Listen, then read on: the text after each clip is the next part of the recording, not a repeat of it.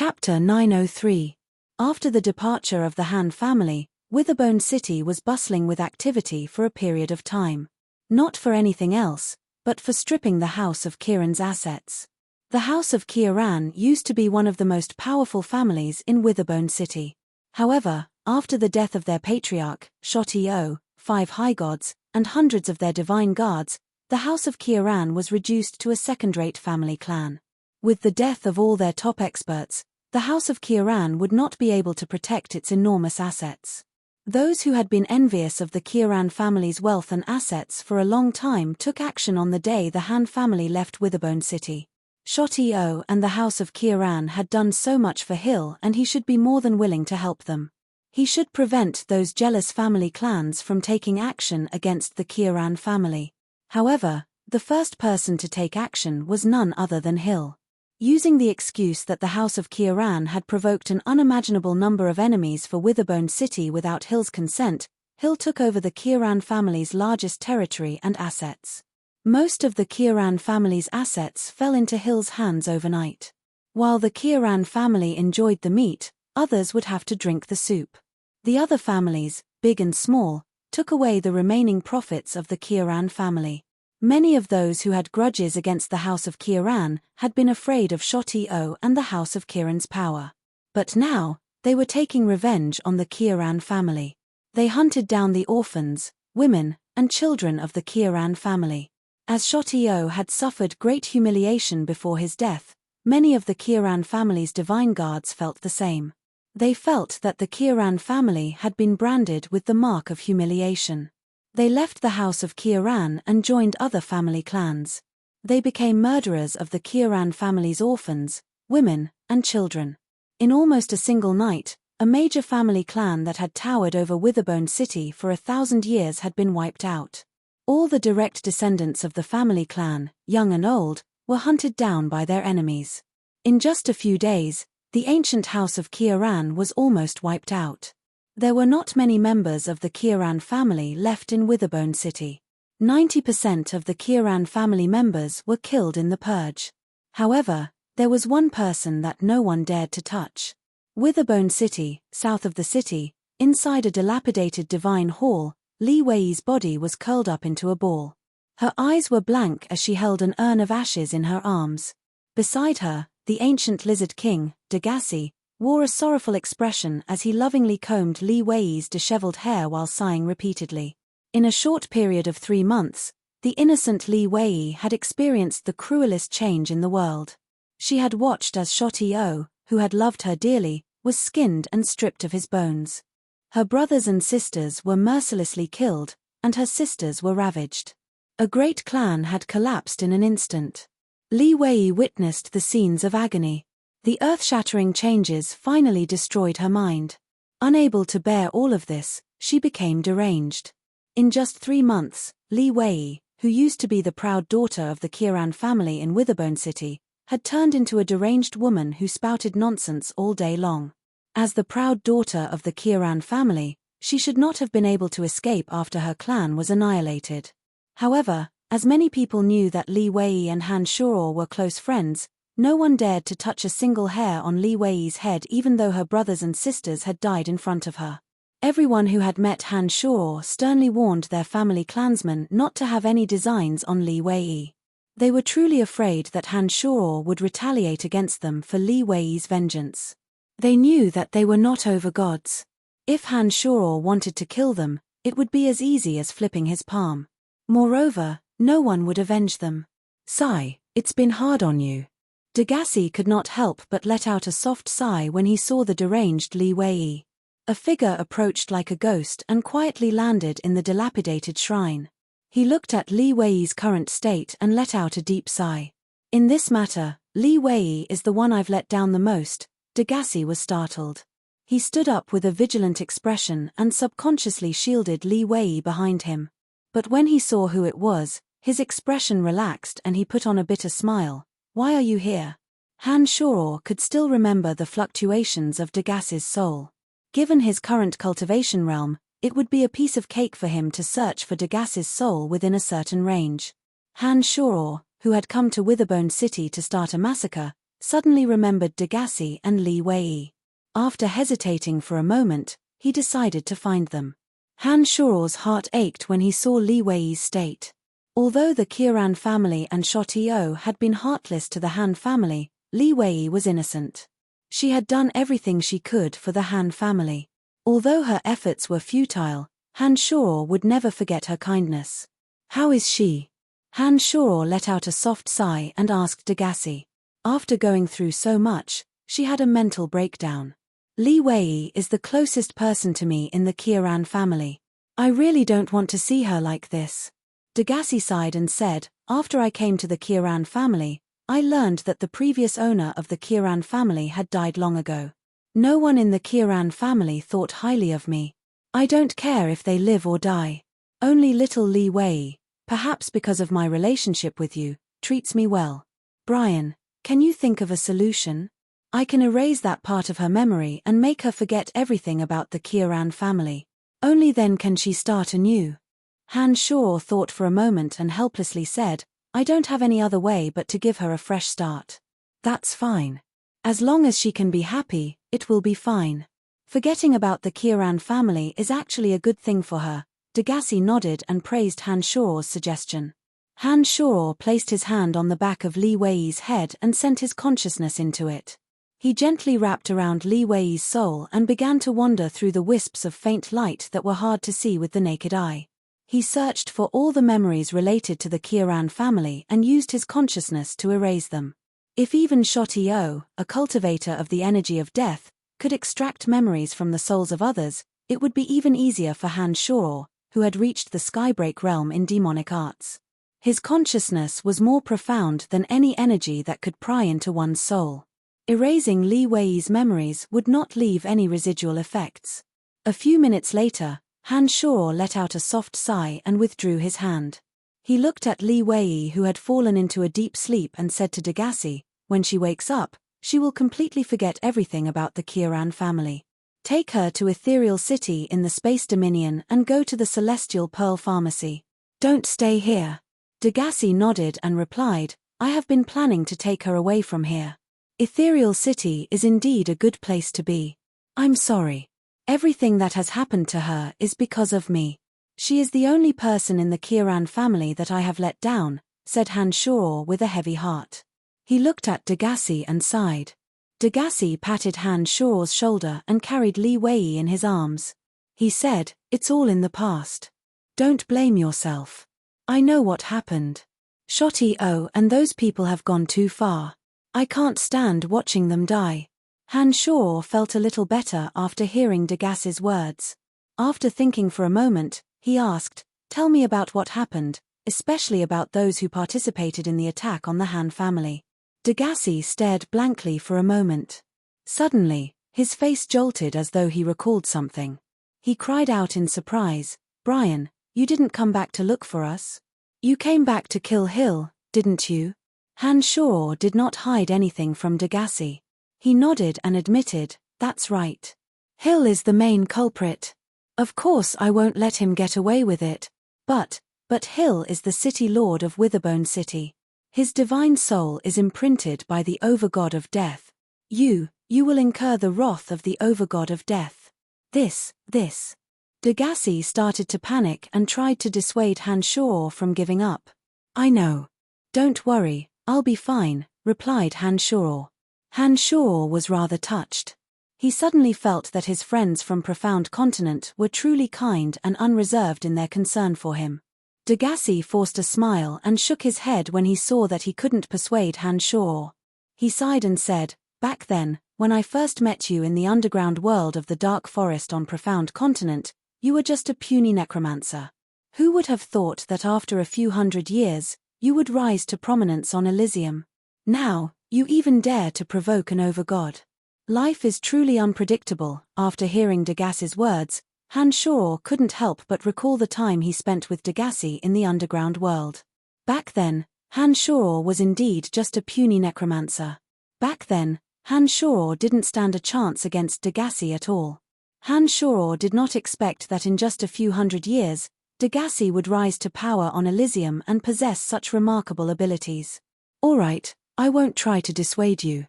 Other than Shotty-O and Hill, there are also. Degassi did not finish his sentence. He reported the names of all the participants he knew. Bring Li Wei to the Space Dominion. Witherbone City will be in chaos for a while, said Han Shao. His eyes were ice-cold. He was ready to start a massacre. Be careful, Degassi reminded Han Shao when he saw that Han Shao was about to leave. Han Shao didn't reply. His figure blurred and disappeared without a trace from Degassi's sight. He left no trace behind, even faster than the power of space-tearing. Witherbone City. In the City Lord's mansion, Hill had summoned the patriarchs of the major family clans to discuss who would be the chief of the third core of the Kieran family after the extermination of the House of Kieran. Suddenly, a chilling and sinister energy shrouded the entire mansion. The patriarchs of the major family clans who were in the middle of a discussion jolted to their feet. When they felt that familiar power, they understood one thing: the god of slaughter had returned. Chapter 904. Hill and the patriarchs of the major family clans stood up abruptly and looked at Han Shao in panic. A chilly wind blew into the hall and tore apart a thin, crystalline barrier. A few energy towers at the side of the hall suddenly exploded. Energy crystals that looked like icy jade scattered all over the floor. In an instant, all the defensive forces in the hall collapsed. A sinister and ruthless energy replaced all the elemental energies and filled every corner of the hall. The patriarchs of the major family clans of Witherbone City felt a chill in their hearts. They couldn't muster any elemental energy to defend or attack effectively. With a calm expression, Han Shao walked over step by step, as if he was taking a leisurely stroll in his own courtyard. You. It's you. Hill's heart sank. His expression slightly changed. He said in a somewhat hurried voice, "Didn't you leave Witherbone City? Why did you come back?" Han Shao had destroyed all the defensive forces as soon as he appeared. It was obvious that he didn't come with good intentions. Hill knew that his strength was far inferior to Han Shao's. He didn't have the confidence to face Han Shao. Good. Everyone is here. It saves me the trouble of making a few trips. Looking around, Han Shao discovered that all the enemies of the House of Han that Degassi had mentioned were gathered together. Not a single one was missing. Brian, what are you trying to do? Isn't it over? What else do you want? Hill's eyes flickered. He felt that it would be difficult for him to get away with it. How can it be over if you are still alive? Han Shao couldn't help but laugh. When Hill's expression suddenly changed, Han Shao had already calmly launched an attack. Gusts of chilly wind blew over. The celestial demon flame shuttle, which had been refined, whizzed out. It was covered in ghostly flames and hit Hill's chest. Han Shao condensed his consciousness. Hundreds of demon generals flew out and surrounded the patriarchs of the major family clans. The demon generals howled and wailed as they bore into the bodies of the patriarchs and started gnawing at their flesh, bones, and brains. These demon generals that flew out from the cauldron of myriad demon were refined from the divine souls of mid-gods or high gods. 50 to 60 of them entered a person's body at the same time and immediately devoured the person's blood essence, brain, and bone marrow. The person was instantly subdued. A single demon general might not be able to do much to these patriarchs, but when dozens of demon generals, some of which were refined from high god divine souls, attacked at the same time, the patriarchs of the Witherbone City were no match for them. In just a few moments, the demon generals had devoured the flesh, brains, and bone marrow of the patriarchs of the Witherbone City. All that was left of the patriarchs of the Witherbone City was their shriveled and smelly skin. They lay lifelessly on the ground. Demon generals possessed the ability to evolve. The more flesh, brains, and marrow they devoured, the faster their strength would increase. The most powerful spirit demons could even be refined into outer-body incarnations when they evolved to a certain level, possessing some of the divine abilities of the main body. Other than flesh, blood, brain, and bone marrow, the soul was the true source of nourishment for demon generals. However, as these souls could be used to refine new demon generals, the cauldron of myriad demon controlled them and did not allow them to devour the souls of high gods. Under the cauldron of myriad demon's control, A few dusky shadows returned to Han Shuo's body and the demon generals flew back. The only person left in the meeting hall was Hill, who was howling in agony under the flames of the celestial demon flame shuttle. The newly refined celestial demon flame shuttle was incredibly powerful. In Han Shuo's hands, it was even more elusive. Hill's skin and flesh were burning under the greenish ghostly flames. Even his divine soul could not escape the refinement of the ghostly flames. Wisps of green flames appeared in his pupils. While Hill was howling in agony, Han Shuo suddenly made his move. His 5 fingers pierced straight into Hill's skull. The hard skull was like the softest piece of tofu under Han Shuo's 5 fingers. There was not the slightest bit of resistance. Hill's 5 fingers sank deep into Hill's brain. 5 exquisite energies wrapped around Hill's soul that was pulsating in the ghostly flames. Not only could Hill's soul not break free, but it also lost the ability to transmit messages. Strands of consciousness flew into Hill's soul through his fingers. Han Shuo accurately located a mark in a corner of Hill's soul. The mark was emitting a dense aura of death. It was incompatible with Hill's soul, but it was also releasing strands of weak energy that stimulated Hill's soul. Han Shuo immediately knew that it was an overgod mark left in Hill's soul by the overgod of death. After carefully sensing it, he sensed a desolate, powerful, and ancient aura from the overgod mark. He knew very well what the overgod's imprint did in Hill's divine soul. He also knew that the overgod's imprint would immediately be notified of Hill's death, and everything that happened here would be transmitted to the overgod of the Death Dominion. After carefully avoiding the overgod mark, Han Shuo's strands of consciousness drilled into Hill's soul. Just like how he did with Li Wei, he erased Hill's memories, turning Hill's divine soul into a pure soul devoid of consciousness. Hill's soul then flew out of Han Shuo's body with Hill's soul and was stored in a special container. Having cultivated demonic arts to the level of Han Shuo, his understanding of the soul far surpassed that of the gods of life, death, and destiny on Elysium.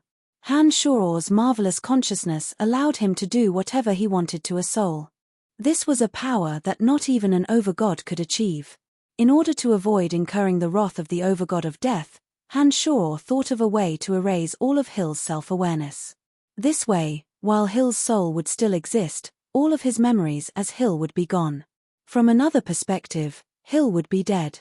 Without his own consciousness, Hill could not report his experience to the Death Overgod through the Overgod's imprint.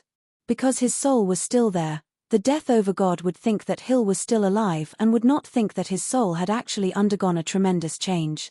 This way, the Death Overgod would not know about it immediately. Of course, Han Shuo knew that there was no way to hide the truth. It was only a matter of time before news of Hill's death spread. By the time the truth was revealed, the city lords of other cities in the Death Dominion would naturally report to the Overgod of Death. But to Han Shuo, this period of time was more than enough. He could head to the Darkness Dominion and take care of the enemies of the Han family such as Wallace, Larrickson, and Hoffs. By then, even if the Overgods of Darkness and Death learned of the truth, Han Shuo would be able to retreat. Looking at Hill's divine soul that was stored in a special container, Han Shuo suddenly thought of a way to improve the strength of his family members in the shortest amount of time. Han Shuo could erase a high god's self-awareness, erase all his experiences that had nothing to do with the cultivation of energy, and leave only the purest divine soul without self-awareness. Then, he would let the members of the Han family, Emily, and the others fuse with the divine soul without self-awareness. That way, they would be able to gain the understanding and perception of energy that a high god would have. Divine energy was a process of accumulating over a long period of time. It could be rapidly increased through the power of faith in divine essences and the devouring method used by god hunters. However, one's realm was the biggest obstacle that hindered one's progress. If one's realm was not up to par, no matter how much divine energy one accumulated, one would not be able to break through the shackles of one's current realm. But if one's realm was up to par, as long as one's divine energy could keep up with one's divine energy, it would only be a matter of course for one to make a breakthrough. By relying on his mastery of the energy of the soul, Han Shuo was fully capable of erasing the irrelevant memories of a high god's divine soul and destroying that person's self-awareness, leaving behind only a pure divine soul with a comprehension of energy. The members of the Han family could fuse with such a divine soul and gain the understanding and perception of energy in a single step. After a series of thoughts flashed through Han Shoror's mind, he suddenly realized that this was definitely the fastest way to greatly improve the strength of the Han family. After pondering for a moment, Han Shoror was certain that this idea was absolutely feasible. He was so happy that he wanted to raise his head to the sky and let out a long roar. Only someone who cultivated in demonic arts and had such a profound mastery of the energy of the soul could do such a heaven-defying thing. With this method, Han Shoror could see the scene of all the members of the Han family becoming high gods. All the patriarchs of the major family clans in Witherbone City were killed before him. City Lord Hill's soul was erased and he became a living specimen in Han Shoror's container without any memories. Han Shoror did not stay in the City Lord's mansion for too long. After killing all the people, he calmly left and disappeared without a trace. After leaving Witherbone City, Han Shoror picked up his speed and headed towards the Darkness Dominion. 7 days later, Han Shoror arrived at the largest city in the Darkness Dominion, the city of Gorging Clouds. Han Shoror's target this time was Larrickson of the House of Broadhurst. Larrickson of the House of Broadhurst had once ambushed him in Hefford. He possessed late-stage high god strength and cultivated in the Edict of Destruction. Because of what happened to his son, Han Shoror knew that Larrickson would not spare him or the Han family. What happened to the Han family had proven this point. To prevent future troubles, Han Shoror had to get rid of Larrickson. Originally, Han Shoror thought that with his strength, killing Larrickson at the House of Broadhurst should be a piece of cake. But when Han Shoror got close to the House of Broadhurst, he realized that it might not be as easy as it was in Witherbone City. The defensive boundary of the House of Broadhurst was incomparably complex. Endless darkness shrouded the House of Broadhurst. Regardless of whether it was day or night, the dense element of darkness would never disperse. With just one glance, Han Shoror knew that the wall of darkness of the House of Broadhurst was not something that a high god could deploy. He could faintly sense an enormous amount of darkness aura from the House of Broadhurst. The rumors are true. City Lord Yaruz of the City of Gorging Clouds has entered the Overgod realm, mumbled Han Shoror as he gazed at the House of Broadhurst that was shrouded in darkness. Chapter 905. Of all the cities in the Darkness Dominion, the City of Gorging Clouds was without a doubt the most powerful city in the Darkness Dominion. There were countless high gods in the city. Be it Hoff's Hushvale City or Wallacey's City of Shadows, they were far inferior to the City of Gorging Clouds. The overall strength of the House of Saint might not even be as great as any of the major family clans in the City of Gorging Clouds, much less the House of Broadhurst.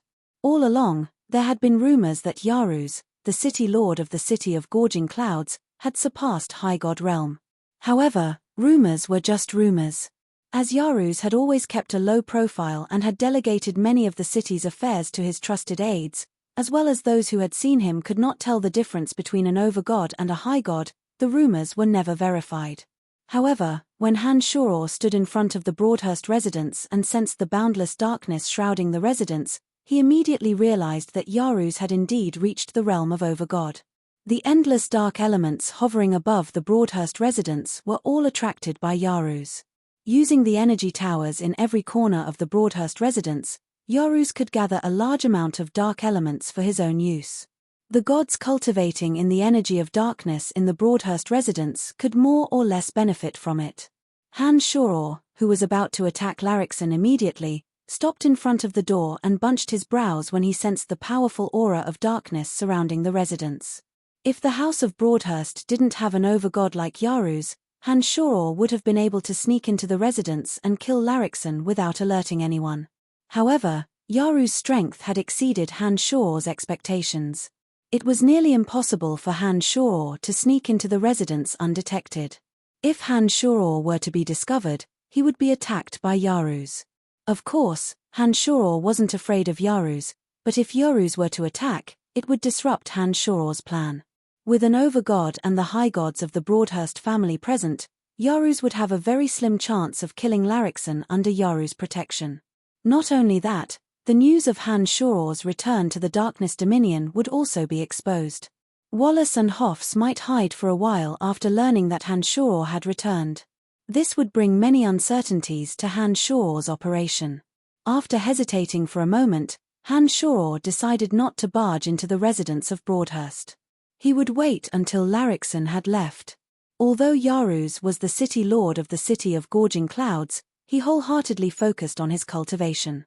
Most of the city's affairs were handled by his family members. As Yaruz's younger brother, Larrickson was naturally burdened with mundane affairs. It was impossible for him to stay in the Broadhurst residence for too long. Han Shoror retreated to the city of Gorging Clouds and inquired about Larrickson's whereabouts. He learned that Larrickson was indeed in the city of Gorging Clouds and was staying with the House of Broadhurst. After receiving accurate information, Han Shoror returned to the residence of Broadhurst and patiently waited for Larrickson to show up. 3 days later, at dusk, Larrickson and a few divine guards of the House of Broadhurst finally left the residence of Gorging Clouds. They seemed to be on a mission and headed straight for the city gate. Han Shoror thought to himself, "Even the heavens are helping me." He quietly followed behind Larrickson. Just as he expected, Larrickson and the experts from the House of Broadhurst had left the city of Gorging Clouds and were heading towards one of their strongholds. Halfway through the journey, Larrickson suddenly felt his heart palpitate. Before he could react, Han Shoror had appeared from the darkness. "Long time no see, Larrickson." "Hihi, it's good to see you again." Han Shoror's voice reverberated in the air. Suddenly, a shadowy figure materialized in the air and appeared before Larrickson. "It's you!" Larrickson cried out in surprise. Before his voice faded, his space ring flashed and the space in front of him was torn apart. Without a word, Larrickson dived into the torn space. Han Shoror did not expect that Larrickson would be so cowardly that he would tear apart space and escape without even finishing his sentence. This was completely out of Han Shoror's expectation. Han Shoror's face jolted. He knew that it was too late to stop Larrickson. He let out a cold groan and shot into the torn space in Larrickson's space ring like a bolt of lightning. Dazzling light filled his surroundings. After a moment of dizziness, Han Shoror found himself in an area covered by layers upon layers of boundaries. Larrickson, Hoffs, Wallace, and Ralph were all standing beside him with sneers on their faces. Larrickson, Hoffs, Wallace, and Ralph were among them. Han Shoror turned his consciousness and raised his head to look at the boundless aura of darkness above him. He immediately realized that he had fallen into a trap meticulously laid out by his enemies. "Brian, welcome to the Broadhurst residence of the city of Gorging Clouds. We have been waiting for you for a long time," said Yaruz in a faint smile. Yaruz wore a faint smile as he looked at Han Shoror and said in a soft voice. His body was shrouded in the aura of darkness. As the city lord of the city of Gorging Clouds, the most powerful city in the Darkness Dominion, Yaruz naturally possessed the bearing of someone who held a high position. Coupled with his power as an over-god, he possessed an indescribably unique bearing. Han Shoror was in an area surrounded by layers of boundaries. There were a dozen high gods outside the boundaries. Among them, 5 were late-stage high gods like Hoffs and Wallace. The rest were mid-stage high gods. Most of them cultivated in the energy of darkness. They wore cold smiles on their faces as they looked at Han Shoror as though he was a turtle in a jar. "What a trick! To think that you would use such a trick to lure me in." Han Shoror took a deep breath and looked at the boastful Yaruz. He said, "Such a scheme and such means are truly extraordinary.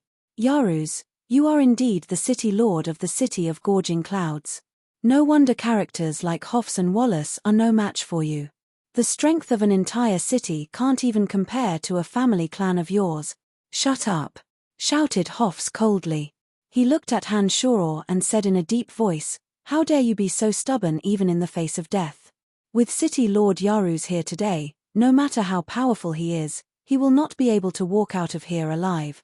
Brian, I didn't want to make an enemy out of you. But you have been forcing my hand," sighed Wallace helplessly at Han Shoror. Han Shoror couldn't help but laugh. He turned his gaze to Wallace and said, "I forced you. Haha, what a joke. Ever since I came to the City of Shadows, I have saved Carmelita twice and helped your House of Saint many times. Ever since the Han family established themselves in the City of Shadows, I knew that you wouldn't allow the Han family to continue developing. I was even prepared to leave the City of Shadows with the Han family. But you, Hofs and Larrickson, have the nerve to say that I am forcing you. How amusing. The City of Shadows will forever belong to the House of Saint. As the patriarch of the House of Saint, I have to exterminate anyone who can threaten the House of Saint. Wallace was rendered speechless by Han Shoror's words. I have given you face, but you don't want it. Han Shoror put on a cold smile and shook his head. He knew that he had nothing to say to Wallace. Larrickson, Wallace, Hofs, Ralph. Very good, very good. Everyone is here. Han Shoror's gaze swept across them one by one and finally landed on Yaruz, the city lord of the City of Gorging Clouds. He smilingly asked, You have meticulously planned all this. Why haven't you made your move? Yaruz put on a carefree smile and said to Han Shoror in an incomparably sincere manner, Brian, I have long heard of your great name. It seems that you live up to your reputation. But I, Yaruz, am willing to allow your Han family to settle in the City of Gorging Clouds. As long as you are willing to let go of your hatred towards Larrickson, I will welcome your Han family on behalf of the entire City of Gorging Clouds. I can assure you that what happened to Wallace will never happen again. Yaruz spoke with great sincerity. He didn't seem to be joking, which was completely out of Han Shoror's expectations. Elder brother, how can you do that? He killed your nephew and many experts of your House of Broadhurst. How can you allow him to enter the City of Gorging Clouds? Before Han Shoror could say anything, Larrickson was the first to panic. He roared at Yaruz in panic. Shut up! Shouted Yaruz. Larrickson, who had always been arrogant in the Darkness Dominion, immediately shut his mouth. It appeared that Yaruz had been in the House of Broadhurst for a long time that even Larrickson feared him. You and Field were the ones who started this. You provoked him first. It is only natural that you suffer a little, said Yaruz with a frown.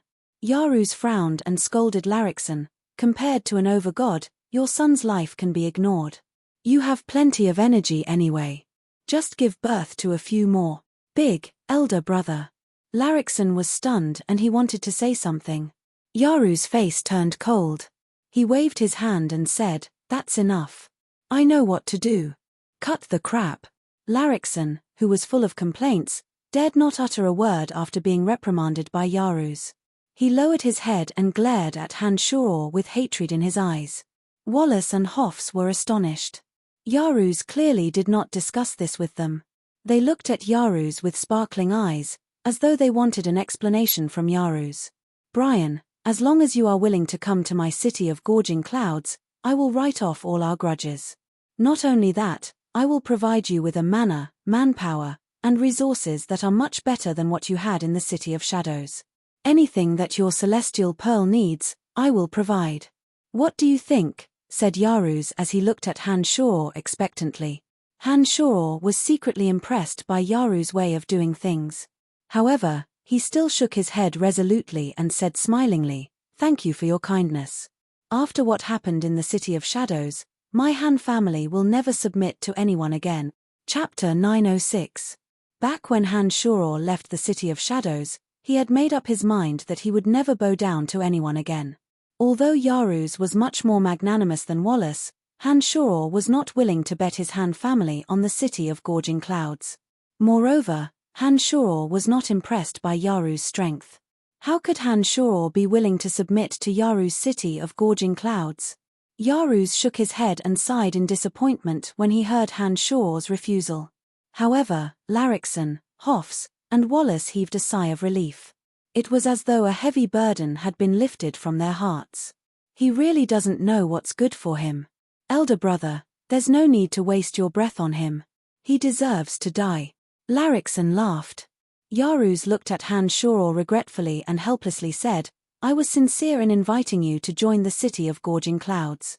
But since you have refused, I have no choice but to kill you right here and now. My family will not allow an expert like you to live. My apologies. Don't worry about it. Show me what you have got. Let's see if you can keep me here today, said Han Shoror in a heroic manner. He did not seem to be worried at all. Layers upon layers of boundaries had isolated all elemental energies. Even space itself seemed to be frozen solid. Even an expert who cultivated in the Edict of Space and possessed a space scroll would not be able to unleash it. It appeared that Yaruz and the others had come up with a foolproof plan to block off all avenues of escape for Han Shoror. Brian, you can't escape. The boundaries here can stop anyone from leaving. Unless you can break through the 120 layers, you can only passively receive our attacks, said Wallace mockingly as he looked coldly at Han Shoror. Wallace, you haven't told Carmelita and Endre that you and Ralph have come to the city of gorging clouds, have you? Haha, what do you think they will think if they know that you are going to do this to me? Han Shoror put on a relaxed smile. Wallace's expression slightly changed when he heard Han Shoror mention Carmelita and Endre. It appeared that Han Shoror had touched a sore spot. I will take care of the affairs of the House of Saint. You don't have to worry about it. Me. Carmelita and Endre are short-sighted and have been bewitched by your flowery words. However, it is only a matter of time before they realize all that I have done for the House of Saint, Wallace said with a sullen face. Rather than reprimanding Han Shoror, those words were more like comforting himself. Han Shoror nodded and did not say anything else. He had brought up Carmelita and Endre not because he hoped that Wallace would let him go, but because he wanted to confirm with Wallace that Carmelita and Endre knew nothing about the matter. This way, at least, Han Shoror would not be too disappointed. Emily and Phoebe had previously told him that they had not received any response after sending out their distress letters. The hearts of men were sinister, and he was not sure if Endre and Carmelita were involved in this matter. Now that Wallace had denied it himself, Han Shoror knew that the two of them were indeed unaware. As for Aobashi and Erebus, as they were sent away, Han Shoror was certain that they knew nothing about what happened in Fort Larsberg. Now that things have come to this, there is no need for me to hold back, Han Shoror said. Yaruz knew that there was no point in trying to persuade Han Shoror any further. He softly instructed, Dark water, dark stone, please come over here. Two dark figures suddenly appeared beside Yaruz. They were dressed in black and had gloomy faces. They looked exactly the same and cultivated in the energy of darkness. Although they were both late-stage high gods, the closer they stood to one another, the stronger the energy of darkness on their bodies became. It was a very peculiar phenomenon. Darkwater and Darkstone were twin brothers. They were the city lords of Blackwater City and Blackrock City respectively. The twins were second only to Yaruz in fame in the City of Shadows. It was said that the god of darkness had placed an identical brand in their divine souls. When the two joined forces, they could unleash extraordinary power. The twins were telepathically connected. They cultivated in the energy of darkness and were both late-stage high gods. Furthermore, they were imbued with the same brand by the god of darkness. It was only because they were identical that their combined strength would multiply. Han Shoror slightly bunched his brows when he saw Darkwater and Darkstone. His face turned a little grave. Han Shoror, of course, knew that the two had been hiding in the dark. However, as the two were in two different directions, Han Shoror did not pay too much attention to them as they were just two high gods. However, when the two suddenly dashed out from the darkness and closed the distance between them, Han Shoror suddenly discovered that the divine energy in their bodies had increased by an unbelievable amount. The aura of darkness on their bodies was rapidly converging. When the two stood beside Yaruz, Han Shoror discovered that the aura of darkness and divine energy in their bodies had far surpassed that of Hoffs and Wallace. Although it was not as dense as Yaruz's overgod realm, it was clearly beyond the realm of high gods. Yaruz alone was already rather difficult to deal with. Now that the two city lords had joined the fray, and there were more than 100 layers of boundaries, Han Shoror immediately realized that it would be much more difficult to break through the layers of boundaries. Brian, I will ask you one more time. Do you really want to be my enemy? The smile on Yaruz's face slowly faded. His expression became unprecedentedly grave. He had revealed all his trump cards in the hope that Han Shoror would be able to see the situation clearly. Han Shoror laughed involuntarily and said to Yaruz, Do you really think you can trap me with the addition of the two of them? Yaruz shook his head and replied, Not trap you, but kill you. Haha, let's see how you plan to kill me. Han Shoror laughed heartily. He raised his head to look at the dark aura that was pressing down on him and said, Do you really think that my strength will decrease just because you have isolated all elemental energies in this area? Haha, come, let me see what you have up your sleeves. The elements in this space were isolated, and there was only an endless amount of dark energy in all directions, like a black mountain pressing down on them. Any other god cultivating in the elemental energy would have their strength greatly reduced in this isolated area. They would have to rely on the divine energy in their bodies to resist. Without the replenishment of elemental energy, every ounce of divine energy that was consumed would be depleted. Once the divine energy in one's body was depleted, even the strongest expert would become extremely weak. Then, they would be at the mercy of others and become meat on a chopping board. Good, he is indeed a formidable character. But it is a pity that he will die here today. Yaruz praised. He turned to Darkwater, Darkstone, Hoffs, and Wallace and said, I will deploy the black hole vortex. All you need to do is pour your darkness divine energy into the vortex from the sky and you will be able to continuously increase the power of the black hole vortex. When the black hole vortex comes crashing down, all the dark energy will mince everything in its path in the most frenzied manner. He will die without a doubt. Darkwater, Darkstone, Wallace, Hoffs, and a few other experts cultivating in the energy of darkness nodded in understanding. They knew how powerful Yaruz was and how terrifying his ultimate skill, the black hole vortex, was. Yaruz said no more. He suddenly closed his eyes and sat on the spot. Wisps of gloomy aura flew out from his body and fell into the endless darkness shrouding the boundary. As soon as the wisps of dark energy were injected into the absolute darkness above Han Shoror's head, the aura of darkness seemed to be pushed by many forces and formed a vortex that slowly rotated. At the same time, Darkwater, Darkstone, Wallace, and Hoffs who had long been prepared did not stand idle. Wisps of dark energy flew out from their bodies and landed on the area above Han Shoror. They fell into the vortex that had just started rotating. After the energy of darkness flew out from Darkwater and Darkstone's bodies, they strangely twisted together like hemp ropes. The two's energies became several times more powerful than Hoffs and Wallace's energies alone. They were 10 times more powerful than the combined energies of Hoffs and Wallace. Wisps of dark energy were injected into the vortex above Han Shoror's head. The originally slow rotation of the vortex grew faster and faster. It was as though the void above Han Shoror's head had been torn into an endless black hole. Terrifying energy kept accumulating as though it was going to devour the entire world. Yaruz himself was an overgod. Darkwater and Darkstone were extremely powerful when they joined forces. In addition to Hoffs, Wallace, and a few other powerful high gods, their combined strength was beyond Han Shoror's expectations. They were much stronger than when Salas, Wasis, and Han Shoror fought. They had gathered all their energies together, intending to grind Han Shoror into pieces with a single strike. The energy in the vortex of darkness that was accumulating energy grew more and more terrifying. Han Shoror's heart grew heavier and heavier. Han Shoror really couldn't think of a way to deal with this frightening force. The 17 flying swords had long flown out of his body and were bombarding the 100+ layers of boundaries that bound the space.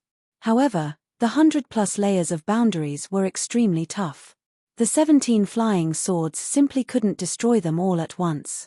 Fight. In that split second, Han Shoror made up his mind. He finally decided to use all of his and Cauldron Spirit's power. The 17 flying swords no longer bombarded the layers of boundaries. Han Shoror withdrew them and sat cross-legged on the ground.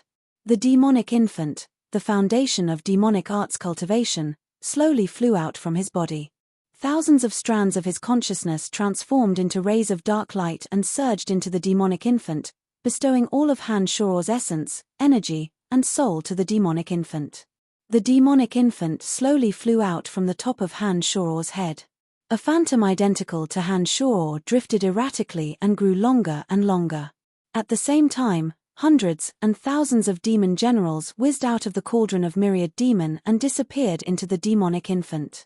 The demonic infant, which was originally the size of an infant, grew larger and larger after receiving the energy of hundreds and thousands of demon generals. In no time at all, the demonic infant had become a giant that hovered dozens of meters in the air. The terrifying energy of coldness, coldness, ruthlessness, and bloodlust suddenly filled the entire city of gorging clouds. The more than 100 layers of boundaries seemed to be unable to obstruct the demonic infant's destructive energy. Hee. The demonic infant suddenly let out a shrill howl after receiving the energy of all the demon generals. The howl broke through the layers of boundaries. In an instant, many gods of the House of Broadhurst bled from their 7 orifices and died on the spot. Chapter 907.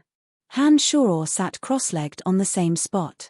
He injected his consciousness into the demonic infant, allowing it to possess all of the senses of his main body. After all of his essence, chi, and spirit were injected into the demonic infant, Han Shoror's body suddenly became thinner. His skin seemed to have lost some of its luster. His eyes became sunken and lifeless. The method of injecting all of Han Shoror's essence, chi, and spirit into the demonic infant allowed the demonic infant to unleash the energy of the demon generals in the cauldron of myriad demon. It was much more thorough than Han Shoror's attempt to borrow the demon general's energy. This was because the demonic infant and demon generals were similar life forms. Not only could the demonic infant absorb as much of the demon general's energy as possible, it could also unleash the demon general's energy to its fullest potential.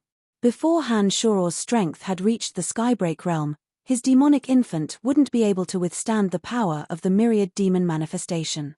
If his realm wasn't high enough, even if he managed to absorb the demon general's energy with his demonic infant, he wouldn't be able to expel the demon general afterwards. Once the demonic infant transformed into a demon, the essence, chi, and spirit of Han Shoror's main body would be separated from the demonic infant. Han Shoror's main body would become unprecedentedly weak.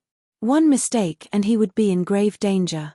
If Yaruz and the others weren't trapped in the layers of barriers, they wouldn't be able to get close to Han Shoror in an instant. In addition to the terrifying dark vortex above his head, Han Shoror wouldn't have used the myriad demon manifestation, a powerful but dangerous move. Keek. Shrill howls resounded throughout the city of gorging clouds. The weaker gods of the House of Broadhurst who were closest to the barrier died on the spot with blood gushing out of their 7 orifices. Those who were further away suffered injuries to their hearts and lungs and vomited blood. Yaruz and the others who had surrounded Han Shoror were the first to bear the brunt of the attack. However, most of them were high gods. They were able to withstand the shrill howls of Han Shoror after he transformed into a demon. Their minds were shaken and their bodies trembled slightly. What is it? Hoff's face suddenly jolted. His mind was seized by something and he cried out in alarm. Not only Hoff's, but Ralph, Wallace, Blackwater, Blackstone, and the others were also shocked. They could sense the terror of the giant demon floating in the air from the layers of barriers. Humans would instinctively fear the unknown, and they were no exception. Yaruz, whose realm surpassed high gods, was the only one who remained unfazed. He shouted, "We don't need to worry about what it is. Everyone, concentrate your energy and inject it into the dark vortex. No matter what it is, we will destroy it soon." Yaruz's calmness seemed to have infected those people. After hearing his words, they all calmed down and no longer talked in panic. One by one, they continued to pour the dark energy in their bodies into the vortex of darkness above Han Shoror's head. As they continued to pour their darkness divine energy into the vortex of darkness above Han Shoror's head began to spin faster and faster as it slowly descended upon Han Shoror. Han Shoror, who had transformed into a demon, let out a shrill howl. His enormous body hovered in the air between incorporeal and incorporeal as he abruptly landed on the ground behind his main body. With a loud rumble, the entire ground of the Broadhurst residence trembled as if a great earthquake had occurred. Even Yaruz's heart sank when he heard the trembling of the earth. Previously, he had thought that the gigantic Han Shoror was just an illusory body and that there was nothing to be afraid of.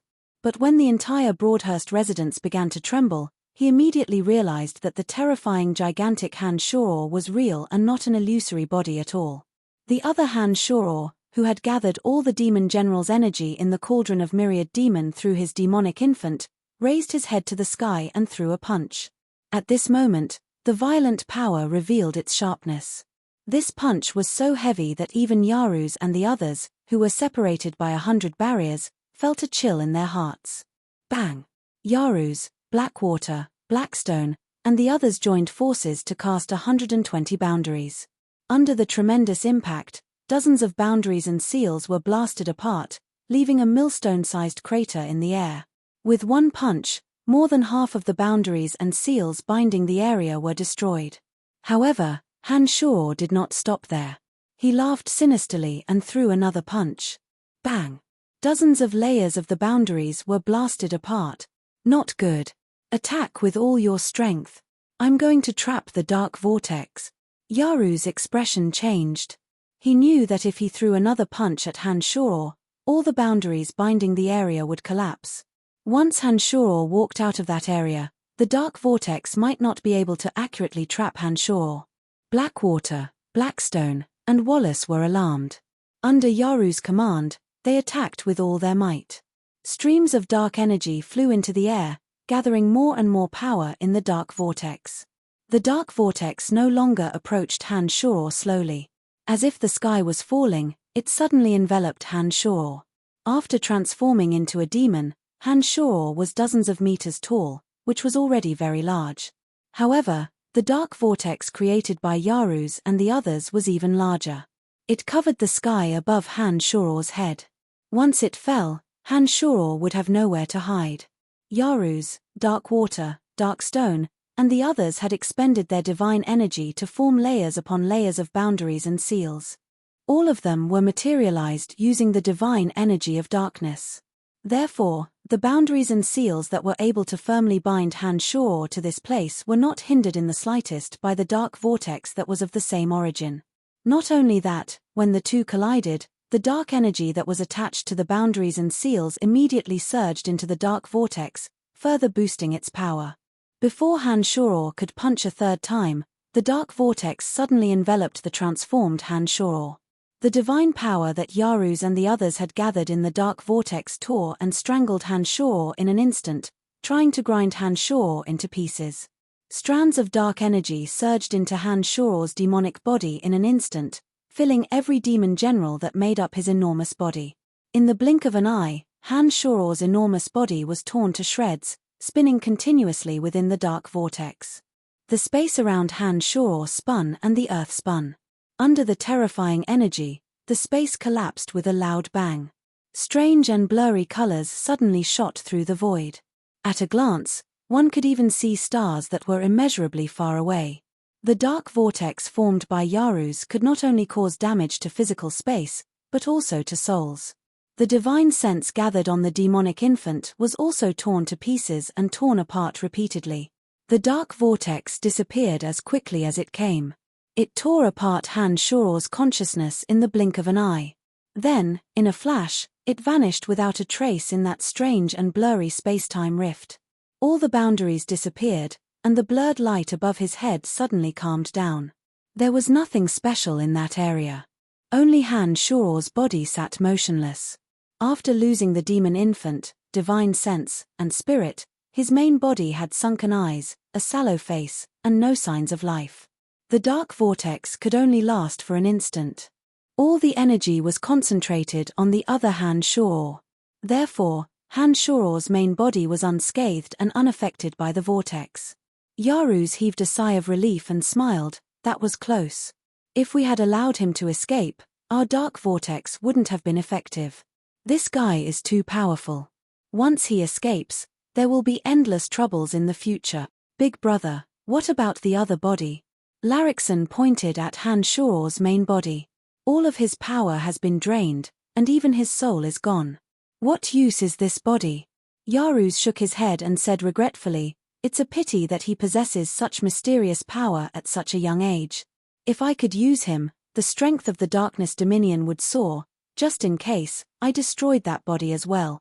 Wallace wiped the sweat off his forehead with his sleeves before cautiously walking towards Han-Shor's body. It seemed that Wallace was the one who wanted to kill Han-Shor the most. He didn't even want to let go of the only body he had left. Don't worry, that guy is done for. His divine sense will be ground to pieces in the dark vortex. Be it a physical body or an incorporeal body, he won't be able to escape. Yarus couldn't help but laugh when he saw that Wallace was still so cautious. He didn't think much of Wallace's cautiousness. Wallace laughed awkwardly at Yaruza's words. It's better to be cautious. This kid isn't easy to deal with. Under everyone's watchful eyes, Wallace slowly walked towards Han Shoror's body. When he was only a few dozen meters away from Han Shoror's body, he was considering whether he should attack from a distance. Suddenly, a cold voice sounded in the void, "You're courting death." All of a sudden, innumerable strands of grey aura frantically converged. Strands of demon general energy that had been scattered between heaven and earth surged back in an instant. Han Shoror, who had been smashed to smithereens without a trace, reappeared in the void in the blink of an eye. "Hee hee. You want to kill me? Too early." Han Shoror laughed heartily. His huge palm shot out like lightning and grabbed Wallace, who was about to destroy his body.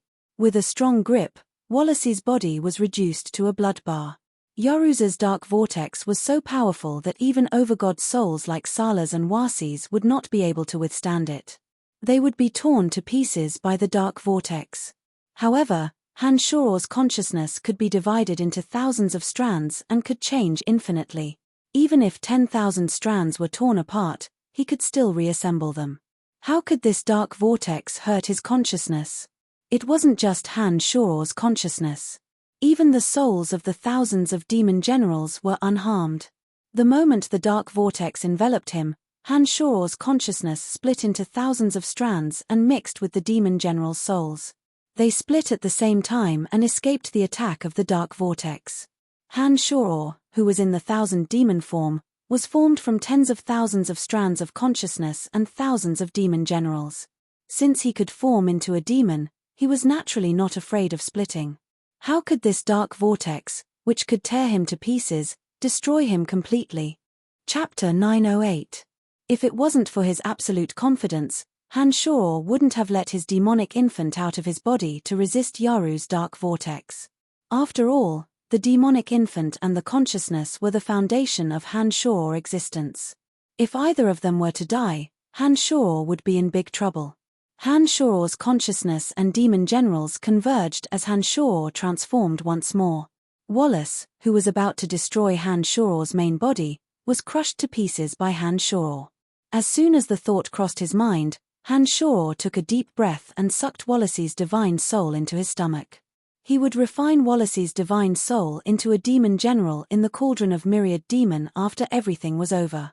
The series of events happened in the blink of an eye. Before Yaru's, Dark Water, Dark Stone, and the others could react, Wallace had been killed by Han Shoror. How could this be? Yaru's revealed a look of panic for the first time. As far as he knew, the destruction of a divine soul meant death. The destruction of a divine soul was even more thorough than the destruction of a divine body. A god who had lost his divine soul would have vanished from the face of the earth. He did not expect that the demonic arts cultivated by Han Shoror could divide his consciousness into thousands of strands, reassemble them into a soul with a thought, and then scatter them into strands of memories with a thought. Naturally, the gods of Elysium would never be able to comprehend such a miraculous divine ability. Haha, now that all the boundaries are gone, let's see how you're going to stop me. Han Shoror raised his head and laughed maniacally. He stomped his foot and the Broadhurst residence violently shook. The 17 flying swords in Han Shoror's body whizzed out and chased after Hoffs, Ralph, Larrickson, and the others. Han Shoror, who was formed from the demonic infant and demon generals, took enormous strides and charged at Yaru's amidst deafening rumbles. Along the way, the earth quaked and the mountains trembled. Houses near the Broadhurst residence collapsed one after another. Many gods of the Broadhurst residence nearby vomited mouthfuls of blood and died tragically under Han Shoror's terrifying rumbles. Yaru's turned pale with fright as he watched the enormous Han Shoror charge at him. He gathered the energy of darkness and enveloped the entire Broadhurst residence. In the blink of an eye, the clear sky was completely covered in darkness and the darkness pressed down on Han Shoror. Haha, you're still using this trick? Han Shoror laughed heartily. Suddenly, he raised his head to the sky and howled once again. The howl carried a bizarre magical energy that could tear one's eardrums. It spread out wave after wave and actually affected the gathering of the dark energy. The darkness that blotted out the sky was forcibly torn apart by the howl. Ralph, who only possessed mid-stage high god strength, was no match for Han Shoror. Now that Han Shoror's strength had advanced to the Skybreak realm, he was the first to die. Ralph was followed by Hoffs and Larrickson. The 17 flying swords intertwined to form an enormous, chilling net. Chilly winds blew inside the net. The energy of frost and corrosion was pushed to the extreme. Hoffs, Larrickson, Blackstone, and Darkwater were trapped in the enormous net. After Ralph, Hoffs, Larrickson, and Larrickson were also caught in the net. The 17 flying swords intertwined to form a gigantic, chilling net. The energy of frost and corrosion was pushed to the extreme. Hoffs, Larrickson, Blackstone, and Darkwater were trapped in the giant net. No matter how hard they tried, they could not break free. The 17 flying swords intertwined with each other and moved faster and faster. The space they were trapped in was getting smaller and smaller. Once the 17 flying swords converged into a single point, all those trapped in the Skybreak net would be annihilated in body and soul. The 17 flying swords intertwined with each other and moved faster and faster. The space they were trapped in was getting smaller and smaller. Once the 17 flying swords converged into a single point, all those trapped in the Skybreak net would be annihilated in body and soul. Hoffs and Larrickson let out 2 screams in succession. Darkwater, Darkstone, how dare you attack us? Hoff's face was pale. He bellowed and attacked desperately against Darkwater and Blackstone in a room-sized space. This place is only so big. If you die first, we brothers will be able to live for a while longer. Darkwater's face was gloomy as he and Darkstone attacked with all their might. The 2 brothers had utterly defeated Hoffs and Larrickson. It wouldn't be long before they killed Hoffs and Larrickson. The Skybreak net would constantly shrink and it would take some time for the 17 flying swords to intertwine with each other. Therefore, the Skybreak net would shrink over time. Hoffs, Larrickson, Darkwater, and Darkstone were the only ones trapped in the Skybreak net. By the time the Skybreak net shrank to a certain size, it wouldn't be able to hold all 4 of them. Therefore, in order to survive for a while longer, Darkwater and Darkstone decided to launch a sneak attack on Larrickson and Hoffs when the net of sky had not shrunk to a certain extent. Darkwater and Darkstone were slightly stronger than Larrickson and Hoffs in the first place. Not to mention that they had launched a sneak attack on Larrickson and Hoffs. As a result, Larrickson and Hoffs were severely injured. Haha, interesting. Han Shoror, who had been continuously pressuring Yaruz in his demon form, laughed heartily. He did not expect that these people would actually kill each other at such a crucial moment. This was completely out of his expectations. Darkwater, Darkstone, how dare you? I won't let you get away with this. When Yaruz saw that Larrickson was gravely injured and on the verge of death, he shouted sternly, Larrickson, Yaruz, you still have the cheek to speak. If it wasn't for you, we wouldn't have ended up like this, sneered Darkwater. He mercilessly pierced a pitch-black awl through Larrickson's head. Darkstone was not much slower than Larrickson. He punched at the wounded Hoffs and sent him flying into Han Shoror's Skybreak net. As soon as Hoffs fell into the net, his divine body immediately emitted thick smoke. His skin and flesh rapidly decayed. It was obvious that he would not survive. Brother! Yaruz was enraged. Dense energy of darkness overflowed from his divine body. His domain of divinity expanded and drained all the elements of darkness in the Broadhurst residence in an instant. Under the provocation of Darkwater and Darkstone, Yaruz seemed to have lost his mind. Yaruz, who had unleashed all of his overgod energy, decided to go all out. He no longer concealed his overgod energy as he madly attacked Han Shoror. Han Shoror was surprised that Yaruz was not afraid of death. He did not expect that Yaruz and Larrickson had such a deep bond. Han Shoror saw that Yaruz was charging at him with no regard for his own life. He suddenly dodged and flew into the air. As expected, when Yaruz saw that Han Shoror had dodged, he did not pursue Han Shoror. Instead, he flew past Han Shoror and headed straight for Darkwater and Darkstone, who were trapped in the Skybreak net. It appeared that he was going to kill Darkstone and Darkstone first. Chuckling coldly, Han Shoror withdrew the 17 flying swords that formed the Skybreak net. In the blink of an eye, the 17 flying swords returned to Han Shoror's body. Han Shoror had originally planned to watch Yaruz fight Dark Water and Dark Stone before sneaking up on Yaruz and killing him. However, he suddenly felt that the elements of darkness around him were a little strange. In an instant, the Broadhurst clan, which Yaruz had just drained of all the dark elemental energy, was suddenly flooded with hundreds or even thousands of times more dark elemental energy. The dark elemental energy rapidly gathered in the void, and a consciousness that covered the entire city of gorging clouds gradually formed at the center of the gathering dark elemental energy. Han Shoror's expression changed.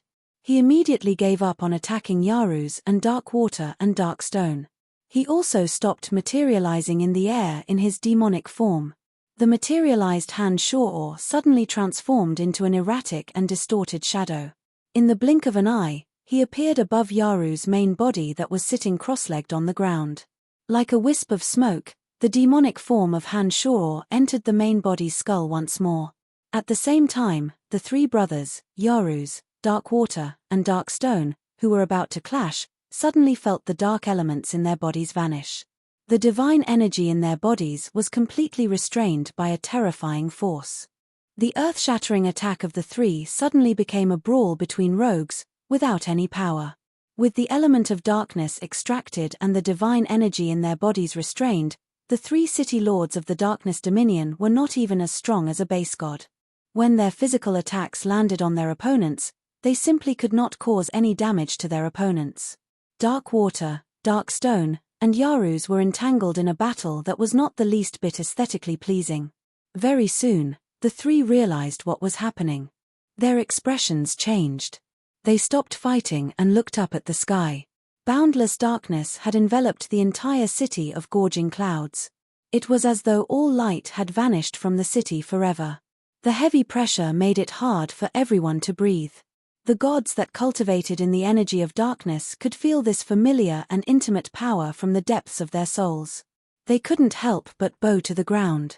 Yaruz, Dark Stone, and Dark Water, the three city lords of the Darkness Dominion, were among those who bowed to the ground. After his consciousness and demonic infant returned to Han Shoror's body, he immediately stood up and sensed the darkness that had enveloped the entire city of gorging clouds. Han Shoror's expression changed. His opponent's power was more than 100 times stronger than that of demigods like Salas and Wasis. Han Shoror knew that he had no chance of winning. Without hesitation, Han Shoror deployed blood disassembly. With a flash of blood-red light, Han Shoror left the city of gorging clouds, drenched in blood. Hoffs and Wallace were the two city lords of the Darkness Dominion. One of them must have the Overgod's seal in his divine soul. Their sudden deaths must have alerted the Overgod of Darkness. Therefore, the Overgod from the Darkness Dominion immediately descended upon the city of gorging clouds. An Overgod who possessed the quintessence represented the most fundamental energy of darkness in the universe. He could use all the energy of darkness for himself and understand all the variations of the energy of darkness. He was not someone an Overgod without the quintessence could compare to.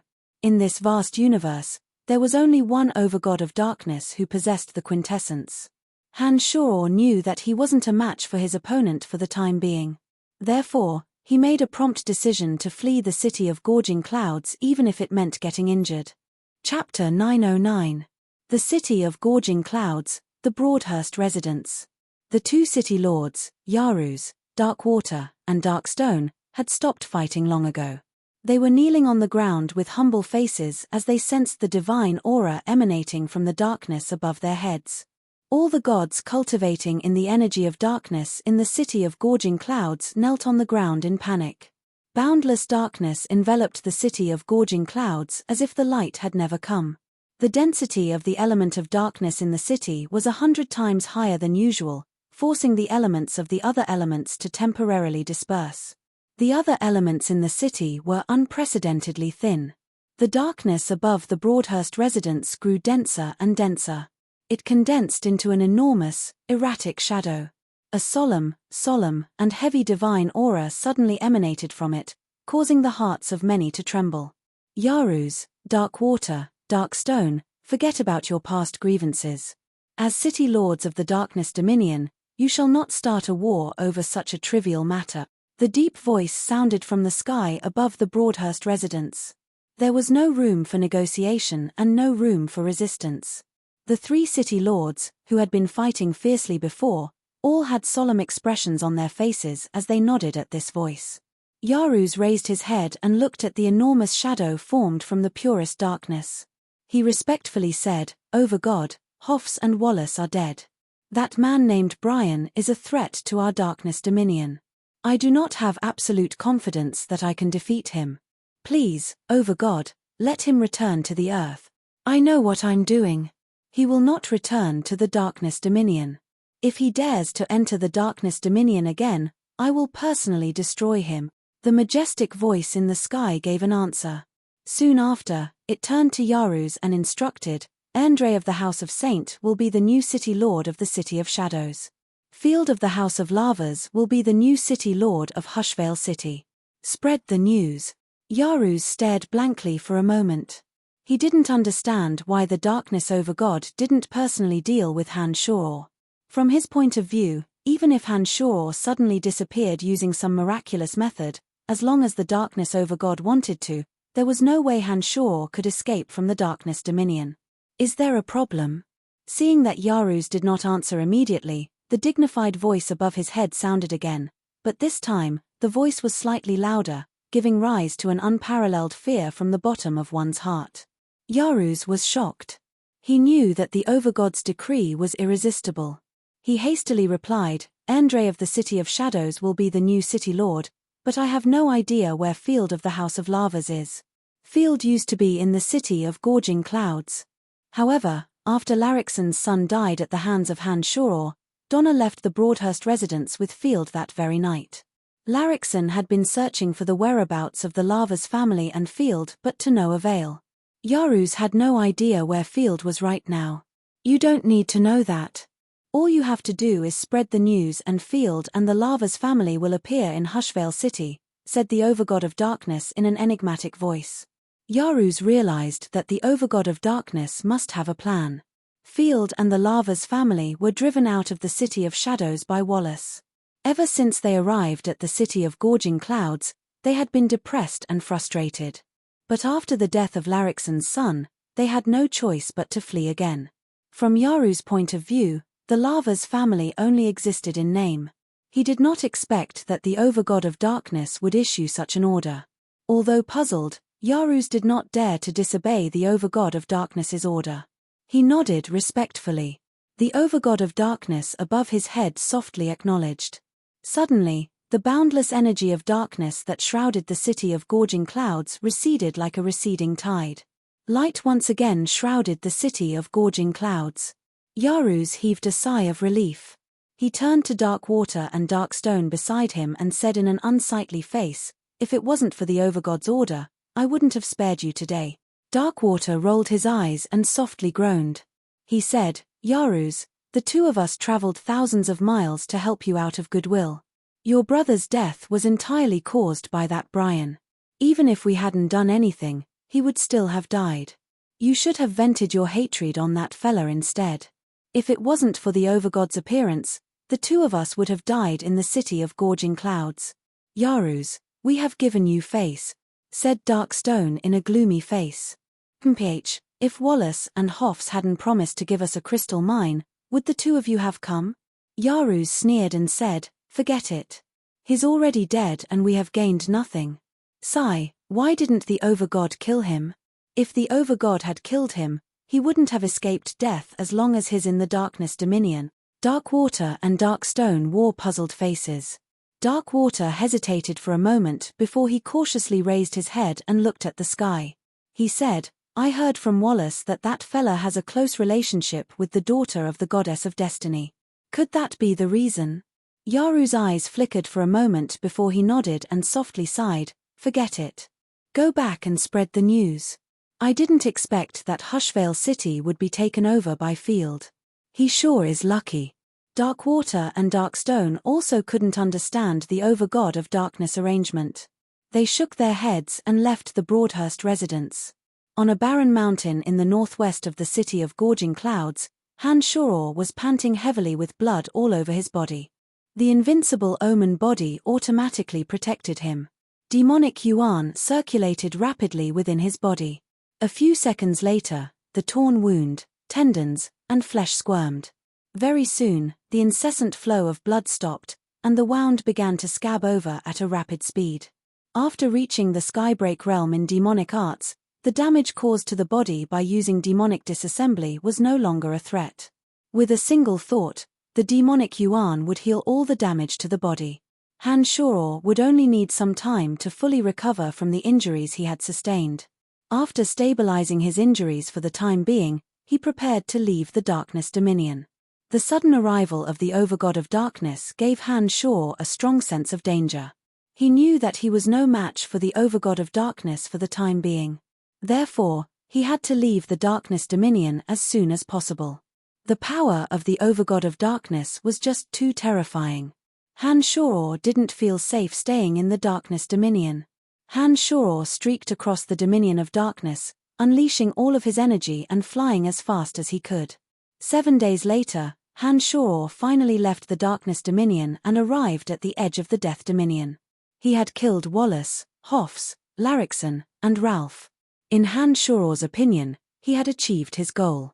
Although Han Shuro had offended the even more terrifying Yarus, Dark Water, and Dark Stone, and might even incur the wrath of the Overgod of Darkness, Han Shuro believed that once he entered the Fringe and arranged for the Han family to settle in the Pandemonium, they wouldn't pose much of a threat to him. The only thing that made Han Shuro's heart tremble was the Overgod of Darkness.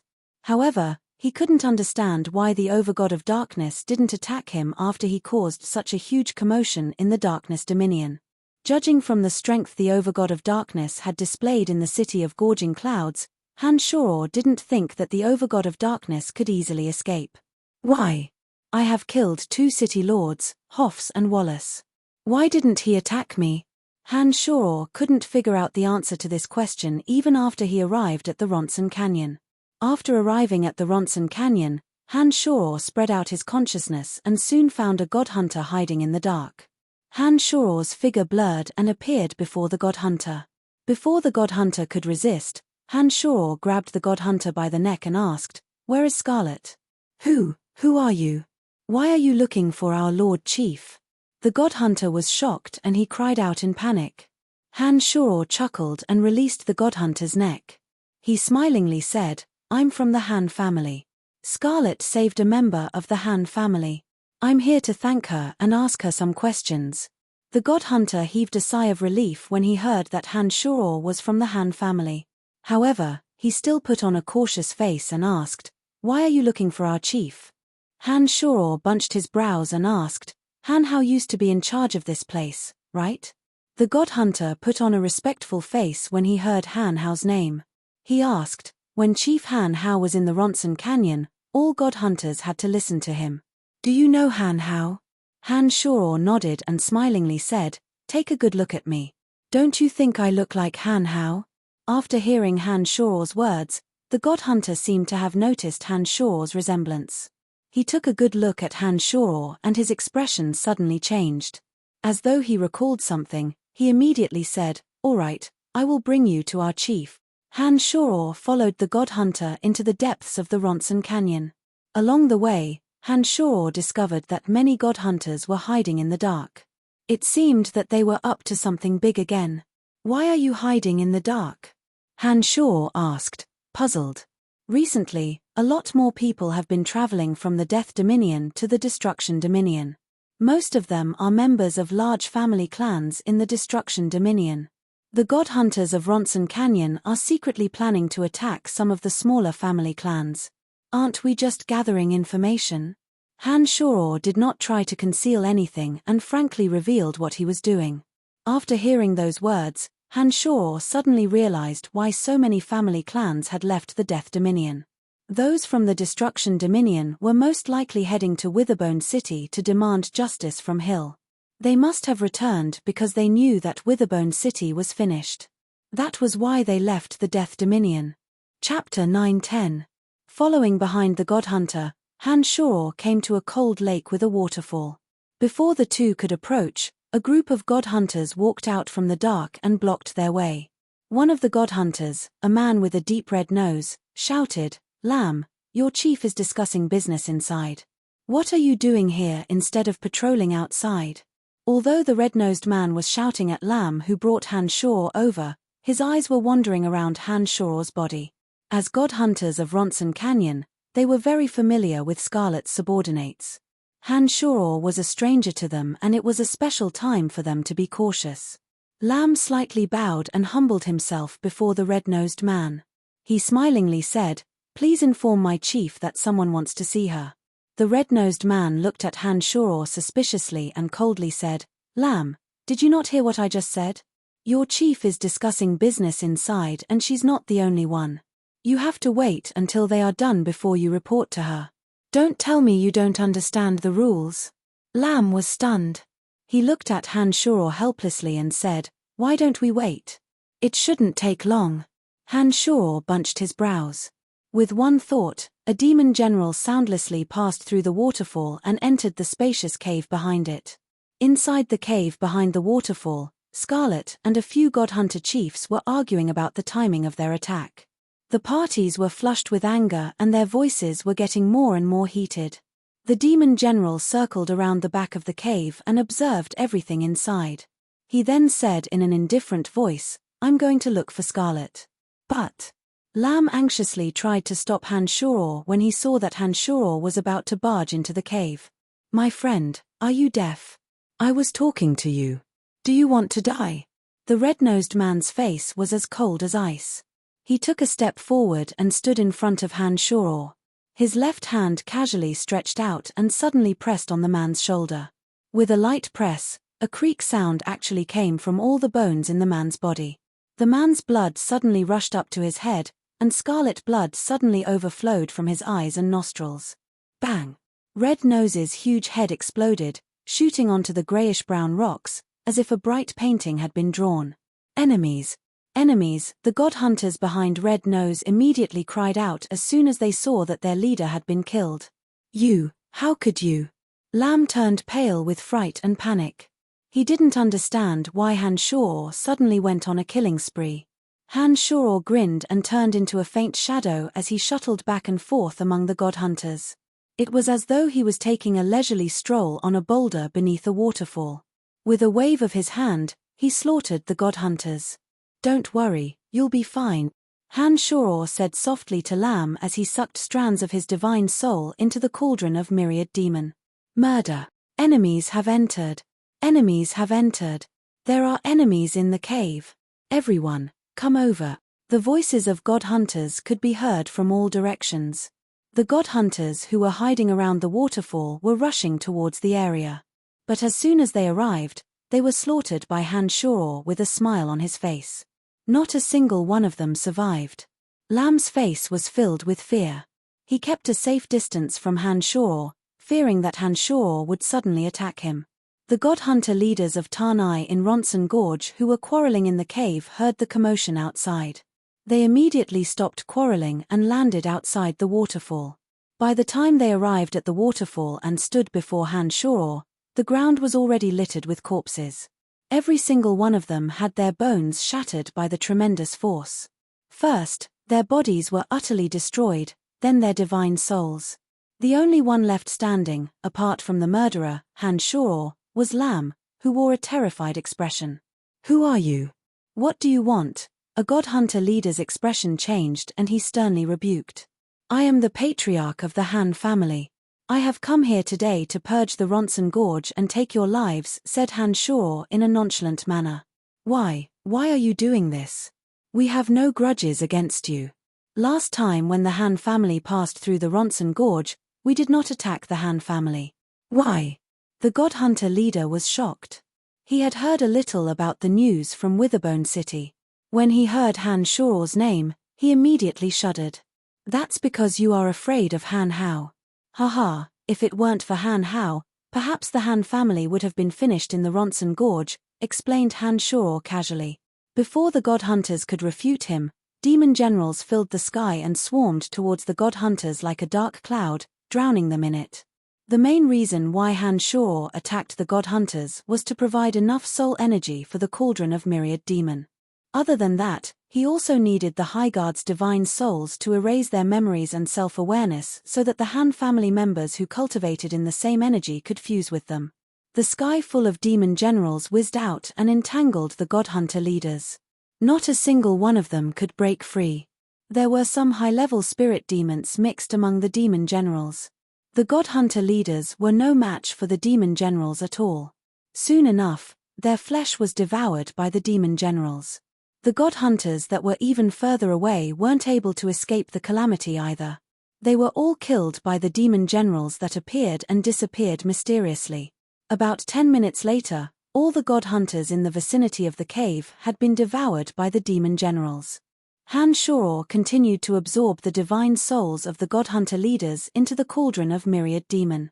The memories and self-awareness of the God Hunter leaders were erased and turned into the purest of souls. The only things left behind were their understandings of the energy they cultivated in.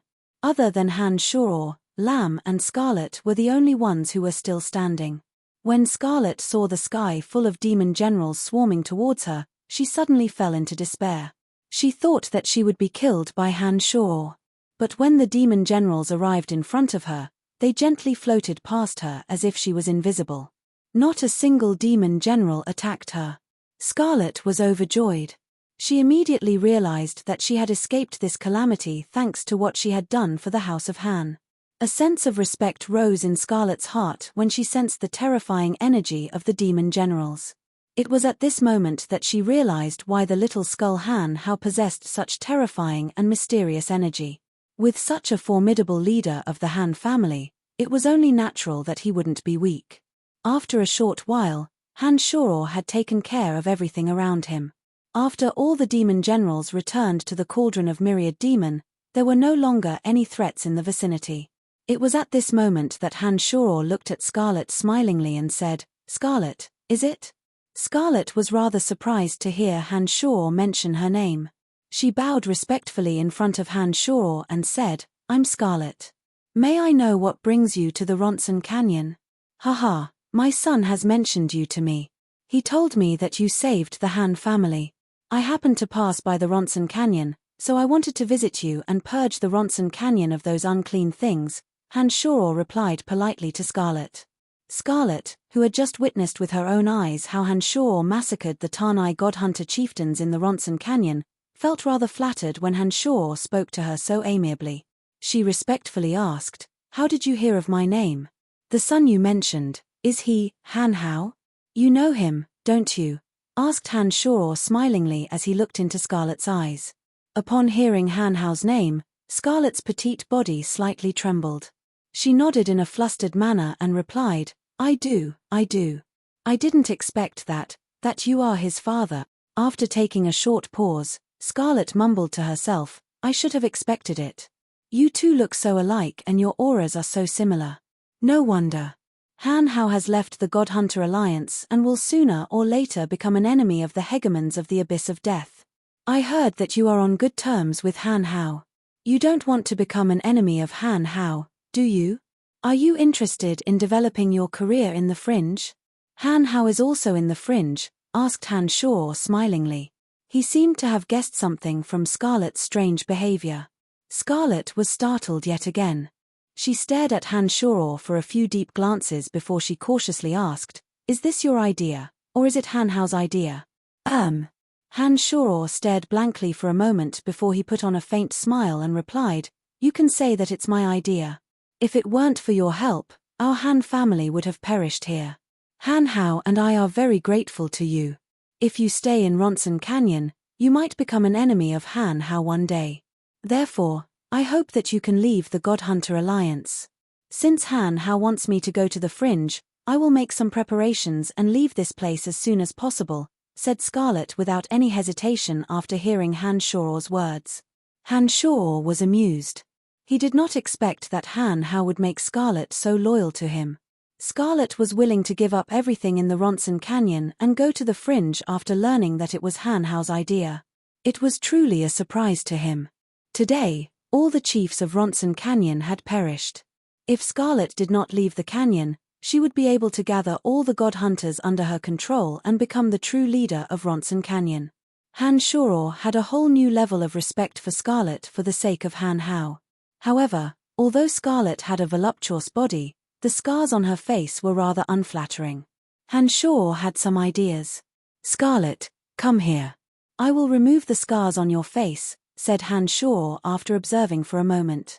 Scarlet was pleasantly surprised to hear those words. She stared at Han Shoror and stammered, You can remove the scars on my face?" "Of course, it's very easy," assured Han Shoror confidently. Han Shoror promised confidently, as if helping her solve this problem would be a piece of cake and there was no difficulty at all. Scarlet was overjoyed. She might not believe it if it were someone else, but as the owner of Celestial Pearl Pharmacy, Han Shoror's miraculous medical skills were well known throughout the continent. She immediately believed Han Shoror's words and obediently walked towards Han Shoror. Chapter 9:11. The hideous scars on Scarlet's face ruined her overall image and deterred most men from approaching her. But apart from that, Scarlet had a graceful body and fair skin. She was a beauty in every way. Han Shoror could not find any flaw in her other than the scars. He nodded inwardly and felt that Scarlet was a good match for Han Hao, especially since she was very affectionate to Han Hao and was even willing to give up the sole leadership of the Ronson Canyon for him. This made Han Shoror very satisfied. He would be happy to have such a daughter-in-law. Scarlet was very modest and shy in front of Han Shoror due to her affection for Han Hao. She walked up to Han Shoror and lowered her head. She was a little flustered. "Don't be nervous, it's easy to fix," Han Shoror comforted her with a smile. He waved his left hand and a cloud of warm grey smoke enveloped Scarlet's cheeks. Then, with another thought, the energy in his palm softened the scars on Scarlet's face and slowly peeled them off. "It's a little hot, but it doesn't matter. It will only cause the scars to peel off. I think you can endure the pain," Han Shoror said in a relaxed manner as he moved the power of his palm around Scarlet's face. With Han Shoror's incomparably precise control of magical yuan, he was naturally able to easily change the texture of her skin and the activity of her cells on her cheeks. This kind of scar would be difficult for an ordinary person to treat, but he was able to do it calmly. It didn't take long for Han Shoror to withdraw his hand. He looked at the two faint red lines on Scarlet's face and smilingly said, "Look at yourself in the mirror." Scarlet suddenly opened her eyes and looked at Han Shoror. She awkwardly said, "I don't have a mirror." Han Shoror stared blankly for a moment before he came to a sudden realization. He thought that Scarlet must be afraid to look at the scars on her face and therefore did not bring a mirror with her. He smiled, took out a mirror from his space ring, handed it to Scarlet, and said, "Take a look. Remember to look at yourself in the mirror often."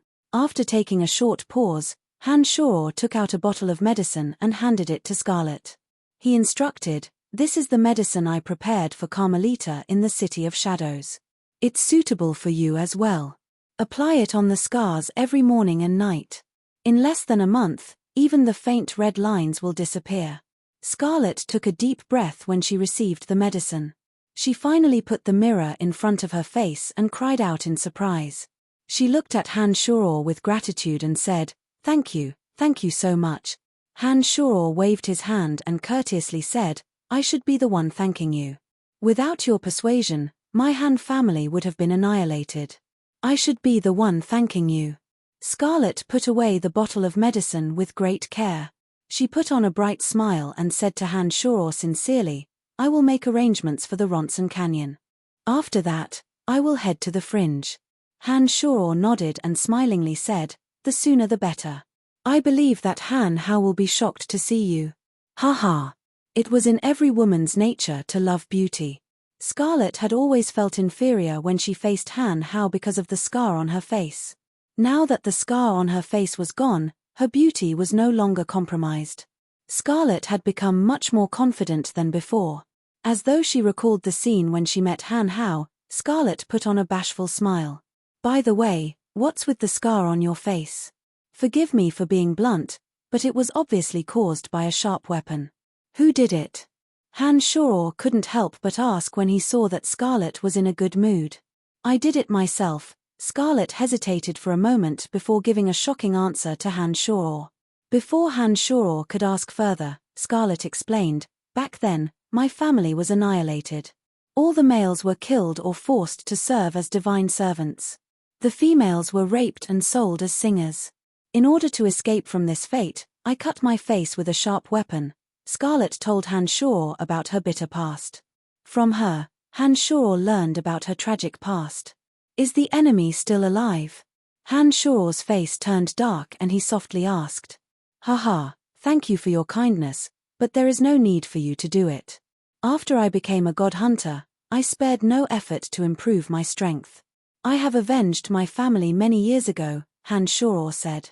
As soon as Scarlet heard Han Shoror's words, she knew that he wanted to avenge her. She felt warm in her heart. She felt that although Han Shoror and Han Hao were cold-blooded killers, they were just as forthright and loyal to their friends and benefactors. Han Shoror nodded and said, "All right, I'll take my leave first. After you settle the matter in the Ronson Canyon, go to the Fringe. If anyone tries to harm you in the Fringe, just tell them my name. I don't think they will be foolish enough to harm you." In the Ronson Grand Canyon, Scarlet's strength could be considered decent. But the Fringe was filled with ferocious forces. Almost every leader of a small force was a high god. An early-stage high god like Scarlet was nothing to them. Besides, outsiders would be bullied and humiliated upon entering the land of chaos. They might not even be able to enter the Omphalos. "I'll be careful," replied Scarlet in a cheerful smile. She felt that she could hang out with Han Shoror. Without saying anything else, Han Shoror smiled and bade farewell to Scarlet before leaving. Han Shoror had always been a person who repaid kindness with kindness. Now that he had settled the grudge between Hoffs, Wallace, and the others, and Scarlet, his benefactor, had been dealt with, it was time for him to return to the Fringe. In a cold, barren, and gloomy graveyard, ghastly green phosphorescence flickered here and there. The ground was covered with white bones and mist. Suddenly, lightning bolts flashed in a graveyard buried deep underground. A majestic figure suddenly emerged from the grave and took a deep breath of fresh air. Suddenly, a sinister laughter sounded from an even larger grave. "Hey, Salas, you should have recovered by now, right?" Lightning crackled around his body and repelled the mist. Then, he stepped on an enormous skeleton and made a crisp cracking sound. Salas's eyes flashed with lightning as he looked at the grave from which the voice came. He said, "Thank you very much. Without the help of the God Hunter Alliance, I wouldn't have recovered so quickly." "You're welcome. But don't forget what you promised us." The person in the grave put on a cunning smile and said, "Tyre, Logue, and the others have occupied the Fringe for far too long. It's time for them to move. We, the God Hunter Alliance, have been drooling over such a good place for a long time. There's no place for me in the Fringe anyway. Since Tyre, Logue, and the others have agreed to let that youngster stay in the Omphalos, it means that they have acknowledged his position. To me, everyone in the Fringe is my enemy. I can't return to the Fringe anyway. What you do has nothing to do with me," said Salas angrily. He was very dissatisfied with Tyre and Logue's actions. "Good, very good. Salas, I heard that your enemy has left the Fringe and is now in the limelight in the Darkness and Death Dominions. Are you interested in joining hands with us to prevent him from returning to the Fringe?" suggested the person in the grave smilingly. Salas stared blankly for a moment before he smirked and said, "That youngster comes and goes like a shadow. You can track him? 3 days ago, I received news that the God Hunters in Ronson Canyon have been wiped out. That guy is returning to the Fringe from the Death Dominion." "Hehe, this is the Death Dominion. Other than the Overgod of Death, I'm the most well-informed here. It won't be difficult for me to track him down," said the person in the grave confidently. Salas was obviously tempted. He hesitated for a moment and said in a rather embarrassed manner, "I have fought that guy twice. He's a very treacherous and vicious person. He's even harder to deal with than old foxes like Tyre and Logue. Especially that youngster's escaping skills are top-notch. If we can't capture him, I think we should just forget about it. That fella is a vengeful person and his strength is improving rapidly. He won't be easy to deal with." "Salas, don't tell me that you're afraid." The person in the grave burst into laughter and said, "You, Salas, have dominated the Fringe for many years. Even the hegemons of our God Hunter Alliance admire you very much and dare not enter the Fringe. That youngster was obviously just taking advantage of us. Why would you be afraid of him? Are you still the Salas we know? An eye for an eye has always been your way of doing things. Everyone thought that Han-Shoror had taken advantage of the Godhunter alliance. But only Salas knew that his defeat was no coincidence. He knew better than anyone else how terrifying Han-Shoror was. No matter how the person in the grave tried to instigate him, Salas remained unmoved. He coldly said, "Unless you are absolutely certain that nothing will go wrong, I will not fight him head-on." The person in the grave kept silent for a moment as though he couldn't understand why Salas would be so cautious. But after a while, he seemed to have thought it through. He put on a mischievous smile and said, "Me, the hegemons in charge of the destruction and darkness dominions, and you. The four of us will join forces. Are you up for it?" Salas was startled. He looked at the grave in puzzlement and bunched his brows as he asked, "What kind of grudge does he have against your Godhunter alliance? How did he provoke the three of you to join forces? One of the leaders I value the most is called Han Hao. He betrayed me after I came to the Fringe. Not only that, back in the Darkness Dominion, he led a group of people to annihilate one of our branches. Just a few days ago, he wiped out everyone in the Ronson Canyon. His existence is a serious threat to our Godhunter alliance, especially since he is making rapid progress. We must get rid of him as soon as possible," said the person in the grave in a sinister voice. After taking a short pause, he continued, "With the four of us joining forces, even Tyre will die without a doubt. Are you up for it?" Salas hesitated for a moment. When he recalled how Han-Shoror annihilated Empyrean Peak, he hardened his heart and said, "Damn it, I'll do it." Chapter 9:12. The Misty Sea was the only way to leave the Death Dominion and head to the Fringe. After crossing the Misty Sea and passing through two towering mountains, one would be out of the Death Dominion. The reason why the Misty Ocean had such a name was because it was covered in clouds and mist. The mist was like a white cloth that covered the entire surface of the ocean. People above the Misty Ocean couldn't even see the seawater clearly. No matter how strong the sunlight was, it couldn't penetrate the thick, cotton muslin-like fog. The Misty Sea was vast and there were countless strange creatures living at the bottom of the sea. Some alien races lived at the bottom of the Misty Sea all year round and never interfered with the land dwellers of the Death Dominion. Once one entered the Misty Sea, one could easily lose one's way. Weaker gods would most likely end up as godhunters' prey. They would be killed by the thick mist of the Misty Sea. One day, Han-Shoror finally arrived at the entrance of the Misty Sea. Looking at the mist that covered the entire surface of the Misty Sea, Han-Shoror noticed that the mist that lingered above the Misty Sea was much denser than the last time he was here. Not only that, he also noticed that the element of death and darkness in the Misty Sea seemed to be much denser than before. He also noticed that there weren't any godhunters wandering around the Misty Sea in search of prey. This was rather unexpected. Before entering the Death Dominion, Han-Shoror noticed that there were many godhunters in the Misty Sea. Some of them even tried to provoke him but were killed by Han-Shoror. Their corpses were thrown into the sea to feed the enormous creatures living at the bottom of the sea. Many godhunters would form groups and roam above the Misty Sea. Using the natural mist of the Misty Sea, they could come and go without a trace. Once they spotted a prey, they would pounce on it. But if they discovered that the prey was too strong, they could easily retreat based on their familiarity with the Misty Sea. It seemed to be a blessed land for godhunters. Standing at the entrance, Han-Shoror's consciousness floated around the Misty Sea. He did not sense any strong life energy. Instead, he felt that it was strange and regretful.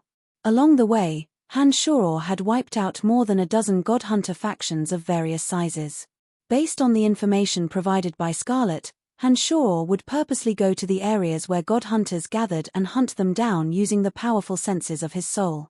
From the Ronson Canyon until now, Han-Shoror had killed more than 500 godhunters. Another 500 demon generals were added to the cauldron of myriad demon. Han-Shoror didn't mind the oddities of the Misty Sea. Although he felt regretful, he still entered the Misty Sea unhurriedly. Since there were no godhunters in the Misty Sea, Han-Shoror didn't plan to stay for too long. He picked up his pace and left this place as soon as possible. When he arrived at the center of the misty sea, his consciousness suddenly shuddered. A sense of crisis arose from the bottom of his heart. He sensed danger from the bottom of his heart. Han Shuo bunched his brows. Instead of rushing forward, he stood still and cleared his mind of all the random thoughts he had just had. Then, he focused his attention on the strange feeling that suddenly welled up in his heart. After attaining the Skybreak realm in demonic arts, the cultivation of Han Shuo's mind had entered an exceedingly profound realm. Whenever a crisis befell him, he would always be able to sense it ahead of time and take timely remedial measures. This sense of danger gushed out from the bottom of his heart and corresponded with some of the suspicions in his mind. He immediately realized that something must have happened in the misty sea. Otherwise, there wouldn't be so many coincidences happening together. He released his divine sense and turned it into thousands of strands that slowly spread out with him as the center. Dozens of newly refined demon generals also flew out of his body and scattered around the misty ocean, searching for any possible accidents. "Who's there?" Han Shuo suddenly shouted coldly. After entering the misty sea, Han Shuo had absolute confidence in himself. Apart from overgods who truly possessed godhood, he really didn't care about most people.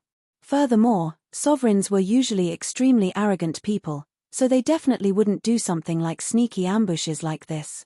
His consciousness and demon generals spread to every corner of the misty sea, but they didn't find anything strange. However, the sense of danger in his heart didn't disappear.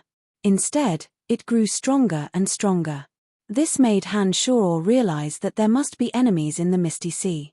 With a thought, all his consciousness and demon generals returned to his body. Han Shuo snorted coldly and no longer cared about the enemies hiding in the dark. He flew out of the misty sea at an even faster speed. In his opinion, since the enemies were hiding in the misty sea, they were planning to use the special terrain of the misty sea to deal with him.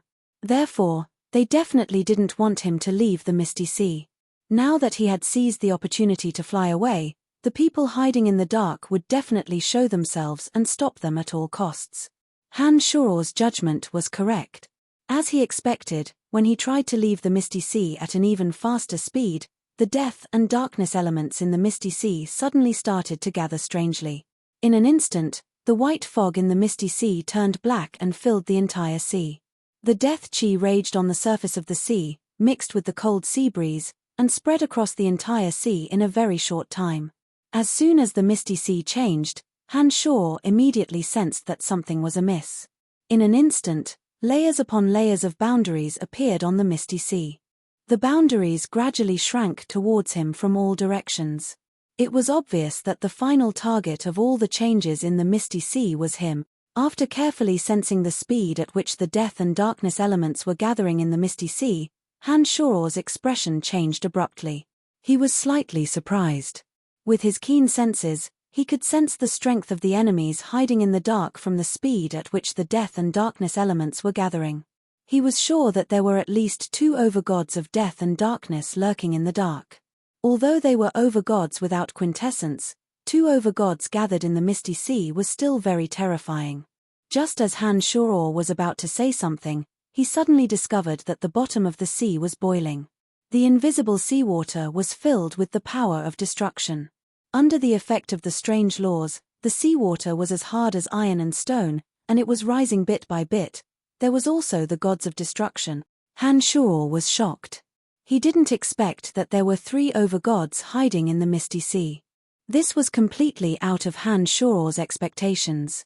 A bolt of lightning tore through the fog and descended upon the surface of the sea at the same time. In an instant, the lightning split apart, and the dense power of thunder and lightning interweaved together, enveloping the fog above the misty sea and forming a heavenly net. Han Shuo wasn't familiar with the masters of the death, destruction, and darkness energies. However, when the lightning suddenly descended on his head, Han Shuo immediately guessed who it was from the familiar lightning energy. He raised his head and snorted, "Salas, I didn't expect you to be the one who schemed against me. I'm just curious as to how you were able to recover so quickly and find such powerful helpers. Can you explain these 2 points to me?" Salas's majestic figure gradually appeared in the mist. He looked down at Han Shuo from above. Salas had a strange look on his face. He snorted, "You're wrong this time. It's not me who schemed against you. It's the other three. I'm just passing by." A thought flashed across Han Shuor's mind. He suddenly laughed and said, "So that's how it is. It seems that my massacre of god hunters has finally met my master's counterattack. Haha, I just didn't expect that this counterattack would be so ferocious."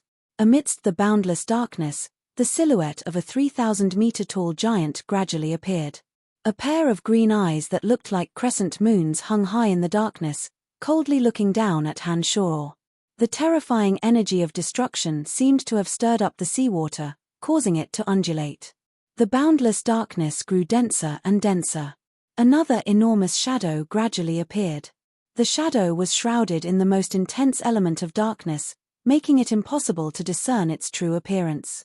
At the same time, a white bone throne appeared out of thin air. The thick aura of death on the throne was constantly pulling and changing. A faint shadow was shrouded in the aura of death. The shadow was wearing a pale mask and his true appearance was also obscured. The three overgods of destruction, darkness, and death appeared one after another.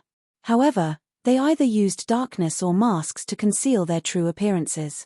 It seemed that as hegemons of the God Hunter Alliance, they were indeed very cautious. As soon as the three overgods appeared, Han Shuor turned his attention to the 3,000-meter-tall giant. He laughed and said, "So it's you. I've seen you before. You are indeed that hegemon who cultivates in the Edict of Destruction, the Destruction Dominion." Back in the Darkness Dominion, Han Shuor had discovered a nest of the God Hunter Alliance and led Erebus to encircle and annihilate them. Little did he expect to discover Erebus' enormous avatar in the underground palace. They had nearly died there. Even before that, back in the Cemetery of Death on Profound Continent, this enormous illusion had appeared in an attempt to make Han Shuor submit to it and serve it on Profound Continent. Little did he expect that after so many years, in the misty sea of the Death Dominion, Han Shuor would finally meet the overgod of destruction.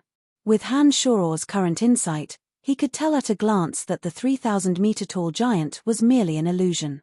However, as the overgod of destruction possessed terrifying strength, no one would be able to tell the difference even if the giant was just an illusion. When such an enormous figure was revealed, those with weak wills would immediately submit to its divine might. Even Han Shuor had been terrified when he saw the enormous illusion and the power that was as mighty as heaven's might with every movement. "Indeed, we have met before. Who would have thought that an ant-like character back then would possess the strength to threaten our alliance so quickly?" An aged voice sounded from the giant's mouth. He seemed to be deeply moved. Chapter 9:13. Back when he first arrived on Elysium, any one of these four experts could have killed him without a doubt. There was no way he could have survived. However, after so many years, Han Shuor was no longer the same as before.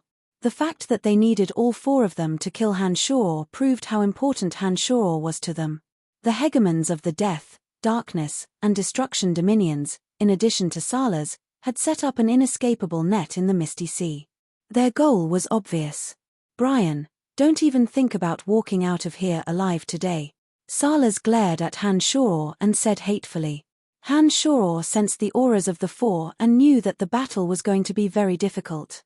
He had just escaped from the city of gorging clouds in the Darkness Dominion using blood disassembly and was not in peak condition. It would be very dangerous for him to face the four. Naturally, Han Shuor could use the blood disassembly again to escape from the misty sea. However, he had just used the blood disassembly not too long ago.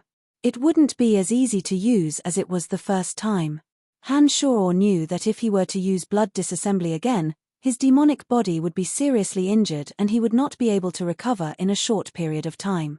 Even if he could escape from the encirclement of the four, there were still Tyre, Logue, and the others in the fringe. It would be very dangerous for him if his strength was not in peak condition. Han Shuor's face turned gloomy as he sensed the overbearing auras of the four. He anxiously tried to think of a way to escape from this place. "Don't even think about leaving this place alive. The four of us have been preparing for so long just to be caught. Since you are here today, don't even think about leaving here alive," said the 1,000-meter-tall giant in the void. His green, Crescent moon-like eyes stared at Han Shor. He constantly channeled the energy of destruction and formed an enormous magnetic field with the giant at the center. The magnetic field affected the seawater of the Misty Sea and prevented Han Shor from diving into the sea to escape. Hehe, what a pity for such a good seedling. The Lord God on the white bone throne smiled sinisterly and slowly approached Han Shor. The white bones on the white bone throne he was sitting on shone with a milky white halo, and grey death aura gathered towards him from all directions. Another commander who was completely enveloped by the dark element didn't say a word. However, he cooperated with the others and enveloped Han Shor with the darkness. The four of them slowly approached Han Shor. The power of death, darkness, destruction, and lightning slowly condensed, filling the entire Misty Sea. After the four domains of divinity were released, all the other elemental energies in this area disappeared. The chaotic energy divided into four streams, rushing towards Han Shor from the sky, the ground, the front, and the back. The four of them must have carefully studied how to deal with Han Shor. They might have even teamed up before Han Shor arrived. Therefore, the four streams of energy locked down all of Han Shor's escape routes. He was trapped in a corner and slowly squeezed by the four streams of energy. Han Shor's heart skipped a beat. He realized that he couldn't be so passive. If he allowed the four streams of energy to continue squeezing him, he wouldn't be able to withstand it. Under the pressure of the four streams of energy, his body would explode. His consciousness might be able to escape in thousands of strands, but the demon infant and his main body wouldn't be able to escape. Han Shor immediately understood that if he didn't put his life on the line today, he wouldn't be able to leave the Misty Sea alive. He cursed inwardly and no longer hesitated. The power of the tens of thousands of demon generals in the cauldron of myriad demon surged into his body. The already bottomless energy in his body suddenly became boundless, allowing him to fight to his heart's content. This time, Han Shor didn't let the demon infant escape from his body. He used his consciousness and demon generals to transform into a demon. Unlike when he faced Yarus in the city of gorging clouds, he needed to leave the Misty Sea as soon as possible and bring his main body with him. Han Shor had transformed into a demon in the city of gorging clouds. Because he only needed to face Yarus, who was an over-god, he had used the miraculous power of demonic transformation to draw the dark vortex down. Even though he had failed in the end, his strategy was no problem. However, things were different now. For over-god experts wouldn't give him any chance, especially when one of them was Sala's, who cultivated in the power of lightning. Sala's power of lightning was a great threat to the demon infant. After transforming into a demon, Han Shor could transform into a myriad of forms and wasn't afraid of most powers, but the power of lightning was an exception. The power of lightning had always been the bane of life forms such as souls. Han Shor might not care about the power of lightning of an ordinary god, but Sala's had the power of an overgod. Once he unleashed the power of lightning, Han Shor's true demon would be immediately injured. Therefore, he didn't use the demon general's power to transform into a demon. Instead, he gathered the demon general's power within his body and used it to fight the enemy. Boundless energy surged from his body. Han Shor was suddenly filled with heroic spirit. He raised his head to the sky and laughed wildly. 17 flying swords took advantage of the momentum and flew out. Each flying sword left behind a long sword light that resembled a waterfall. It was as though 17 meteors were dancing around him. The sinister, and evil sword light converged together in a bizarre manner as they danced in the air. In the blink of an eye, the 17 flying swords gathered together, forming a huge sword projection that was 5 meters wide and 100 meters long, purely condensed from sword projections. The Avicii god-slaying sword formation's powerful deity slash condensed in an instant and immediately slashed at Sala's, who was looking down from the sky. Like a ray of light from outer space, the gigantic sword ray tore a hole in the lightning power that Sala's was forcing its way over with ease, charging straight at Sala's in a ferocious and awe-inspiring manner. Sala's cursed inwardly. There are clearly 4 people here. Why the F***ck do you have to target me? He was already fearful of Han Shor after his battle with Han Shor in Pandemonium. The fact that he didn't immediately go after Han Shor after recovering his strength showed that he didn't have the confidence to face Han Shor. With this preconceived notion in mind, he naturally thought of retreating when he saw the gigantic sword light coming at him. Therefore, Salas retreated. He didn't dare to face the surging deity head-on. He could only temporarily retreat in hopes of evading it. As a result, one of the 4 streams of energy pressing down on Han Shor immediately weakened. "What are you doing, Salas? Block it," the figure on the bone throne shouted angrily when he saw Salas retreating. In his opinion, Han Shor's strength wasn't enough to injure Salas in one blow. As long as Salas could hold on for a moment, the 3 of them would naturally be able to neutralize the deity/s energy. Once the 4 of them pushed their strength to a certain point, all the energy in Han Shor's body would be forcibly restrained and he wouldn't be able to escape. However, it was obvious that Salas didn't listen to him. He let out a cold shout and continued to dodge the deity/. As soon as Salas retreated, Han Shor immediately launched another attack. The demonic blades burst forth from the gap created by Salas' retreat and soared towards the sky. Not good. The mountain-like giant that appeared in the dark suddenly let out a thunderous roar. The orbs of destruction rained down on Han Shor like a torrential downpour. They were terrifyingly dense and didn't give Han Shor a chance to dodge them. Han Shor's avatar of destruction had also cultivated the orbs of destruction. He knew that the orbs of destruction were formed by the condensation of a large amount of destruction god power. A small orb of destruction usually contained a terrifying amount of power. When he saw the orbs of destruction raining down on him, his expression changed. Before the orbs of destruction could get close, Han Shor summoned the orbs of destruction that he had refined himself. It swiftly collided with the orbs of destruction that were raining down on him. A wisp of his consciousness ignited the blood essence within the orbs of destruction, and the orbs of destruction suddenly exploded.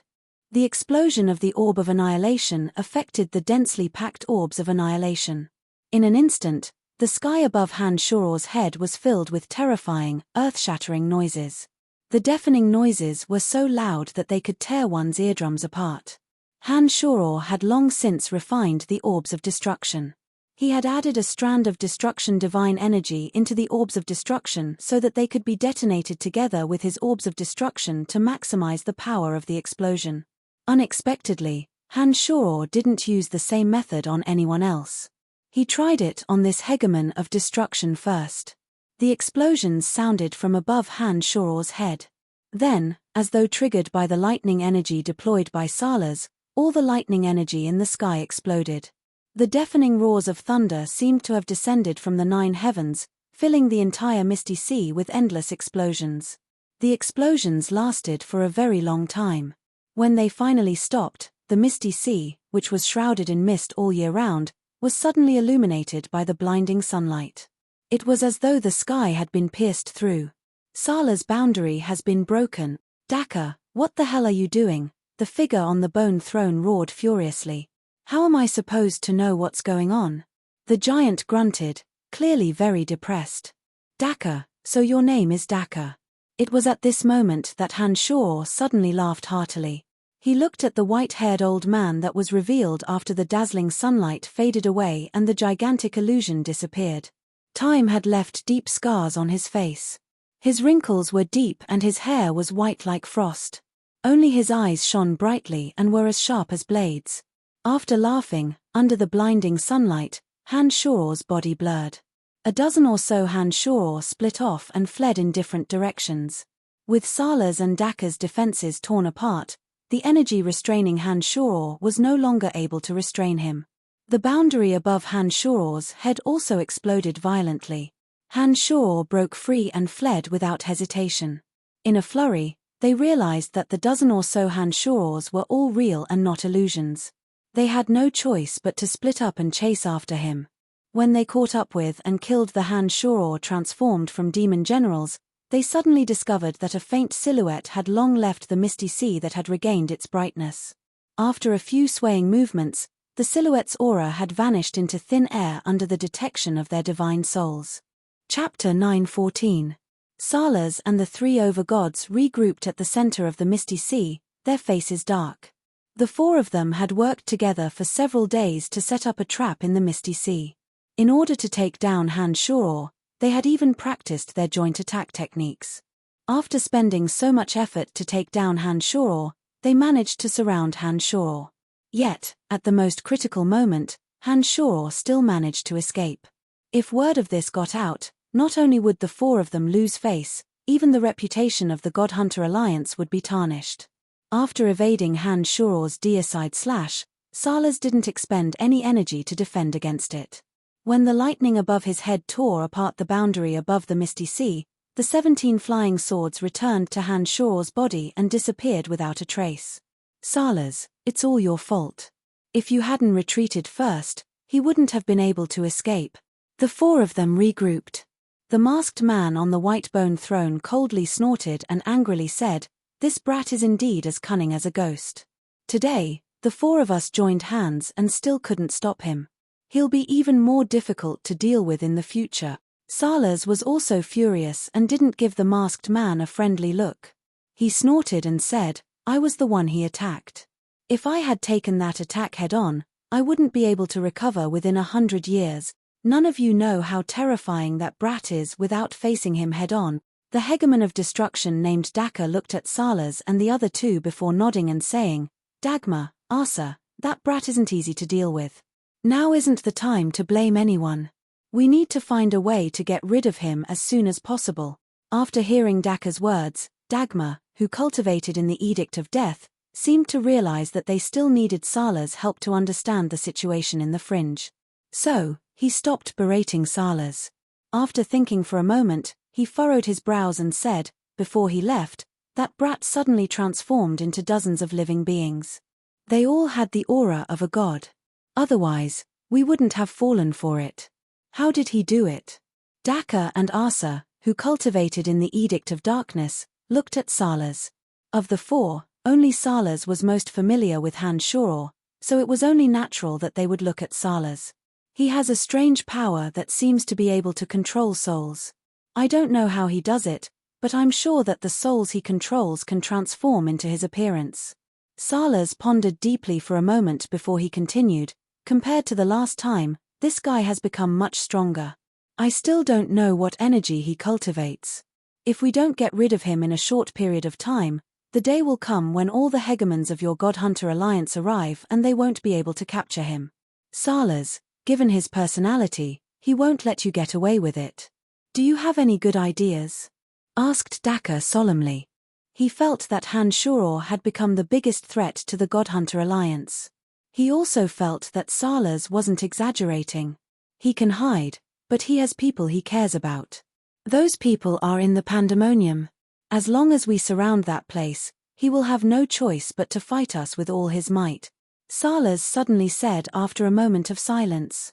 "That's right. Good. As long as he has people he cares about, it means that he has a weakness." Dagmar smirked and continued, "We are already preparing to move into the fringe anyway. This won't affect our operation. Salas, you have to remember what you promised us, okay?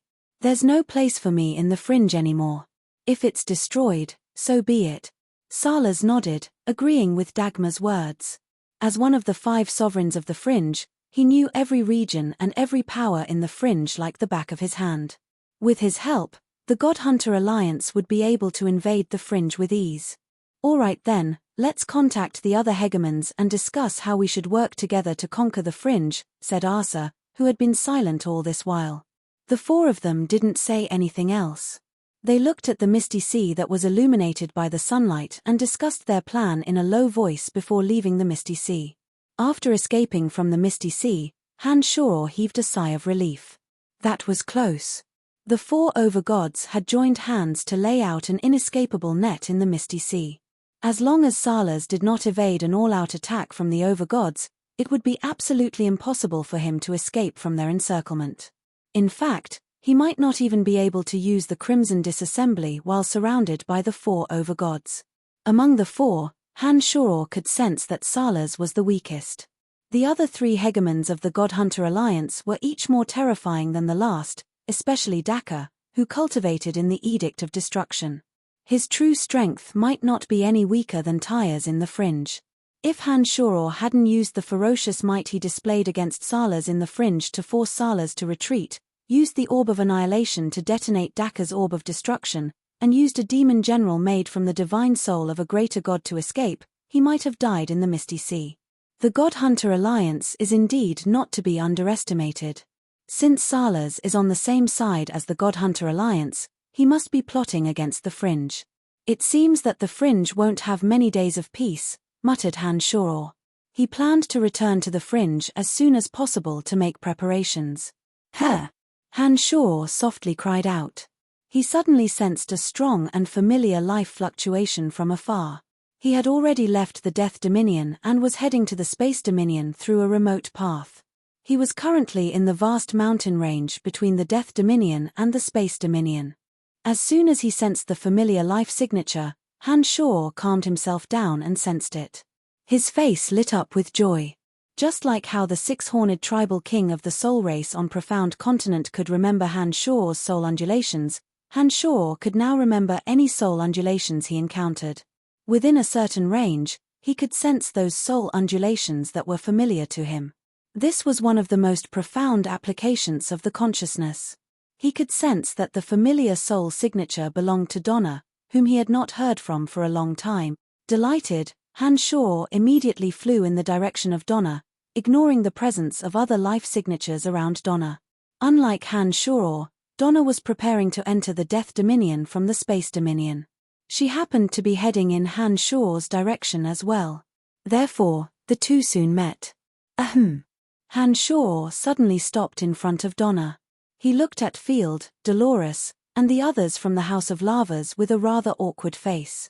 Ever since Han entered the City of Shadows, the House of Lavas had been plagued by bad luck. He had killed Avery and the House of Lavas was driven out of the City of Shadows. When they finally arrived at the City of Gorging Clouds, they were hunted down by Larrickson because of Han. Han had to admit that Han was the bane of the House of Lavas. The people of Ferde probably didn't have it easy. Donna wasn't the only one. The remaining members of the family all looked tired and weak. Only their eyes shone with the light of ambition. No one knew what was supporting them. Han sudden appearance caused the faces of those from the House of Lavas to turn ashen. Field and the others from the House of Lavas immediately retreated and looked at Han in terror. Field put on a bitter smile and said, "So it's you. I didn't expect you to find this place. It seems that our House of Lavas is going to be annihilated today." Unlike Hoffs and Wallace, the members of the House of Lavas who had been hiding in Phantasmal City in the Space Dominion for years, had more or less heard about Han presence in the Fringe. In addition to the information he had recently received from the Darkness Dominion, Field knew very well just how terrifying Han had become. Field, who had planned to return to Hushvale City in high spirits to take over as the City Lord of Hushvale City in the Darkness Dominion, was brimming with hope. He thought that his House of Lavas could finally rise again. Little did he expect that he would run into Han on his way to the Fringe. The hope in his heart instantly turned into despair. Except for Donna, all the members of the House of Lavas looked at Han in terror. Some of the weaker ones even cried out, "Please, spare us. Our House of Lavas has already been reduced to such a state. Please spare us. Don't beg him. At worst, we'll just die," shouted Field. He glared at Han and said, "That's right. It was Larrickson and I who made the first move at Soaring Cloud Mountain Range. I know you've discovered it long ago. Even if you annihilate our House of Lavas today, I won't even frown." Han let out a soft sigh and said, "Let bygones be bygones. I won't do anything to your House of Lavas anymore. I'm not here for you today. I just happened to pass by this place and sensed Donna's aura. I came to see her. You don't have to be so nervous." Field put on a puzzled face when he heard those words. He looked at Han puzzledly and asked, "With your current strength, it's as easy as flipping your hand to annihilate us. What are you trying to do?" "All along, I've been passively retaliating against your House of Lavas. I've never taken the initiative to provoke you. If Avery hadn't tried to kill me time and time again, I wouldn't have made a move against him. Besides, I've never asked the House of Saint to do anything to you. It's all because Avery attacked Carmelita. I hope you all remember that I have a clear conscience when it comes to how I treated your House of Lavas. For various reasons, Hanshoro had never had the chance to have a proper conversation with Field. It was as though everyone felt that he, Hanshoro, had done wrong to the House of Lavas. But as long as he understood that they had brought all of this upon themselves, he finally had the chance to vent his frustrations. "Brian, let's talk in private," suggested Donna with a soft sigh.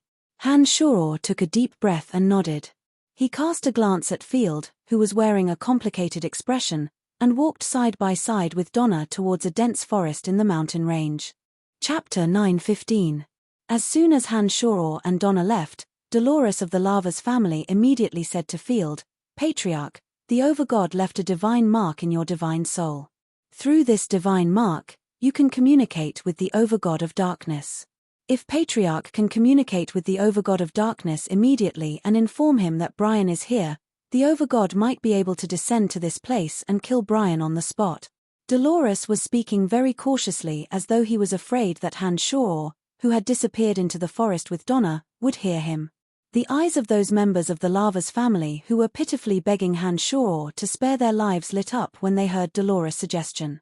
They all tried to persuade Field, hoping that he could immediately communicate with the Overgod of Darkness and have the Overgod descend to this place to kill Hanshoro. Field shot a sideways glance at Dolores, who came up with the suggestion, and said snappily, "Do you really want the Lavas family to go extinct just like that?" Dolores was startled. He hurriedly kowtowed before Field and anxiously expressed his opinion. "Patriarch, why do you say that?" Field put on a gloomy face and looked hatefully at his clansmen, who were just as baffled. He groaned and said, "If the Overgod wanted Brian dead, do you think he would be able to come out of the Darkness Dominion alive?" Dolores grew even more terrified. He softly cried out, You mean to say that the Overgod deliberately spared him? How is that possible? Hoffs and Wallace are the lords of cities in the Darkness Dominion. How could the Overgod spare Brian after he killed two important characters of the Darkness Dominion? How is that possible? Field curled his lips disdainfully and said in a deep voice, "You have never sensed the existence of the Overgod. You will never understand the divine abilities of the Overgod. Although I don't know why the Overgod did not kill him, I am certain that if the Overgod wills it, he will not leave the Darkness Dominion alive. This. Dolores was so shocked that he didn't know what to say. Field coldly snorted and said, "You'd better get rid of that thought as soon as possible. Speaking of which, it's all thanks to this person that we were able to return to the Darkness Dominion and establish our base in Hushvale City. Based on his qualifications and family strength, it's impossible for me to become the city lord of Hushvale City. I'm still wondering if he's the reason why the Overgod chose me." Dolores' face was filled with horror and disbelief. He kept muttering in a low voice, "Impossible. This is absolutely impossible. An Overgod is omnipotent in the Darkness Dominion. He can do whatever he wants on Elysium. Why would he care about such a nobody? Who knows?" Field wore an odd expression. He shook his head with a bitter smile and let out a soft sigh. "If I knew he was this powerful, I would have welcomed him personally the first day he stepped into the Lava's residence." Sigh. "I have to say that we are not as good as Donna when it comes to judging people. If I had listened to Donna, not only would our House of Lavas not have declined, we would have soared to great heights." Patriarch, do you mean that you don't intend to avenge Uncle Avery?" Dolores was stunned. He stammered for a moment before he asked apprehensively, "Avenge?" Field put on a bitter smile. He glanced at the forest and sighed, "How are we going to avenge him? Yaruz was the lord of a city and had Overgod strength.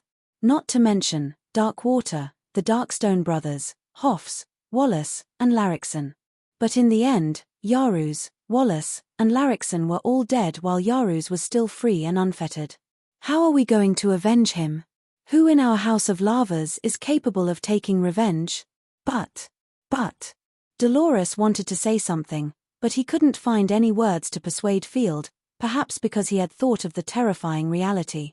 Field waved his hand and impatiently said, "You better give up on this idea as soon as possible. Behave yourselves in Hushvale City and don't even think about attacking Brian. You will only bring disaster to the House of Lavas. Remember this. Dolores and the other members of the Lavas family found it hard to understand Field's words. However, under the deterrence of their patriarch, they had no choice but to comply. Deep in the forest, the vegetation was lush and verdant. Some of the bright-colored flower buds were releasing temporary beauty and a faint fragrance. Donna was standing in the middle of a patch of wildflowers. She was slender and elegant. She was as gorgeous and outstanding as a fresh flower. Donna was a beautiful woman with outstanding temperament and radiance. After the tragedy that befell her family clan, she had gained a slightly haggard appearance. But not only did this not diminish Donna's beauty, it made her look even more pitiful. Her lavender gown wrapped around her voluptuous body. Her beautiful legs were long and slender, her pink buttocks were perky, and her breasts were plump. There was a hint of worry on her rosy cheeks, which made people want to hold her in their arms and carefully protect and love her. Looking at Donna in front of him, Hanshaw felt as if he had 1,000 words to say, but when the words reached the tip of his tongue, all that came out was a long sigh. Ari. Big sister Donna, long time no see. Donna raised her slender eyebrows and stared at Hanshaw with her bright eyes. She was dazed for a moment. After so many years, the young man who had concealed his abilities and came to Elysium empty-handed had become an outstanding figure whose name shook the heavens. He had become the king of the most terrifying and chaotic land on Elysium. He had battled the strongest city lord of the Darkness Dominion, killed several other city lords despite being heavily surrounded, and was able to retreat with ease. Rays of dazzling light surrounded his body. In just a short few decades, he had become the most dazzling figure on Elysium. His valiant strength had made many city lords of the Divine Dominion bow their heads in submission. Even Donna, who had long believed that he was an extraordinary person, did not expect that he would one day reach such height. Brian, I really did not expect that you would achieve what you have today. Donna's smile was somewhat forced.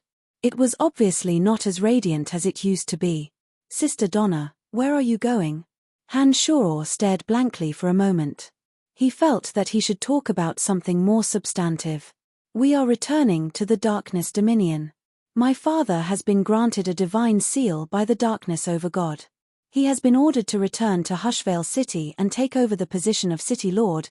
Donna frankly told Hanshaw her objective. Haha, so that's how it is. It seems that Hoff's death has other benefits. Who will take over the position of City Lord of the City of Shadows? Hanshaw laughed involuntarily. He did not expect that the Darkness over God would bestow the position to Felder. This was rather out of his expectations. It's Endre of the House of Saint. With him as the new City Lord, the City of Shadows will be as stable as Mount Tai. No family clans will object. Donna continued. Very good. Endre is now the City Lord of the City of Shadows. I believe that under Endre's management, the City of Shadows will flourish to a whole new level. Wallace is indeed capable, but unfortunately, he is too narrow-minded. Many family clans that had the potential to flourish were forced out of the City of Shadows. As long as he lives in the City of Shadows, the City of Shadows will never flourish. Hanshaw put on a smile and said the truth. Donna slightly bunched her brows. She stared at Hanshaw with her beautiful eyes and did not say a word. Her stares made Hanshaw feel uncomfortable all over. He didn't know why, but Hanshaw actually felt a rare bit of panic under Donna's gaze. This kind of panic had nothing to do with strength or weakness, it was purely a bit of guilt and a trace of hope. He was worried about what he would lose, what he would have to bear. Donna was silent for a while and took a deep breath. Her ample breasts swelled even more as she inhaled, and her clothes were on the verge of bursting out. She seemed to have finally made up her mind. Her eyes sparkled as she stared unblinkingly into Hanshaw's eyes. She asked softly, "Why did you kill that person?" Donna did not say a name, but Hanshaw immediately knew who Donna was talking about. Hanshaw panicked. He felt that his heart was beating uncontrollably. He hastily replied, "That youngster has never done anything decent in the City of Gorging Clouds. He doesn't deserve you. We are friends. I can't just watch you jump into a sea of fire." As he spoke, Hanshaw seemed to have found an excuse to convince himself. His face was full of righteousness. Donna stared at him without saying a word. She just looked at him silently. Under such a gaze, Hanshaw suddenly felt guilty. He did not dare to look into Donna's eyes. He pretended to lower his head carelessly to avoid looking into Donna's eyes. After a long while, the corners of Donna's mouth curled into a spurious smile as she muttered to herself in a self-mocking manner, "What a righteous reason. Brian, when you killed him, didn't you have any selfish thoughts in your heart?" Hanshaw's mind trembled as he suddenly recalled the exhilarating feeling he'd felt after he'd made his move. His entire body had relaxed after killing that person, and he'd felt that he'd managed to keep what belonged to him, and hadn't lost it to someone else. In his subconscious mind, his thoughts were completely selfish. "What? Did I see through your thoughts?" Donna sneered and said in a low voice, "Brian, you are the most selfish person in the world. Everything you did was just a pretense and an excuse to help me. I don't believe that you didn't think about the disaster you would bring to my lava's family after killing him, but you still killed him. You didn't do it for me, you did it for yourself. For myself, for myself." Hanshaw mumbled to himself. He then asked himself, "For myself what? What can I get out of it? In your heart, I belong to you alone. Even if you don't care about me, you won't allow anyone else to touch me." Donna suddenly took a step forward and grabbed Hanshaw by the neck. She forced Hanshaw to look into her eyes. Donna put on a fierce face and said hatefully, "Tell me, is that what you are thinking?" I don't know." This was the first time Hanshaw was treated like this by a woman. He felt that he was at a complete disadvantage. He looked rather bewildered. Suddenly, Hanshaw felt that his demonic infant was beating wildly. His Skybreak realm mind had become unstable. Even the demonic yuan in his body had become somewhat chaotic.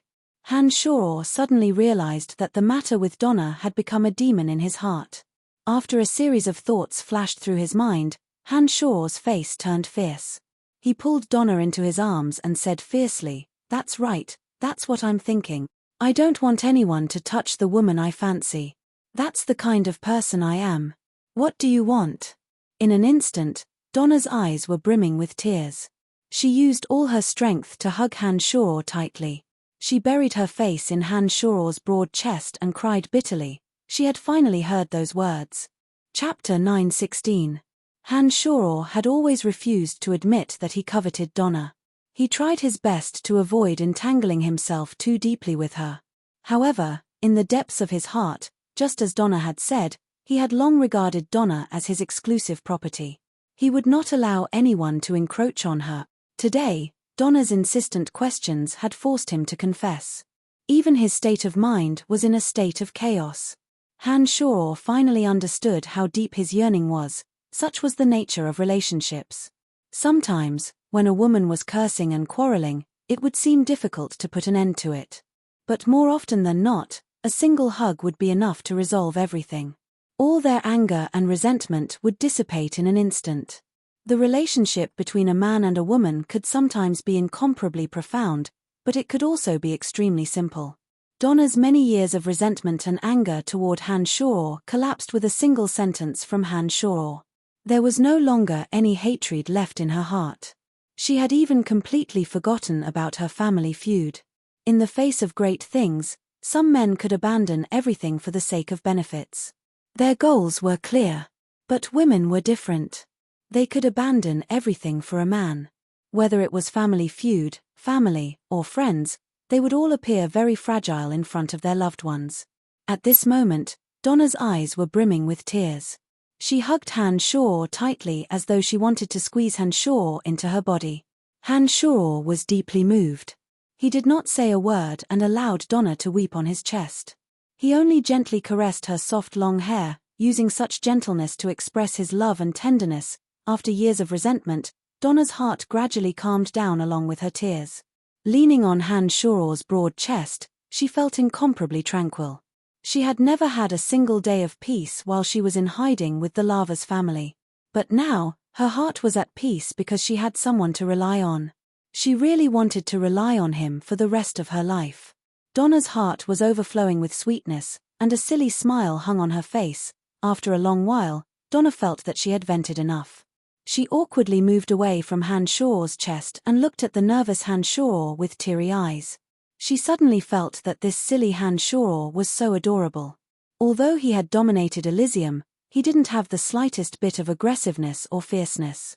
Instead, he appeared cautious and at a loss. Poochie.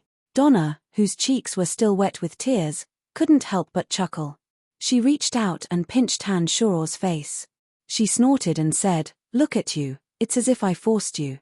You're such a jerk." Han Shaw didn't know whether to laugh or cry. He thought, "You're the one who forced me." But now that the knot in his heart has been untied, Han Shaw felt rather awkward when he looked at Donna again. He still didn't dare to look into Donna's bright eyes. He quietly lowered his head again. As soon as he lowered his head, his eyes suddenly lit up. His gaze fell on Donna's towering and full breasts and he was instantly fixated on them. Due to her tears, Donna's chest was completely damp. Her clothes were thin to begin with, and with her tears wetting her chest, the thin clothes clung tightly to her voluptuous breasts. She looked as though she was not wearing any clothes, revealing many of her wonderful breasts. Her alluring curves were so beautiful, and the curves were so full and alluring that they could steal a man's heart. Donna's figure was graceful to begin with. Her breasts were even more firm and full. Now that they were wet from her tears, it immediately caused one's imagination to run wild. It was unknown if Donna had noticed Han Shaw's peeping. She let out a soft groan and pretended to stretch her body. She stretched her arms and slightly straightened her waist, causing her ample breasts to stand out even more. The peak of her breasts even lightly touched Han Shaw's chest. Han Shaw's eyes suddenly widened. A ball of evil fire ignited in his heart. Giggling, Donna immediately stood up straight and turned around. She proudly said, "Brian, I'm not playing with you anymore. I still have to go to Hushvale City in the Darkness Dominion. Once our House of Lavas has established a foothold there, I will come to the fringe to look for you." Donna was very proud of herself. Women were the most sensitive in this aspect. It was said that no matter how a man tried to sneak a peek at a beauty's sensitive spot, they would always be able to detect it with their amazing sixth sense. It was obvious that Donna had seen Han Shaw's fiery gaze. She was very satisfied that she could make Han Shaw's blood boil. She even played a little prank on Han Shaw. Upon hearing that Donna was leaving, Han Shaw immediately dispelled the wild thoughts in his mind. He hastily reached out and grabbed Donna. He creased his brows and asked, "You want to go to Hushvale City?" "Yes, I am a member of the House of Lavas. Now that the Overgod of Darkness has allowed my father to take over Hushvale City, this is a once-in-a-lifetime opportunity for our House of Lavas. We need to make use of this opportunity to bring our House of Lavas back to prominence. Sigh, but my family is already very weak and we don't have enough manpower. I cannot leave my father at this time." Donna sighed and explained to Han Shaw helplessly. Then what about us?" Han Shaw was stunned and asked tentatively. Donna put her hand on Han Shaw's cheek and put on a sweet smile. She said gently, "I will look for you, but not now. Don't worry, you have ruined my life. I will never let you off." Han Shaw heaved a sigh of relief and said, "Then I am truly relieved. All right, go do what you need to do. I know you are in the fringe. Once our House of Lavas can establish itself in Hushvale City, I will come and look for you." Donna smiled. Then, as though she recalled something, she giggled and said, "But when the time comes, you have to appease those women of yours. I'm afraid they might come after me." "All right then, promise me. I will wait for you to come and look for me." Han Shaw couldn't help but laugh. He nodded and no longer said anything to Donna. He took a step forward and pulled Donna into his arms. He tyrannically kissed Donna's rosy lips and left while laughing heartily. Donna's cheeks blushed and she stomped her foot. Then, she giggled and mumbled to herself, "This fella isn't as timid as I thought, he." She blinked her watery eyes and licked her rosy lips as though she was trying to engrave the traces of Han Shaw in her heart. Just as the members of the Lavas family were getting impatient from waiting, Donna finally walked out from the depths of the forest. Before entering the forest, Donna had a gloomy expression on her face. Her eyes were brimming with resentment and hatred.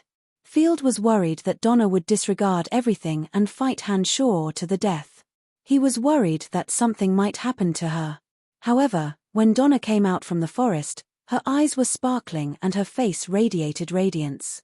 She was brimming with vitality and not the slightest trace of gloominess could be seen on her face. She was like a completely different person. The members of the Lava's family gaped in astonishment. They could not understand what had happened to Donna in just a few minutes. How did the lifeless Donna suddenly come back to life? This was beyond their expectations.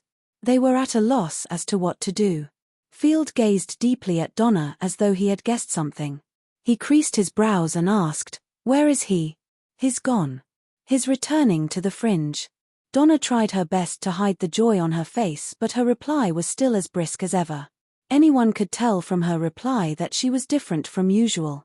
It wasn't that Donna wasn't mature enough or that she wasn't adept at concealing her emotions. It was just that the great joy had diluted the great sorrow and transformed her body and mind. Her complexion had betrayed her.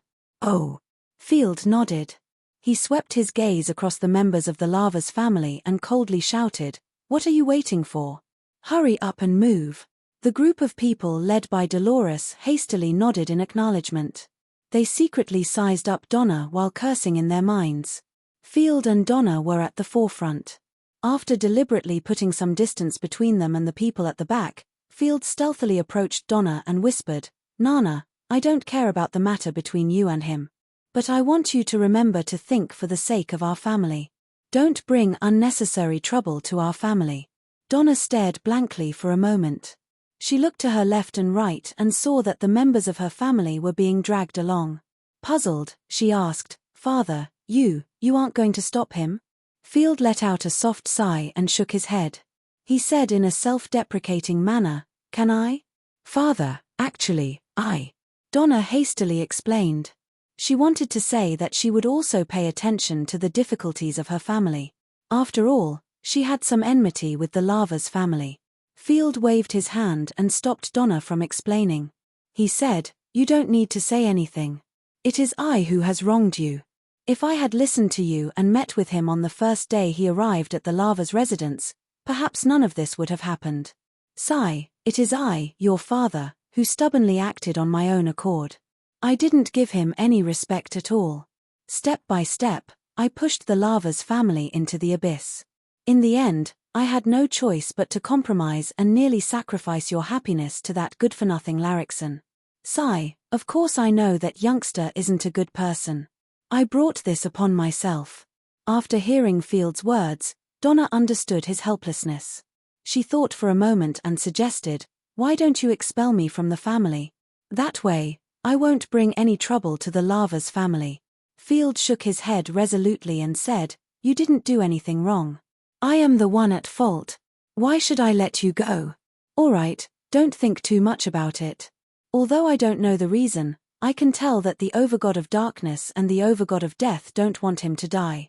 There shouldn't be too much of a problem between you and him." "You mean, you agree for me to be with him?" Donna was overjoyed. Her voice was trembling slightly. Nodding his head, Field sighed, "I've already borne too much for my family. I can be considered a competent leader, but I'm not a good father. Today, I will be a good father for once. I will temporarily cast aside the interests of the family. Thank you, Father. Thank you, Father." Donna didn't know what to say. She originally thought that after Han Shaw killed Avery, the enmity between him and the family would be irreconcilable. She didn't expect that Field would not care about it. Not only did he not try to stop her, but he was also so considerate of her. Donna understood that with Field's words, she would no longer have a knot in her heart. Chapter 9:17. Ethereal City in the Space Dominion. Ever since Baum's death and McKinley took over as the city lord of Ethereal City, not only did the city's trade and combat strength not decline, but they had also grown even more prosperous than when Baum was alive. After McKinley took over Ethereal City, he reduced taxes on all kinds of transactions in the city. As long as one wasn't an evil person, one was welcome to enter Ethereal City. Furthermore, he still maintained the liberal environment of Ethereal City and did not interfere with the residents' personal affairs. McKinley's abilities were far more outstanding than Baum's. Not only was he adept at management, but he also knew how to win people's hearts. Under his leadership, all the major family clans and business owners in the city would submit to him. Those divine guards who had been following Baum submitted to McKinley without hesitation and managed Ethereal City for him. In Ethereal City, the Celestial Pearl Pharmacy and the Goldstone Energy Gem Shop received a lot of attention from McKinley. With the help of the City Lord, the Celestial Pearl Pharmacy and the Goldstone Energy Gem Shop had become the leaders of the two major industries in Ethereal City. It had been some time since Phoebe, Emily, and the members of the Han family had arrived in Ethereal City.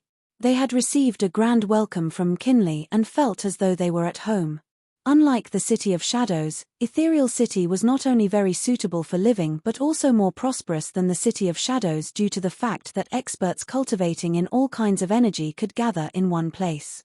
It was the perfect place for ambitious women like Emily and Phoebe to expand their business. With McKinley's help as the City Lord and the wisdom of Emily and Phoebe, the Han family's Celestial Pearl Pharmacy had developed rapidly. They had nearly destroyed most of the medicine and energy gem shops in the city and became the only major business in Ethereal City. Inside the Celestial Pearl Pharmacy, Phoebe, Emily, Sanguinar, and Bolans had gathered in a hall and were exchanging information about their recent gains. Ethereal City is a good place. However, it is said that the Fringe is where we should go. After all, we won't be staying here for long, so we don't need to invest too much energy here, said Statholm with a smile. During this period of time, the members of the Han family felt very comfortable. Unlike when they were in the City of Shadows and Witherbone City, McKinley had truly treated them as one of his own in Ethereal City. He protected them wholeheartedly and did not harbor any ill intentions. Even the cunning old foxes of the Han family could sense that. Yes, McKinley has been very kind to us. I will talk to him about giving him 10% of the profits from the Celestial Pearl Pharmacy and Goldstone Enterprise. Perhaps he's grateful to Brian for saving his life, but he's protecting us a little too much. Even when the owners of the shops go to the City Lord's mansion every day to cause a ruckus, claiming that we've broken the trading rules of Ethereal City, he still ignores us, said Phoebe smilingly. In Ethereal City, she felt as though she was a dragon that had returned to the sea and was able to unleash her full potential. We can't go too far. After all, when Brian arrives, we will be heading to the Fringe. If we cause too much trouble in Ethereal City, McKinley will be put in a difficult position, said Phoebe smilingly. Emily had always been a considerate person. If someone treated her well, she would keep it in mind and find an opportunity to return the favor. Why hasn't Master returned yet? I wonder what's going on, said Sanguinar with his brows bunched. He seemed rather worried. The party fell silent after hearing those words. They knew that Shoror would very likely have to face that incomparably terrifying existence when he returned to the Death Dominion. To them, the overgod of the Death Dominion was an unimaginably powerful enemy. The longer they stayed on Elysium, the more they understood how terrifying an overgod could be. Although they had confidence in Han Shoror, they were still deeply worried when they thought that Han Shoror might have to face an almost invincible existence. Don't worry, Master will be fine. Even if he can't defeat the overgod, he should be able to escape, said Dark Dragon Gilbert, as always, blindly trusting Han Shoror. He wasn't worried about Han Shoror's safety in the slightest. In his opinion, Han Shoror would be fine. An overgod who possesses the quintessence possesses the most fundamental energy of heaven and earth. It is far beyond our knowledge. In this vast material plane, there are only 12 overgods who possess the quintessence. No matter how hard we try, we will never be able to fathom how terrifying they are. I hope Senior Brother is fine, said Bolans with a soft sigh. All right, don't worry. Pack your things and get ready. We will depart for the Fringe in a moment. Suddenly, a sonorous voice sounded from outside. A majestic figure abruptly appeared in the room. Who else could it be but Han Shoror? I'm glad that you are fine, Brian. How did it go? Asked Emily hastily. Hill is dead. Hoffs, Wallace, Larrickson, and Ralph are all dead. Don't worry, they are all dead, said Han Shoror smilingly. He then turned to the crowd and said, It seems that McKinley has been treating you well. Yes. Compared to what I experienced in Witherbone City, it's like heaven and earth, replied Statholm with a big smile. It seemed that he really liked this place. Sanguinar, Emily, Phoebe, and the others were overjoyed when they heard that Hill and the others were dead. To them, those people were the sworn enemies of the Han clan. Only when they were finished would the Han clan be able to make a name for themselves and not have any worries in the future. All right, get ready. I will be making a trip to McKinley's mansion. When I return, we will depart for the fringe. Haha, no matter how great Ethereal City is, it is still someone else's territory. Only the fringe is ours. I'm sure you will like the pandemonium, said Han Shaw smilingly. Then, without waiting for them to reply, he vanished from the place. Ethereal City, inside the mansion of the City Lord. McKinley, who was meditating in the gymnasium, put on a bright smile when he saw Han Shaw suddenly appearing in front of him. His face was filled with delight as he said, "Brian, you have finally returned." McKinley had undergone a drastic transformation.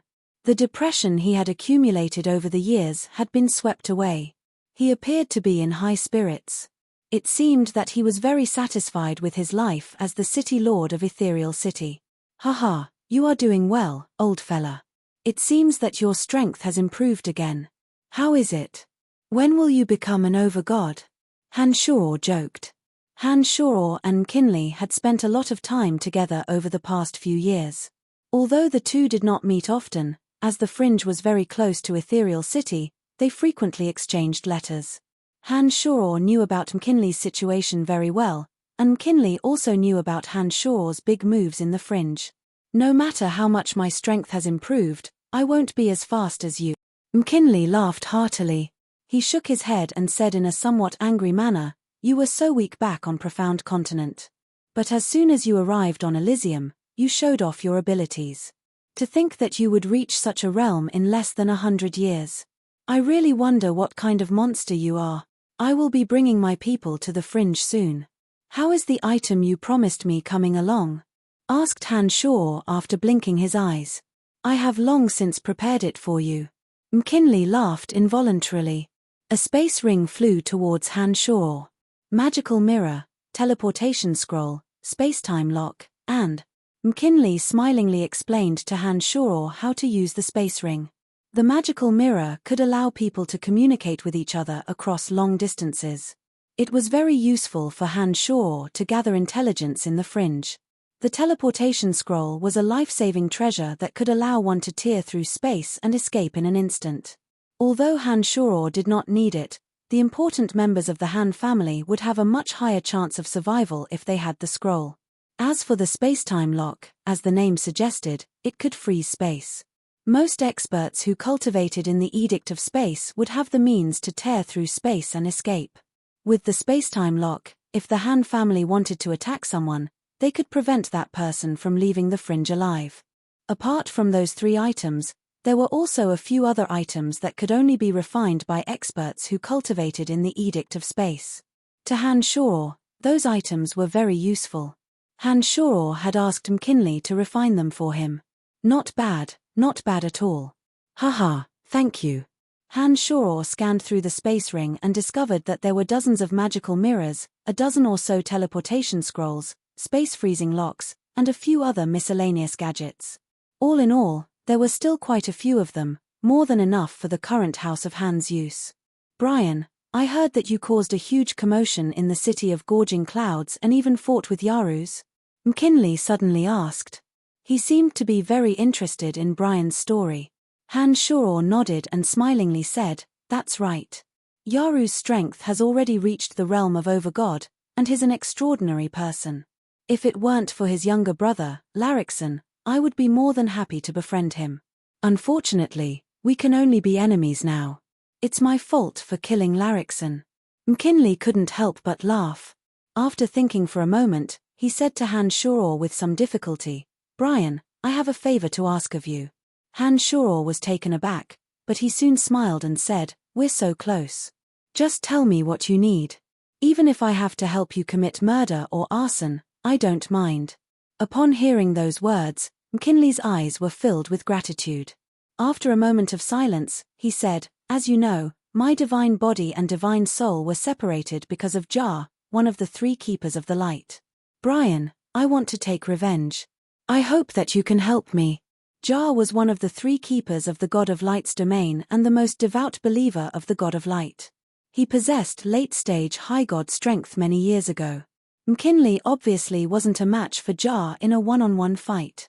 If he wanted to take revenge, he would have to look for help. And Han Shoror was the most suitable candidate. No problem. Just confirm the time and place and I will help you.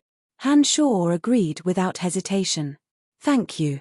McKinley looked at Han Shoror and expressed his gratitude. He knew that he owed Han Shoror a huge favor. I will inform you after I find out Jar's whereabouts. Alright, I'll wait for your news. Alright, I'll be taking my men back to the fringe. Han Shoror smiled and didn't take the matter to heart.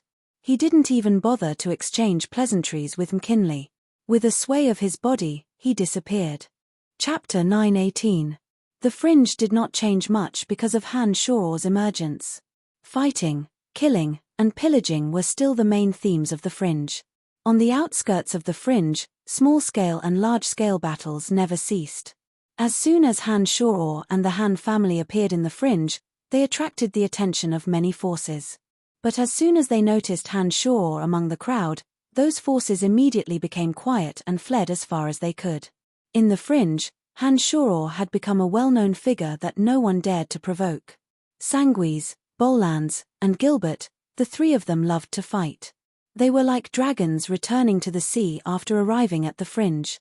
From time to time, they would leave the main force and wander around alone. Every time they returned, they would be covered in wounds. All 3 of them were cultivators of demonic arts. They knew that if they wanted to improve their strength in the shortest time possible, they would have to temper themselves through repeated battles. The fringe was the perfect place for them to do so. After they left Han Shoror, the 3 of them would sometimes travel together and sometimes they would separate. They would look for small forces that weren't particularly strong to attack and use their enemies' deaths to sharpen their strength. Han Shoror allowed them to do as they pleased because he knew that the 3 of them possessed decent strength and were cunning. Even in the fringe, they wouldn't suffer too much. Their injuries weren't particularly serious and they would recover in a day or 2. In the beginning, the 3 of them went out alone. Later on, they gradually brought along some of the Han clan's guards. The Han clan's guards had been tempered for a long time and were not easy to deal with. Once there were more of them, and with the 3 of them commanding them, many forces along the way were killed. Later on, when many forces saw them approaching, they would hide far away. The fringe isn't as scary as I thought. I didn't encounter any powerful enemies along the way. Sanguinar had been in high spirits for the past few days. Having single-handedly killed a mid-stage high god for the first time, his confidence had swelled to an unprecedented level. He even became somewhat arrogant. Haha, we are too strong. But the fringe shore is a chaotic place. Every time we walk, we will see a great battle. Those guys are more ferocious than the next. This place is really interesting. It suits our Han family very well. Gilbert was also very excited. In this place, he could unleash all of his energy and improve himself by killing. Obviously, he liked the fringe a lot. Only Bolans wasn't as confident as the other 2. He coldly glanced at the 2 and said, "The fringe is famous for being a chaotic place on Elysium.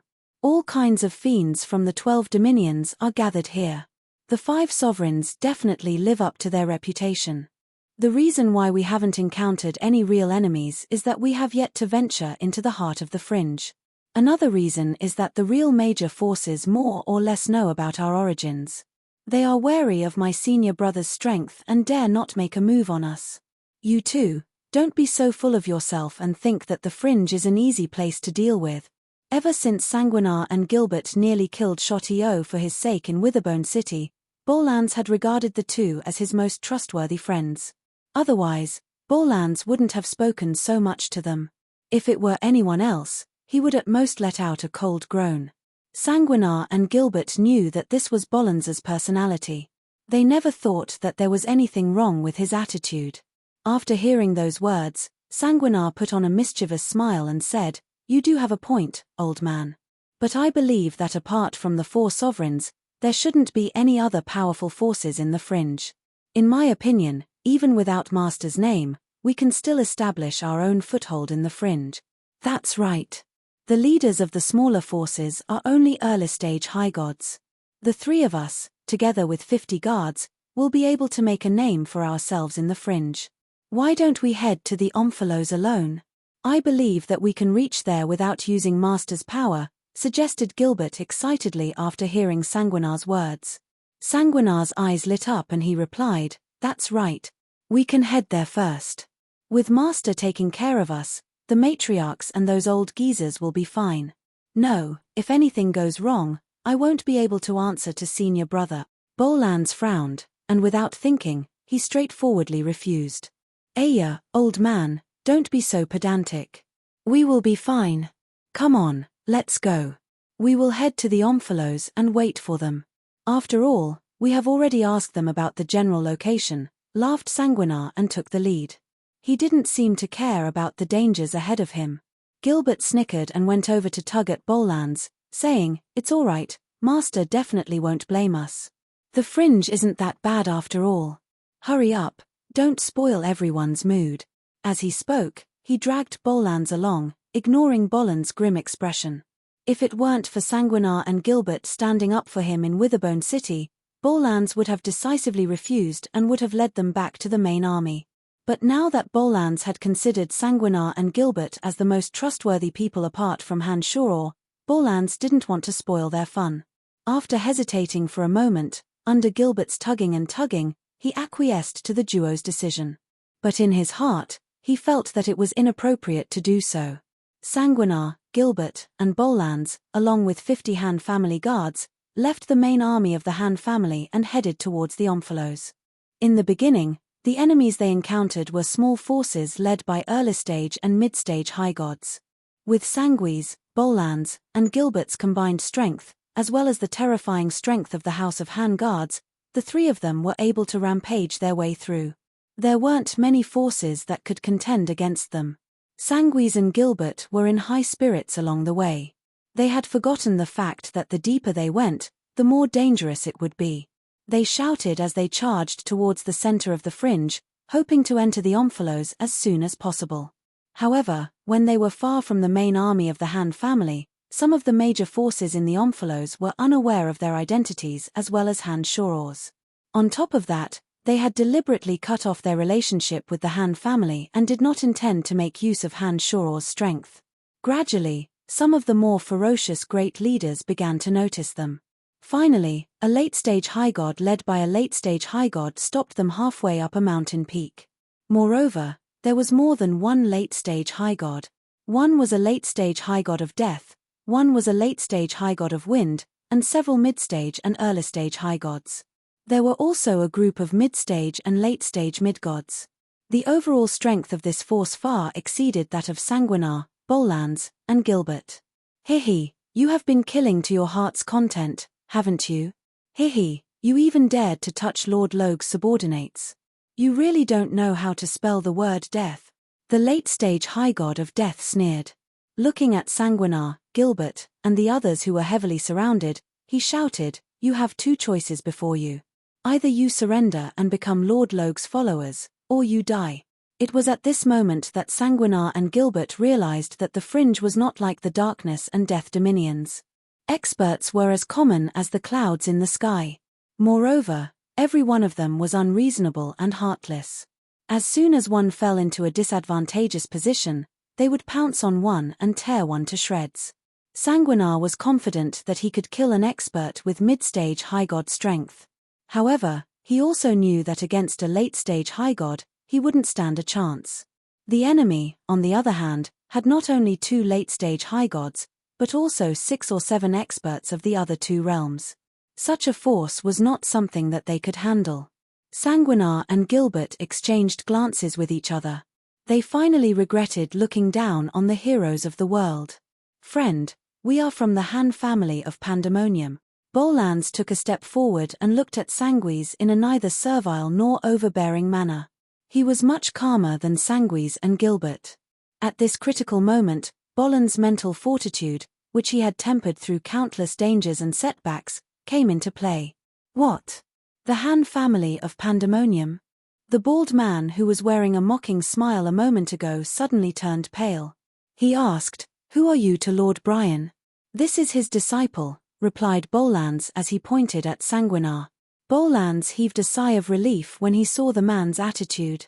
He thought to himself, Senior Brother is indeed fearsome in the pandemonium. It seems that with Senior Brother's reputation, there won't be any problems today. The bald man wore a grave face. He scrutinized Bolans, Han-Shoror, and Han-Shoror for a moment before he suddenly shouted, "Kill them all. Don't leave a single one alive.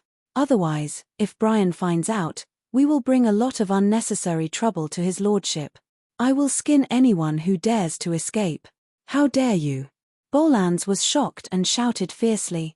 "Haha, why wouldn't I dare? Do you think that I won't touch you just because of Brian's reputation? Haha, none of you will escape today. He won't even know who did it. How can he find me? You outsiders don't know the situation in the Fringe at all. Let me tell you, the people of the Fringe are all madmen. There's nothing they don't dare to do," laughed the bald man maniacally. His maniacal demeanor made him sound like a madman. "Attack!" commanded the bald man with a wave of his hand. Bolland's heart sank. He knew that they were in deep trouble. Chapter 9:19. When the bald man saw that their strengths were relatively weak, he intended to kill all of them. If none of them were to walk out alive, nobody would know what happened here and nobody would be able to avenge him. After the bald man shouted coldly, everyone swarmed forward and surrounded Bolans, Sanguinar, and Gilbert in the center. They blocked all possible escape routes and made it clear that they had no intention of sparing their lives. "Kill!" shouted the bald man again. He and the other High God of Wind did not join the fight. From his point of view, given the strength of Bolans, Sanguinar, and Gilbert, there was no need for the two of them to join the fight. 5 or 6 High Gods and 100 or so minions suddenly charged at Han-Shoror and Gilbert. Those High Gods possessed early-stage or mid-stage strength and therefore posed little threat to Han-Shoror's party. Sangui's and Gilbert's faces turned grim. They took the lead and intercepted 2 of the High Gods. Bolans followed closely behind. When the sharp flying sword in his hand flew out, the entire sky was filled with surging killing intent. An early-stage High God who had just approached Bolans was intimidated by the terrifying killing intent. His body only slowed down for a moment before the sword ray swept past him. Unable to dodge in time, a deep gash was left on his chest. "Sanguinar, Gilbert, let's find an opportunity to escape," shouted Bolans after forcing his opponents to retreat. The eyes of Sanguinar and Gilbert glinted coldly. They charged at their opponents even more ferociously. Every move they made was an attack that put their lives on the line. Their 2 opponents didn't dare to perish together with them and had no choice but to evade and delay. However, Sanguinar, Bolans, and Gilbert were only 3 while their opponents had 6 High Gods. When the 6 High Gods surrounded them, Sanguinar, Bolans, and Gilbert immediately fell into a disadvantageous position. If they didn't put their lives on the line, they wouldn't have lasted more than a few minutes. The 6 High Gods surrounded Sanguinar, Han-Shoror, and Han-Shoror. The 100 or so mid-gods approached the Han family guards and suddenly attacked the Han family guards in unison. Unlike Sanguinar, Han-Shoror, and Han-Shoror, although the Han family guards were outnumbered by half, they displayed terrifying combat strength. They spread out like a machete.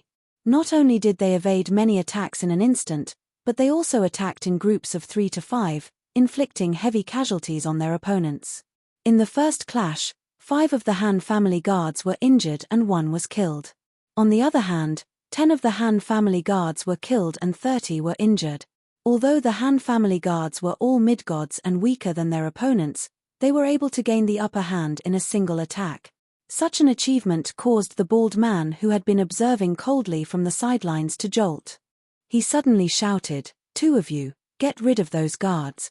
The 6 High Gods that were besieging Sanguinar, Bolans, and Gilbert immediately realized that their subordinates had failed when they heard the bald man's shout.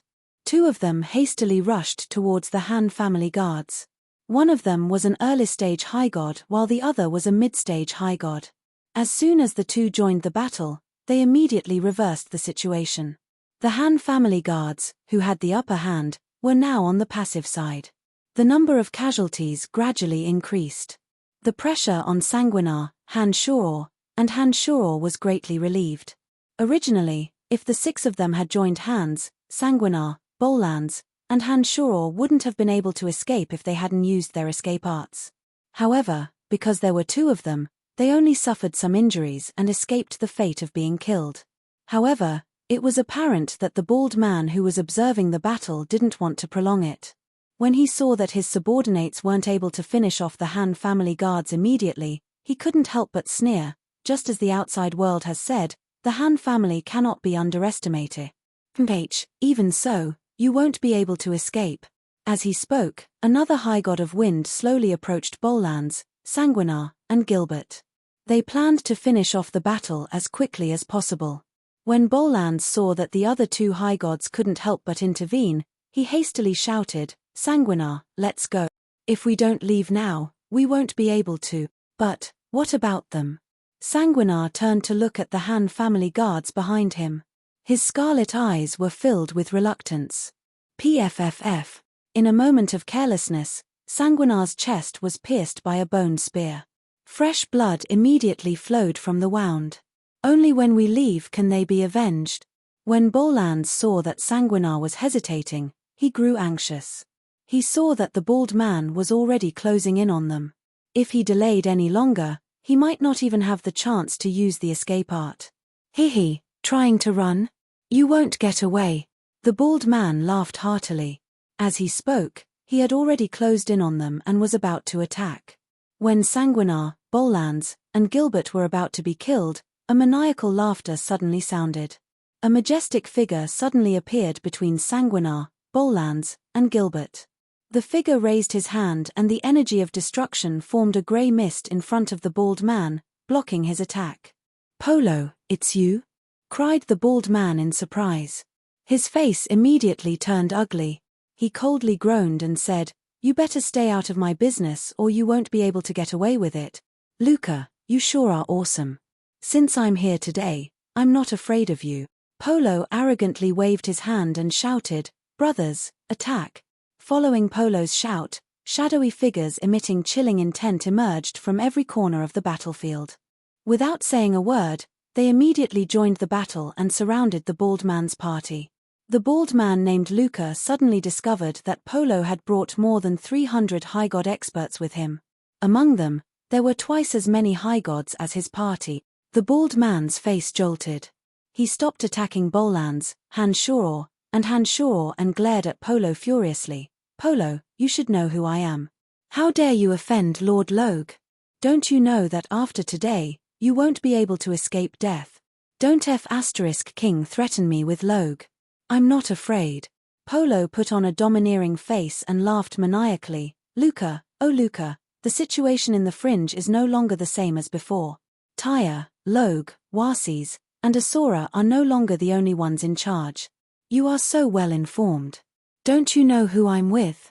Upon hearing those words, the bald man's heart jolted. He suddenly recalled the news he had recently received.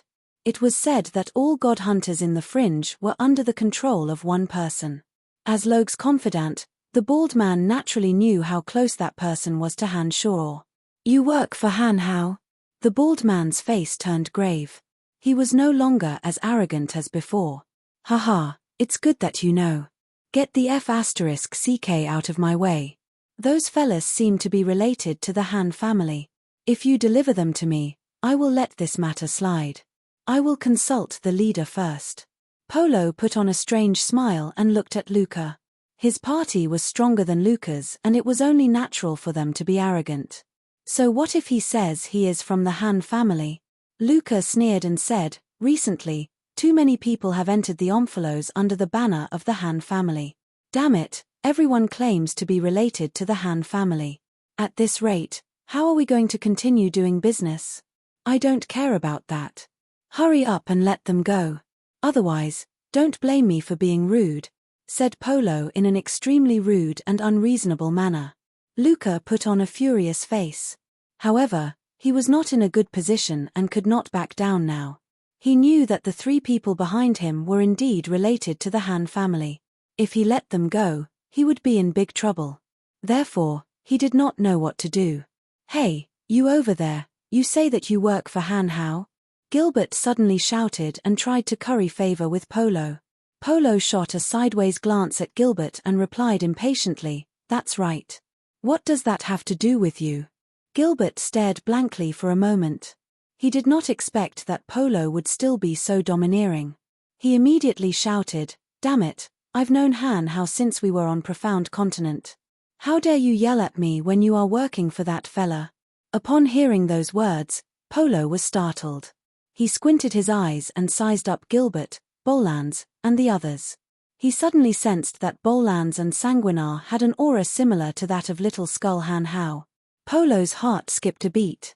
He hesitantly asked, "Are you really from the Han family?" F***ck, Polo, so you are here to stir up trouble without knowing anything? Upon hearing Polo's words, Luca immediately realized that Polo was here to stir up trouble. Otherwise, he wouldn't have questioned Gilbert in such a manner. Polo smirked mischievously and somewhat awkwardly replied, "Just as you said, all the outsiders who come to the Omphalos claim to be from the Han family. I can't even tell who is the real one." As he spoke, Polo took out a magical mirror and asked Gilbert, "What's your name? Tell me now, I need to report this to the chief. Just tell him that I'm Dark Dragon Gilbert. That fella will surely remember me." Gilbert laughed heartily. Polo nodded, took a step back, and activated a magical mirror among his subordinates. They were probably going to report to their superiors. The image of Little Skull Han Hao gradually appeared in the magical mirror. After listening to Polo's report, he straightforwardly gave the order. Polo nodded.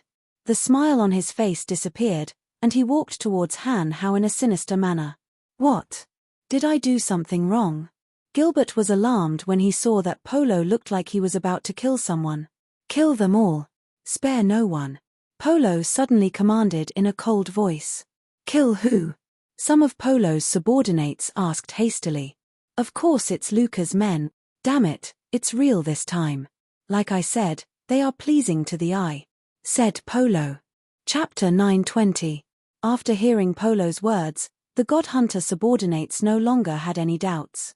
They sneered and charged at Luca and his men. In an instant, they surrounded Luca and his men, blocking every single gap. Luca's heart turned cold. He shouted, "Polo, do you really dare to attack me? I work for Lord Logue. If you touch me, Lord Logue will not let you get away with it." Luca realized that the forces on his side were far inferior to his opponents. He had no choice but to use Logue's name to intimidate Polo. "None of you will be able to escape. Who the hell will know who killed you?" Polo put on a sinister smile and said, "Besides, so what if Logue knows? Hehe, do you think our lord is afraid of him? Kill them all. Leave none alive." Luca had previously surrounded Sanguinar, Bolans, and Han Shuror with these words to mock them. Little did he expect that in just a few minutes, he would fall into his own trap. Not only did he suffer the same fate, but he was also mocked by Polo with the same words. Luca was so furious that he felt like vomiting blood. He felt that he was at his wits' end against the unreasonable and cruel Polo. Polo did not give Luca any chance to speak. He charged at Luca with a ferocious face and surrounded Luca. Together with another late-stage High God of Thunder, he and another late-stage High God of Thunder attacked Luca. Suddenly, Bolans, Sanguinar, and Gilbert became bystanders. Not a single one of Luca's subordinates had a chance to attack them. They were all stopped by Polo's men. Sanguinar put on a stunned face. He looked at Dark Dragon Gilbert in puzzlement and asked, "Why do you think that Han Hao has such a group of powerful subordinates? From what you have said, back on Profound Continent, he didn't seem to be particularly powerful. How did he manage to gather so many powerful subordinates in just a few decades?" "How am I supposed to know?" Gilbert rolled his eyes and said smilingly, "But that guy is really strange. He has been following Master around for a long time, killing and arson. He has been with Master for a much longer time than we have. Hehe, weren't you also powerless when you were in the Abyss? Isn't he still able to strut around on Elysium? That guy has been with Master for so long and he has a better foundation than you to begin with. It's only natural for him to improve so quickly." "That's right. Back when we were developing the Han family in the City of Shadows, he had been accumulating his power in the Ronson Canyon. Before he left the Ronson Canyon, he was the true leader of the Ronson Canyon. After such a long time, it's only natural that he's become even more powerful, Bolans explained. He knew a little about Han Hao and knew a little about him. I really want to meet him, Sanguinar said in a low voice. All along, Sanguinar had been the most powerful member of the Han family after Han Shoror. Over the years, he had made rapid progress and gradually gained some arrogance. But now, with the addition of Han Hao, whether it was in terms of strength or prestige, he seemed to be vaguely suppressing him. As they were both youngsters, it was only natural for him to feel a little indignant. It was only natural that he would want to spar with Sanguinar. Bolans and Gilbert looked at Sanguinar in amusement and did not say anything. However, they both understood that although Sanguinar had made rapid progress in the Han family, he would have no chance of winning against Little Skull Han Hao. He would be asking for trouble. Just think about it, if even Han Hao's subordinate, Polo, possessed late-stage high god strength, Han Hao himself wouldn't be any weaker than Polo. From this, it could be seen that Sanguinar had no chance of winning against Han Hao at this moment. He would only be asking to be humiliated. While Bolans, Gilbert, and Sanguinar were discussing in low voices, Luca's subordinates were wailing like ghosts and howling like wolves. They were utterly routed by Polo's god hunters. In just a few moments, they had suffered disastrous losses. Sanguinar, Gilbert, have you noticed that these god hunters seem to be very familiar with each other's teamwork? Bolans suddenly asked. Sanguinar and Gilbert stared blankly for a moment. They bunched their brows and carefully observed for a moment before they nodded. Polo's god hunters were obviously different from Luca's subordinates. They actually knew how to cooperate with each other. It was obvious that they had gone through training in demonic formations.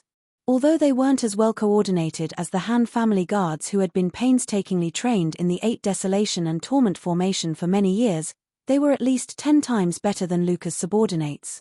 It seems that this youngster has learned quite a lot from Master. Haha, it's no wonder he can make such a name for himself among the god hunters, said Gilbert smilingly after taking a few glances.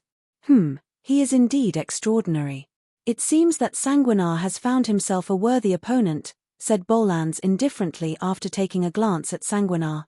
He knew that Sanguinar had made rapid progress over the years and that his temperament had undergone subtle changes. Nowadays, other than his master, Han Shoror, Sanguinar had very little respect for anyone else. Bolans knew that this wasn't a good thing. However, it wouldn't be a bad thing if Sanguinar could set a good example for him.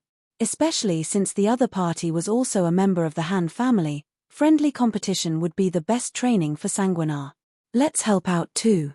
Haha, we can't just stand and watch. Gilbert was idle for a while and felt his hands itching again. He immediately suggested excitedly. Before Bolans could voice his opinion, Sanguinar charged forward with blood-red eyes. An intense stench of blood suddenly spread from his body. Under the immense pressure from Little Skull Han Hao, Sanguinar's fighting spirit seemed to have been stimulated and he seemed to have made some sort of breakthrough in his blood god mantra cultivation. Holy shit, Sanguinar has gone insane. That bloody stench just now was extremely pungent. Don't tell me he has made another breakthrough, exclaimed Gilbert in surprise. He was the most familiar with Sanguinar and the two of them were standing very close to each other. He immediately sensed the even more intense stench of blood coming from Sanguinar's body. Bolans nodded his head in satisfaction. A rare smile appeared on his face as he said, Sanguinar is indeed powerful. Based on his rate of improvement, I think he will surpass Han Hao sooner or later. That will be difficult. Haha, you haven't seen Han Hao. That guy is even more terrifying. He is even colder and more inhumane than you. Although Sanguinar has made rapid progress, I think he is far from Han Hao in terms of mental cultivation. Han Hao is the real cold-blooded one, Gilbert thought for a while. He felt that compared to Little Skull, Sanguinar seemed to be lacking something. I really want to meet him. Bolans nodded his head. It seemed that he was also very curious about Little Skull Han Hao. Let's do it. Kill all these guys. Gilbert did not waste any more words. He called out to Bolans and charged towards Luca's men. Polo's side was already at an absolute advantage. With the addition of Sanguinar, Bollands, and Gilbert, the death rate of Luca's followers increased exponentially. Miserable shrieks and wails could be heard as they were devoured by the divine energy of the god hunters.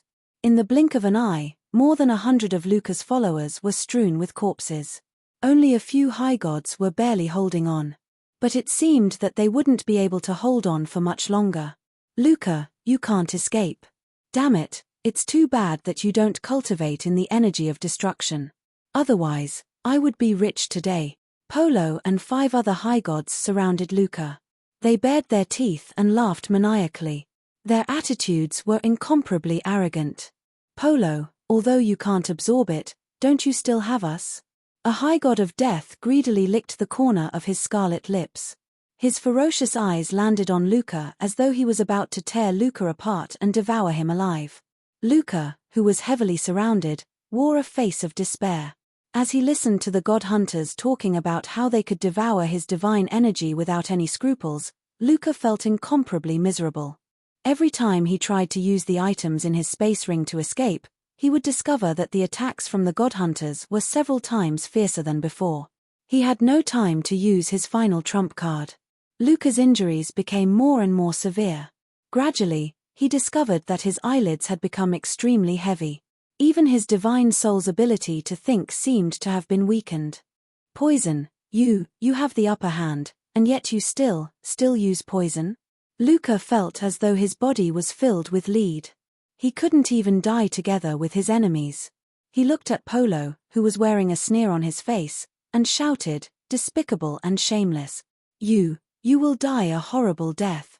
He, with your strength and realm, we will have to pay a price if we want to kill you using normal methods. My apologies, but you also know that the Han family specializes in making medicines. I heard that this colorless and odorless soul-slaying powder, which can be smeared on weapons, is specially made by Lord Brian. Just accept your fate, said Polo in a very treacherous smile. Polo and his men had surrounded Luca and refrained from killing him because they wanted to give Luca a little bit of hope. They did not want Luca to die together with them. From time to time, Polo would stab Luca with his hand and wait for the soul-slaying powder to take effect.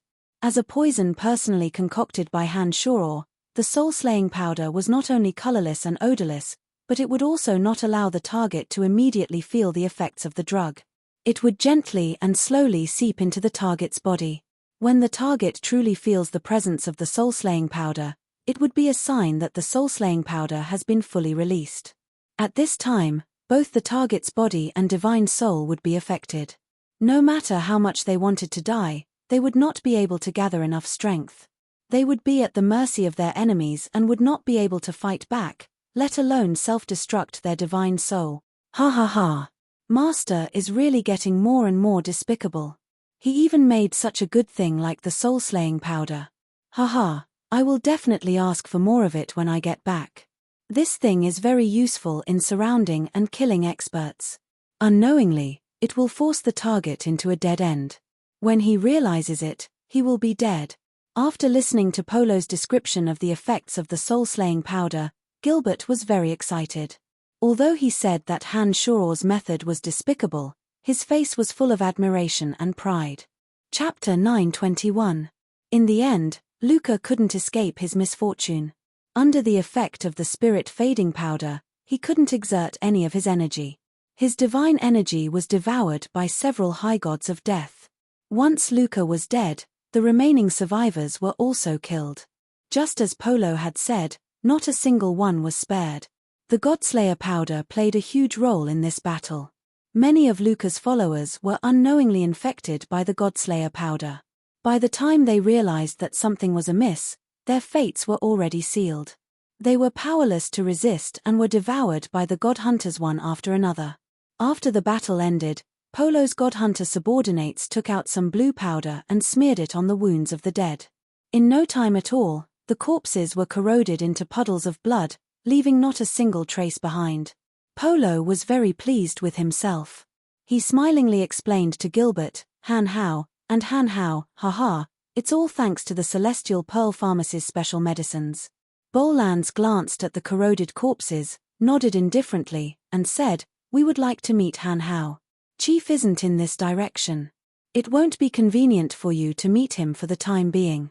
But since you are going to the Omphalos, you will have the opportunity to meet him." From Little Skull's order, Polo learned that Gilbert and his party were indeed from the Han family. Therefore, Polo appeared very friendly. "All right then. Thank you for today's matter." Bolans did not insist and thanked him indifferently. "You're welcome. Hee, we're all family. Don't stand on ceremony." Polo knew very well the relationship between Han Hao and the Han family. He had subconsciously regarded himself as a peripheral member of the Han family. Therefore, he did not dare to claim credit in front of Bolans, Han Hao, and Han Hao. "Anyway, thank you. We will be heading to the Omphalos next. But this time, we will be more careful. There shouldn't be any problems." Bolans thought for a moment, looked at Gilbert and Sanguinar, and said, "Let's continue."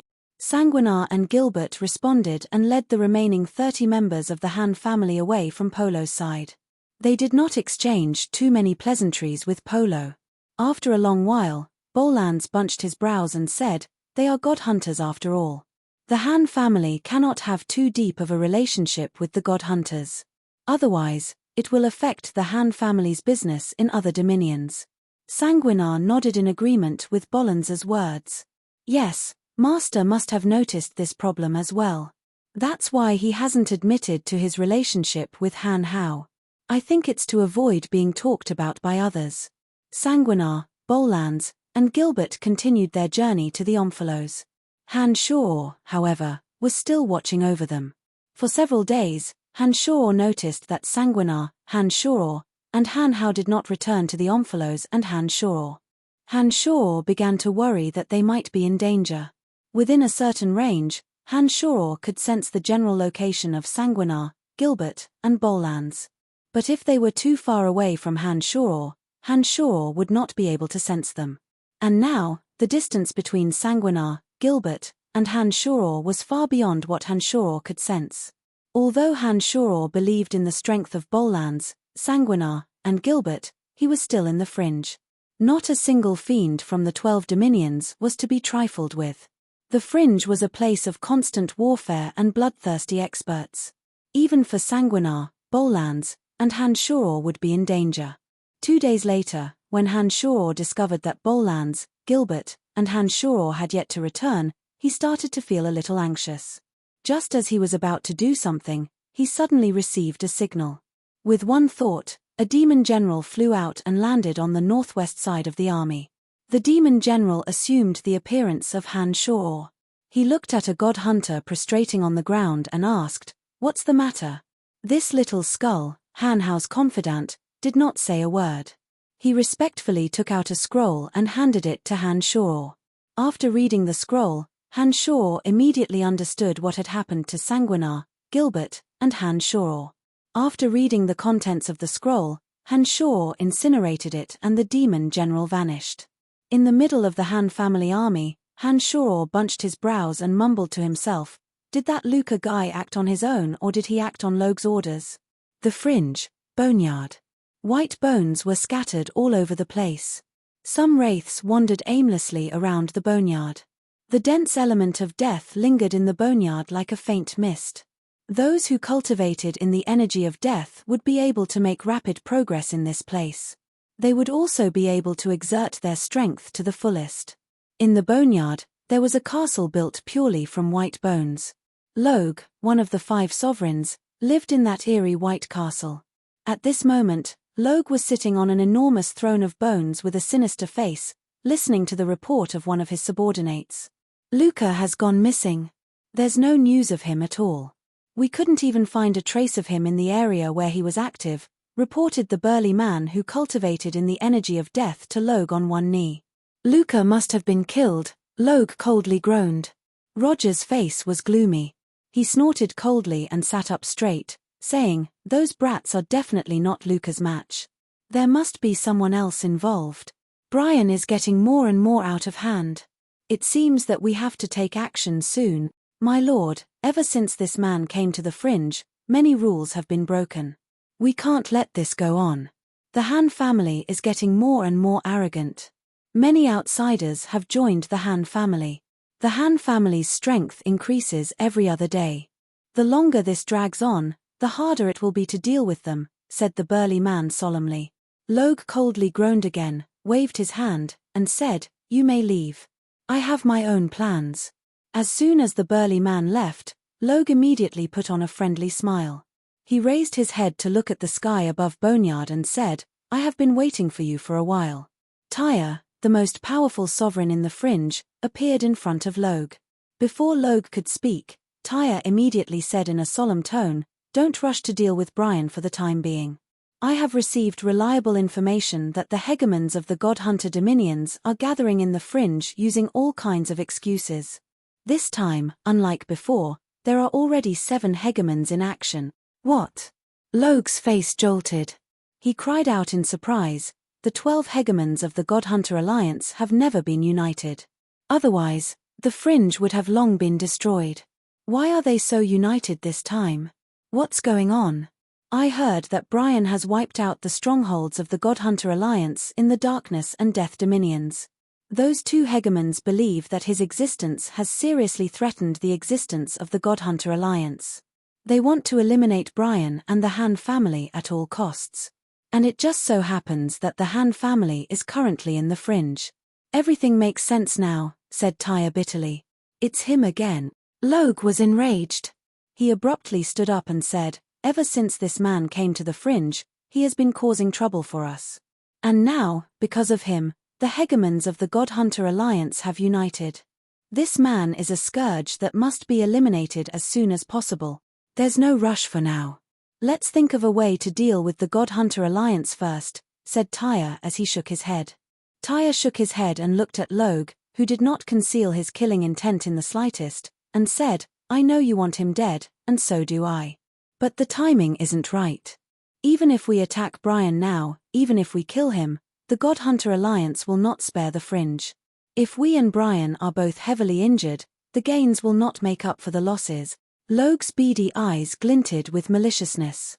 He rolled his eyes for a while before he suddenly nodded and said smilingly, "I have an idea. We can promote him and let him lead the fight against the God-Hunter Alliance. No matter what happens, he will use his strength to fight against the God-Hunter Alliance. If he is killed by the God-Hunter Alliance, that will be for the best. But if both sides are heavily injured, the 2 of us will join forces to kill him. No matter what, we can't let him live." "That's a good idea." Tyre chuckled mischievously. He rolled his eyes and said, "But do you really think that Brian and his people can deal with the God-Hunter Alliance? Don't we still have Warsees and Asura?" Logue put on a sinister smile and said, "All we have to do is to let the 3 of them take the vanguard first. As long as they and the God-Hunter Alliance take the lead, we will have plenty of opportunities later on. If all 3 of them are dead, the Fringe will be ours to rule. It seems that my trip here wasn't in vain." Tyre kept silent for a moment before he suddenly laughed heartily. "Let's have a good discussion. With our spies and connections in the Fringe, we will surely be able to let the 3 of them take the lead." Logue put on a sinister smile and continued, "Whether it's Brian, Asura, or Warsees, aren't they all trying to replace you? Tyre, as long as the 2 of us handle this operation against the God-Hunter Alliance, we'll split the east and west sides of the Fringe. Let's have a good discussion." Tyre lowered his voice and discussed some details with Logue in a low voice. A day later, Tyre left Audiobook with a smile on his face. He deployed layers of barriers in the dark and opened a magical mirror. The magical mirror distorted and gradually revealed a face that Han Shoror was familiar with: Daka, one of the hegemons of the God-Hunter Alliance. "Big brother, this is what happened." Tyre's expression relaxed as he recounted the details of his discussion with Logue in front of the magical mirror. Daka nodded repeatedly in the magical mirror. After a while, he smiled and said, "After this battle, I will be in control of the God-Hunter Alliance and you will truly be in control of the Fringe. When that happens, we brothers will work together to break through Eternia and snatch the quintessence." Logue, don't blame me for killing you first." Tyre laughed heartily. Chapter 922. With Phoebe, Emily, and the others in tow, Han Shoror finally arrived at the Omphalos after half a month. There were 10 sovereign shops in the Omphalos that belonged to the Han family. One of the doors leading to the pandemonium was guarded by the Han family guards. When Han Shoror arrived, he entered the Omphalos without paying any black crystal coins. Sanguinar, Bolans, and Gilbert were already at the Celestial Pearl Pharmacy. As soon as Han Shoror and Statholm arrived at the Celestial Pearl Pharmacy, Bolans came up to Han Shoror and apologized. "Senior, the three of us were careless and rashly entered the Omphalos. We ran into another sovereign, Logue's men. If it weren't for Han Hao's men, we wouldn't have been able to make it to the Omphalos. This matter is my responsibility. Please punish me, senior brother." Bolans took full responsibility and did not reveal that Sanguinar and Gilbert had instigated him. "It has nothing to do with him, master. It was Sanguinar and I who came up with the idea," Gilbert immediately shouted when Bolans took full responsibility. Sanguinar did not say a word and merely nodded. All right, I know what happened. There's no need for you to repeat it," said Han Shoror impatiently.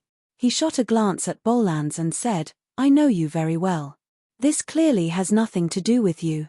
It must have been Gilbert and Sanguinar's idea. Gilbert, Sanguinar, from today onwards, the two of you will be in closed-door training for 2 years. Repent to me. More than 20 of the 50 House of Han guards have died because of your reckless actions. You two better atone for your crimes." Han Shoror shouted coldly. "That's right. You'd better make amends to your fallen brothers."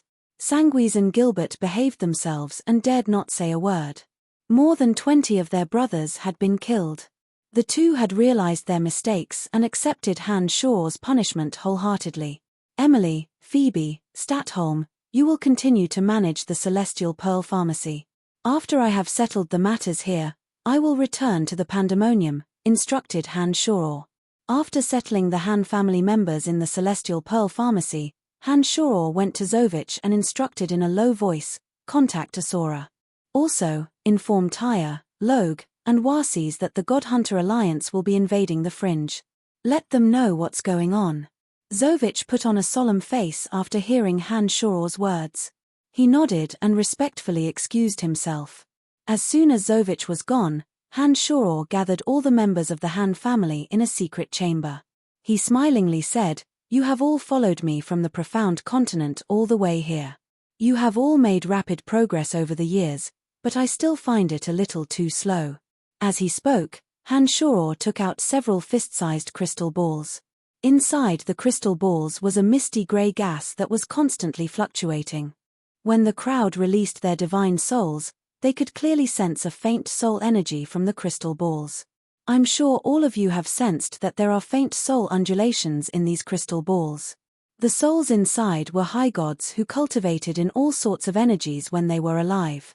However, I have erased all of their consciousnesses, leaving behind only the purest comprehension of energy cultivation, said Han Shoror smilingly as he swept his eyes across the crowd. The Han family members were stunned to hear Han Shoror's words. They couldn't figure out what Han Shoror meant. Fanny, a cultivator of the energy of death, was pleasantly surprised. She exclaimed excitedly, "Brian, you mean, you want us to fuse with these souls? I know that a soul that has lost its self-awareness is equivalent to a piece of pure memory. It can indeed fuse with a divine soul. Since these people were high gods who cultivated in various types of energy when they were alive, it means that these souls contain." Before Fanny could finish her sentence, the faces of everyone in the room were filled with ecstasy. None of them were stupid. They could tell from Fanny's words just how great of an opportunity they were about to encounter. After arriving on Elysium, all of them were deeply aware of the inadequacy of their strengths. Although they had made rapid progress with the support of the Han family's enormous financial resources, although the accumulation of energy could be made up for with a large amount of divine essences, the comprehension of realms could not be achieved overnight. Therefore, even with the support of the Han family's enormous wealth, most of them had only entered the mid-god realm. Some of them with weaker strengths had their realms restricted and were still hovering around the low-god realm. Without a profound understanding of the energy, no amount of divine essences would be enough to make a breakthrough to the next realm. The souls in the crystal ball in Han Shoror's hand were a solution. Not only Emily and Phoebe, But even Statholm the old monster and Aamike Cotton were wild with joy. They looked at Han Shoror in disbelief. Aamike Cotton's face was filled with pleasant surprise. He asked excitedly, "Brian, how did you do it? We have been on Profound Continent for some time, but we have never heard of anyone who could so skillfully erase the self-awareness of another person's soul without harming the soul. This is amazing. I don't think even those over-gods who possess the quintessence can do this."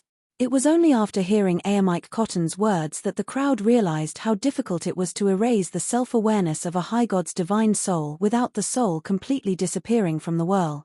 Having lived on Elysium for so long, they had only heard that under certain special circumstances, some gods' divine souls would lose their self-awareness and not disperse. However, the probability of this happening was very small. Most of the time, they were formed in some kind of inexplicable environment. They had never heard of such a thing being done by humans. Naturally, Han Shoror would not explain to them how the demonic arts he cultivated had allowed him to control his soul to such an exquisite realm. He put on a smile and said, "Don't worry about how I did it. You all should spend some time to fuse with the purest understanding of the energy these high gods have of their respective realms. Once you have the knowledge they have accumulated over the years, you will be able to make breakthroughs very quickly in the future. As long as you have enough divine energy in your body, you may be able to reach high god realm in just a few years." The crowd was overjoyed to hear those words. Under Han Shoror's guidance, they received a crystal ball of the same energy from him. Most of the souls in the crystal balls are mid-stage high gods, with a few being late-stage high gods. Their souls contain a tremendous amount of information. Be careful when you absorb and fuse with them. Don't try to fuse with all the information in one go. I'm afraid that you won't be able to handle it. This special container that I use to store their souls can guarantee that their souls will not disperse. You can try to absorb them bit by bit. Don't try to absorb them all in one go. Otherwise, you might not be able to handle it and your realms might even regress. Han Shoror hastily instructed when he saw that they were holding the crystal balls in their hands with great care and excitement. "We know what to do, Brian. Don't worry, we will be fine," said Emily. She and Phoebe were the happiest among them. For the past few years, the two ladies had spent most of their time and energy on the Celestial Pearl Pharmacy. Unlike Statholm and Aamike Cotton, they did not have a lot of time to cultivate. Therefore, in the Han family, Emily and Phoebe made the slowest progress in their realms. Even now, they were still hovering around the mid-stage mid-god realm. Although the two could enjoy more divine essences than the others, they could not make any breakthroughs in their realms.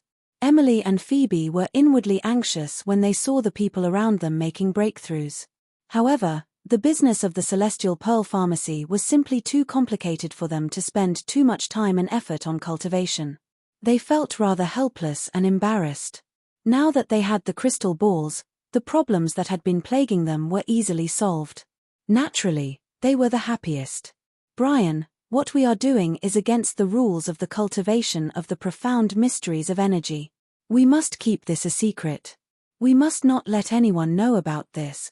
The God Hunters have become the public enemy of the entire Profound Continent by stealing the divine energy of others. What we are doing is tantamount to forcibly erasing the other party's soul. This is even worse than what the God Hunters are doing. We must not let even the slightest hint of this get out. Otherwise, our Han family will become the public enemy of the entire Profound Continent." Aamike Cotton shouted to the crowd solemnly while holding the crystal ball in his hand. "That's right. That is why I have dismissed all the Han family guards in the vicinity. Only those of us who came from Profound Continent will know about this. All of you must remember not to leak any information about this matter. If you want to exchange insights, you must do so in the secret chamber of the Han family." Han Shoror also wore a solemn face and exhorted them to be extremely careful. After hearing Aamike Cotton's words, the crowd realized the gravity of their situation. They understood that Han Shoror's methods were 100 times worse than those of the God Hunters. They put away their cheeky smiles and solemnly swore that they would not leak any information about this matter. "All right, I believe that all of you know what to do," Han Shoror said smilingly. Han Shoror smiled and continued, all right, You guys be careful. After I meet with Asura, we will all return to Pandemonium. Once we reach Pandemonium, there will be no need to be so cautious. Haha, Tanai is one of us. There are layers upon layers of demonic formations around the perimeter. Even the sovereigns of the fringe won't be able to sense what's going on in Pandemonium. With the exception of Sanguinar and Bolans, almost every member of the Han family who came from Profound Continent received a crystal ball. Even Dark Dragon Gilbert, who cultivated in the energy of darkness, received the soul of a mid-stage high god from Han Shoror. With such a heaven-defying divine item, in addition to the divine essences collected by the House of Han, Han Shoror believed that it wouldn't be long before these people could become characters who could take charge of their own affairs. He would have less to worry about in the future. After all of them left, Han Shoror took out 2 crystal balls. Since even Han Shoror and his 2 avatars had obtained crystal balls, there was no reason why Han Shoror's 2 avatars would not improve. Chapter 9:23. Of the 2 crystal balls, one was Hill's divine soul that cultivated in the Edict of Death, and the other was a late-stage high god leader of the Death Dominion who cultivated in the Edict of Destruction. The self-consciousness of the 2 divine souls in the crystal balls had been wiped away, leaving behind only the purest understanding of the profound meaning of power.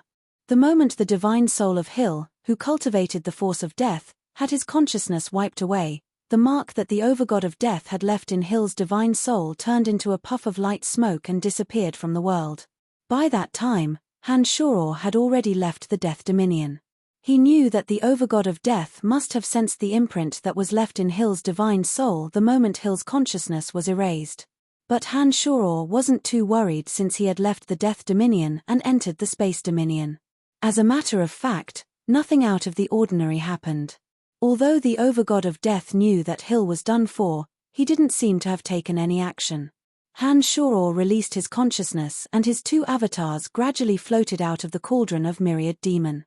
They sat on the left and right of Han Shoror's main body and took the 2 crystal balls from Han Shoror's main body. After Han Shoror's demonic arts reached the Skybreak realm, the strength of his demonic arts had greatly improved, far surpassing that of his 2 avatars that cultivated in the Edict of Death and Destruction. It had been a long time since Han Shoror used his avatars to fight an enemy. He had also neglected the cultivation of his avatars. Han Shoror understood that no matter how much his avatars improved, it would be very difficult for them to surpass his main body. But ever since Han Shoror tested the fusion of his avatar's domains of divinity, he felt that if his avatars could fuse the energy they cultivated together, they might be able to display astonishing power. Under the control of the 2 avatars, the 2 crystal balls slowly floated in front of them. They released their godly souls and began to try to connect with the pure power in the crystal balls. When the 2 godly souls slowly attached themselves to the crystal balls, they immediately felt a huge amount of information from them. As soon as the thought appeared in his mind, the life form inside the crystal ball suddenly changed drastically like a nebula. Pieces of memory waves mixed with his 2 souls, fusing in the most magical way. During this process, the consciousness of Han Shoror's main body was divided into 2 and entered the 2 crystal balls, playing the role of neutralization. He arranged the memories in the crystal balls in an orderly manner so that every piece of memory that entered the 2 divine souls would not be messed up. This saved the 2 avatars a lot of effort. If it were Phoebe and Emily, they would have to spend a lot of time and effort to fuse the pure soul memories in the crystal ball. There was no pattern to the understanding of the power. After fusing, they would have to spend 10 times the time to rearrange the memories. Otherwise, not only would they not be able to improve their realm, it would also affect their own realm. With the assistance of the consciousness of his main body, Han Shoror saved a lot of time. Unlike Phoebe and Stratholm, who had to divide the soul memories several times, Han Shoror's 2 divine souls absorbed the enormous amount of memories in the 2 crystal balls in one go, leaving not the slightest trace of agility behind. 3 days. In just 3 days, the divine souls of Han Shoror's 2 avatars had obtained everything in the crystal balls. The enormous amount of information about the power of death and destruction flooded the minds of the 2 avatars. At this time, Han Shoror's consciousness was withdrawn. He no longer needed to expend any energy. "Come in," said Han Shoror indifferently after his 2 avatars returned to the cauldron of Myriad Demon. Zovich, who had been waiting outside for a long time, hastily came in. He bowed respectfully and said, "Asura has sent a message. He has invited you to Tyre's sovereign shop.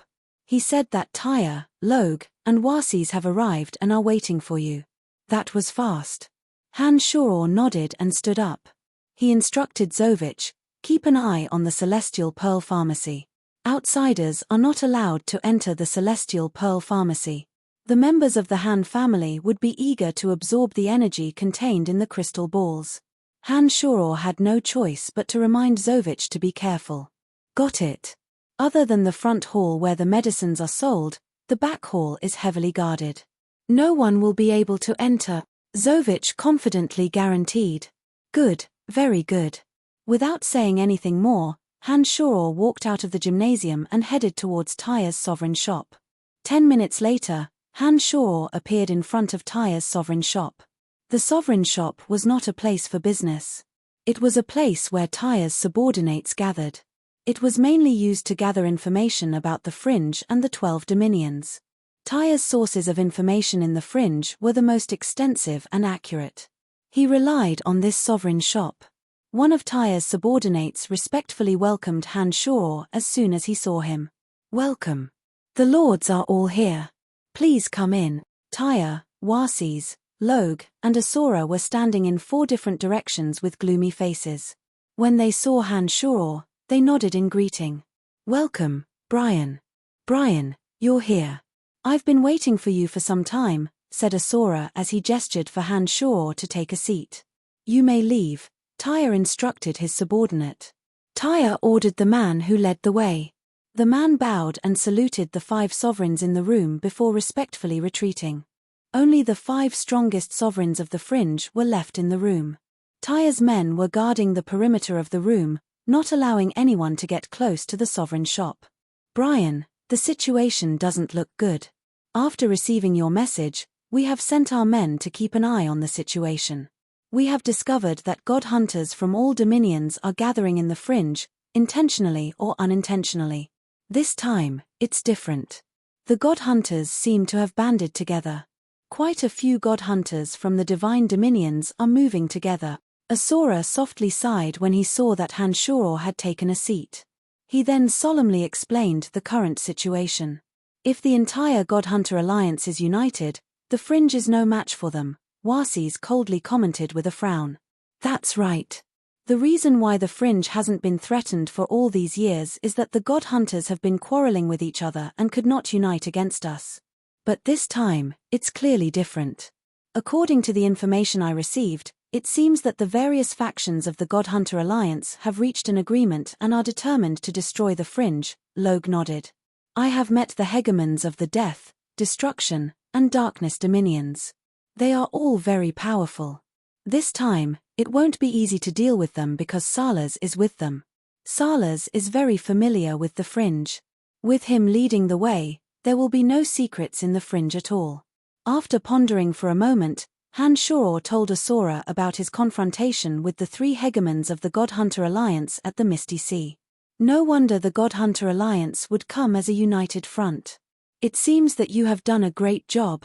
Log seemed very surprised. He coldly groaned and said, "If you hadn't massacred the God Hunters along the way, I don't think the God Hunter Alliance would have made such a decision. Brian, you really know how to make trouble for the Fringe." Upon hearing those words, Wasis and Asura looked at Han-Shoror strangely. Asura put on a bitter smile. Perhaps even he did not expect that Han-Shoror's actions in the Death and Darkness Dominions would have led to such a development. Tyre was the only one who looked unperturbed, as though he didn't care about the cause of the incident. He smilingly said, "The God Hunter Alliance has been coveting this place for so many years. Even without Brian's help, they would have acted sooner or later. What happened today is merely bringing forward the crisis. I didn't expect that Salas would be with them. With Salas around, it will be much easier for them to attack." Wasis kept silent for a moment before he suddenly shook his head. He seemed to have realized the gravity of the situation. "Brian, 10 days ago, one of my subordinates, Luca, mysteriously disappeared. There has been no news of him until today. I have sent people to investigate, and I heard that only a group of Han Hao's subordinates passed through the area where Luca disappeared. What's going on? Logue seemed to have a lot of complaints against Han Shoror. Han Shoror stared blankly for a moment before he asked in astonishment, "Really?" He paused for a moment, bunched his brows, and said, "I will ask Han Hao for you and see if he knows about this.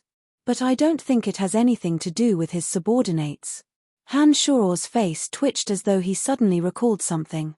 He made a fuss over nothing and said, "Could it be that the God Hunter Alliance has already entered the Fringe?" "That's highly possible. Logue, this is a time where we must unite. Don't fall for their ploy to sow dissension." Logue was enraged by Han Shoror's blatant lies. He shouted, "How could the God Hunter Alliance arrive so quickly? They wouldn't be in such a hurry to enter the Fringe if they didn't spend half a year or even a year of planning and planning. Brian, you have done it. Don't tell me you don't dare to admit it. You must be mistaken." Han Shoror shook his head, spread his hands, and explained, "I just returned to Omphalos today. Before that, I didn't know anything. Besides, I am certain that Han Hao's men wouldn't attack your subordinates for no reason. It definitely has nothing to do with us." Logue still wanted to say something, but Tyre impatiently interrupted, all right. Let's not talk about such trivial matters. Those God Hunters are coming. We should unite against them. Let's not talk about internal strife anymore." Seeing that everyone had quietened down, Tyre took a deep breath and asked, "Do you have any ideas?" Logue, Warses, and Asura shook their heads. Han Shoror looked at them, put on a smile, and said, "I have an idea." Chapter 924. Oh. Tyre straightened his body, put on a smile, and asked, "Tell me about it." Han Shoror was as calm as ever, as though he didn't care about the God Hunter Alliance at all. He said unhurriedly, "Inform the 12 Dominions that the God Hunter Alliance has gathered in the Fringe. I believe that the 12 Dominions wouldn't mind making the long journey to the Fringe in order to wipe out the God Hunter Alliance in one fell swoop. Haha, the God Hunter Alliance has always been hiding in the dark. Now that they dare to show themselves, there will be people who will be more than happy to make a move on them." "That's a good idea. But I'm afraid that once the 12 Dominions gather in the Fringe, they will wipe out our Fringe as well." Tyre put on a bitter smile and explained to Han Shoror. "Although our reputation is slightly better than that of the God Hunter Alliance, it's not that much better. Most of the people gathered in the Fringe are fiends from other dominions. I'm afraid that when we meet them, we won't be able to escape." That's right, Brian. You might not know this, but many people think that the Fringe shouldn't exist on Elysium. If there's an opportunity to get rid of what they view as a malignant tumor on Elysium, I'm sure there will be people who will do it. When that happens, we will be trapped in our own trap. The God Hunter Alliance can flee in all directions, but we won't be able to flee like them. We might even be killed by the 12 Dominions before the God Hunters do anything." Asura sighed softly and appeared rather helpless. "Champh, there's also that Han Hao of yours. He used to be a member of the God Hunter Alliance. He has already gathered the most powerful God Hunter faction in the Fringe. Once the 12 Dominions arrive, Han Hao alone won't spare the Fringe," Logue sneered. "That's indeed a problem." Tyre curled his lips and frowned. To an outsider, the sovereigns of the Fringe might appear to be very impressive. But only they knew that it was just a facade. Whether it was against the God Hunter Alliance or any dominions with quintessence over gods, they had no advantage at all. They were merely trying to survive in the cracks. "Let's fight. As long as we can win the first battle, the God Hunter Alliance will waver," shouted Warses, who had been silent all this while. Tyre immediately agreed, as though he had been prepared for a head-on battle from the very beginning. "This battle is unavoidable. We have to fight." Tyre looked at Han Shoror and Asura before he continued, "As long as the 5 of us work together, it's not impossible for us to win. What do the 2 of you think?" It seemed that Tyre and Logue already had a plan in mind, and Han Shoror had no intention of exposing them. He shrugged and nonchalantly said, "I'm new here. Just do whatever you want. As a member of the Fringe, I will do my best to cooperate." "Great." Tyre laughed heartily. He seemed to be very satisfied with Han Shoror's answer. I believe that the God Hunter Alliance won't just enter the fringe in one direction. How about this? The 5 of us will guard the fringe from 5 different directions and get a general idea of the situation. Once the God Hunter Alliance invades from the direction we are guarding, we will immediately defend the fringe and keep each other informed. If one of us can't hold on any longer, the other 4 will send reinforcements. Tyre seemed to have prepared this speech for a long time. His speech was eloquent and comprehensive. All in all, the 5 of them would guard one direction each and use magical mirrors to keep in touch. If one of them was attacked, the other 4 would send reinforcements. Even with Salaz's help, they would still be the local tyrants in the fringe. They would definitely be more informed than the God Hunter Alliance. If any of the God Hunter Alliance's forces were to invade the fringe, the 5 would immediately gather together and use their familiarity with the fringe to take down the enemy. There was nothing wrong with Tyre's words. They sounded well-grounded and reasonable. Logue nodded repeatedly. The 2 of them must have discussed this beforehand. Wazer also nodded coldly after Tyre finished speaking. It seemed like he had no objections either. Tyre's words made no sense to Logue. Asura disagreed at first. However, he couldn't come up with any good ideas, nor did he have any reason to refute Tyre. In the end, he could only helplessly agree. Brian, what do you think about this arrangement? Tyre asked smilingly as his eyes finally locked on Hanshaw. No problem at all. I totally agree. Hanshaw seemed to have been jolted awake and readily agreed to Tyre's proposal. It was as though he hadn't been listening to Tyre's speech at all. Tyre wasn't angry. Seeing that he had achieved his goal, he laughed heartily and said, "All right then, since no one has any objections, let's do it. Each of us will guard one side of the omphalos according to the direction of the entrance. However, I believe that the God Hunter Alliance will need at least half a year to enter the fringe. During this period of time, everyone can recuperate and build up their strength. Make more preparations and collect information from the various regions for the upcoming battle. Tyre, we need to inform all the forces in the fringe in the name of the 5 of us. Let them know what's going on. Once the God Hunter Alliance enters the fringe, they will have to work together to fight against the enemy. We will need to make arrangements so that the 5 of us will lead them," Logue suddenly said. Of course, Tyre grinned. Tyre grinned and said, "As a matter of fact, I have already sent people to inform all factions in the fringe that they must temporarily choose one of the 5 of us for the next 6 months. Once the God Hunter crisis is over, they can immediately leave. Otherwise, they will all be driven out of the fringe." "That's great." Hanshaw stood up and said with a face full of smiles, "Since you have arranged everything properly, I have nothing to worry about. Right, let's meet again when the God Hunters actually appear in the outskirts of the fringe." Upon finishing those words, Hanshaw shot a glance at Asura and Warses before he left. After Hanshaw left, Tyre, Logue, Warses, and Asura did not continue the discussion. Warses and Asura took their leave, leaving only Tyre and Logue. This youngster is getting more and more domineering. Logue put on a sinister smile and said, "He is the main target of the God Hunter Alliance. Let's spread out the direction he is guarding. When the time comes, many God Hunters will naturally come for him. Even if the God Hunter Alliance can't kill him, we will still have to deal a blow. Don't worry, after this battle, the Han family of Pandemonium will be erased from the fringe." Tyre put on a faint smile and said to Logue, "All right, let's take advantage of this time to gather all the forces in the fringe. This is definitely a good opportunity. The combined strength of those forces is extremely powerful. Due to various reasons, we have allowed them to do as they please. Now is the time to reap the rewards." Haha, Brian definitely doesn't know that the leaders of those forces, big and small, already have an answer. I would like to see how many forces Wazer, Asura, and Brian can conquer together, said Logue with a smirk. That's right, Asura and Brian.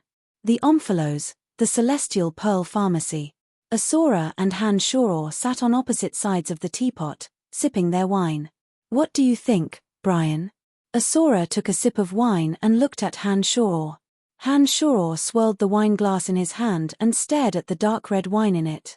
After pondering for a moment, he said in a deep voice, It is obvious that Tyre and Logue already have a plan in mind. But we don't know if they are going to deal with the God Hunter Alliance or us. I think they want to use the God Hunter Alliance to weaken us. Tyre and Logue have done too many despicable and shameless things. If they sell information about us to the God Hunter Alliance, ignore us at critical moments, or even attack us, I think the fringe will be theirs in the future, Asura said in a deep voice. The existence of the fringe is necessary. Without the fringe, the 12 dominions will have nowhere to go. They will only cause more tragedies in the future. One impulsive attack, or one senseless quarrel can turn a good person into a murderer. Therefore, there will be no shortage of such people in the fringe in the future. The fringe is a place for these people to go, so that they won't continue to wreak havoc in the dominions. After I came to Elysium, I have heard some things about the fringe. Although the fringe has undergone several purges and changes of sovereigns in the past millions of years, it still exists on Elysium. This makes sense. Han Shor's eyes were glistening as he slowly analyzed. Asura suddenly realized something and cried out in surprise, "You mean? The fringe is necessary, but the sovereigns of the 12 dominions will not allow the fringe to grow too strong. Therefore, even if the 12 dominions attack the fringe, it will only be for a while. They will continue to ignore the fringe after a while. This is the situation of the fringe," continued Han Shor. "So, do you intend to leak the news of the God Hunter Alliance's arrival?" asked Asura, who had gradually figured out Han Shor's intention. "Perhaps, be it the God Hunter Alliance or the fringe, it is time for them to be purged," replied Han Shor. Han Shor did not answer Asura's question. He put on a smile and said, "Tyre and Logue have their own plans, and we should be prepared as well. Asura, if you run into any trouble, come to our pandemonium." Asura put on a pensive look and nodded. Without saying anything else, he stood up and left. After Asura left, Han Shor summoned Zovich and instructed, "Tell everyone in the Han family to leave the Omphalos in 3 days and head for the pandemonium. Keep the business of the Celestial Pearl Pharmacy as it is now. After this war, we will slowly take care of the Omphalos." Chapter 925. In the northwest of the pandemonium, Han Hao, Metal Elite Zombie, Earth Elite Zombie, and Wood Elite Zombie were gathered in a barren mountain range. 5,000 feet under the ground, there were many deep and complicated paths, and many rooms of different sizes densely covered the ground. There were no less than 1,000 of them. Near this area, there were 3 mountains that had been hollowed out and turned into spacious stone chambers. However, there were no lights or lamps in those chambers and no one was living in them for the time being. "Big brother, we're exhausted. 1 underground palace and 3 mountains. How exhausting." Earth Elite Zombie's face was rather pale, perhaps because he had exhausted too much of his energy. The Metal Elite Zombie was in a similar state. The golden armor on his body that was nurtured in the place of extreme metal had dimmed and he appeared to be very tired. Only his brothers were in the underground. Han Hao, the little skull, had a much gentler face than usual. He furrowed his brows and took out a piece of dry yellow soil and a sparkling jade stone from his space ring. He handed them to Han Tu and Han Jin respectively. Han Tu and Han Jin eyes lit up when they saw Han Tu take out the 2 items. They immediately snatched the items from his hands. As soon as it landed in Han Tu's hand, it released a powerful earth elemental energy. Like water dissolving into the ocean, it seeped into the veined patterns on Han Tu's palm. Han Tu's pale complexion gradually returned to normal, and his eyes began to shine brightly once more. Han Jin, on the other hand, chewed the sparkling jade stone into pieces and swallowed it. After eating a piece of jade, Han Jin's face was full of smiles as he said, "Big brother, where did you find all these good things?" "Haha, I've been wandering around all the famous mountains and rivers but I have never seen imperial earth, gold, and jade stones. These are all treasures of earth and metal. I robbed them," replied Han Hao plainly. "Haha, Big brother is indeed the best. It seems like the days of plundering and pillaging in the fringe are really interesting," said Han Tu with a silly smile.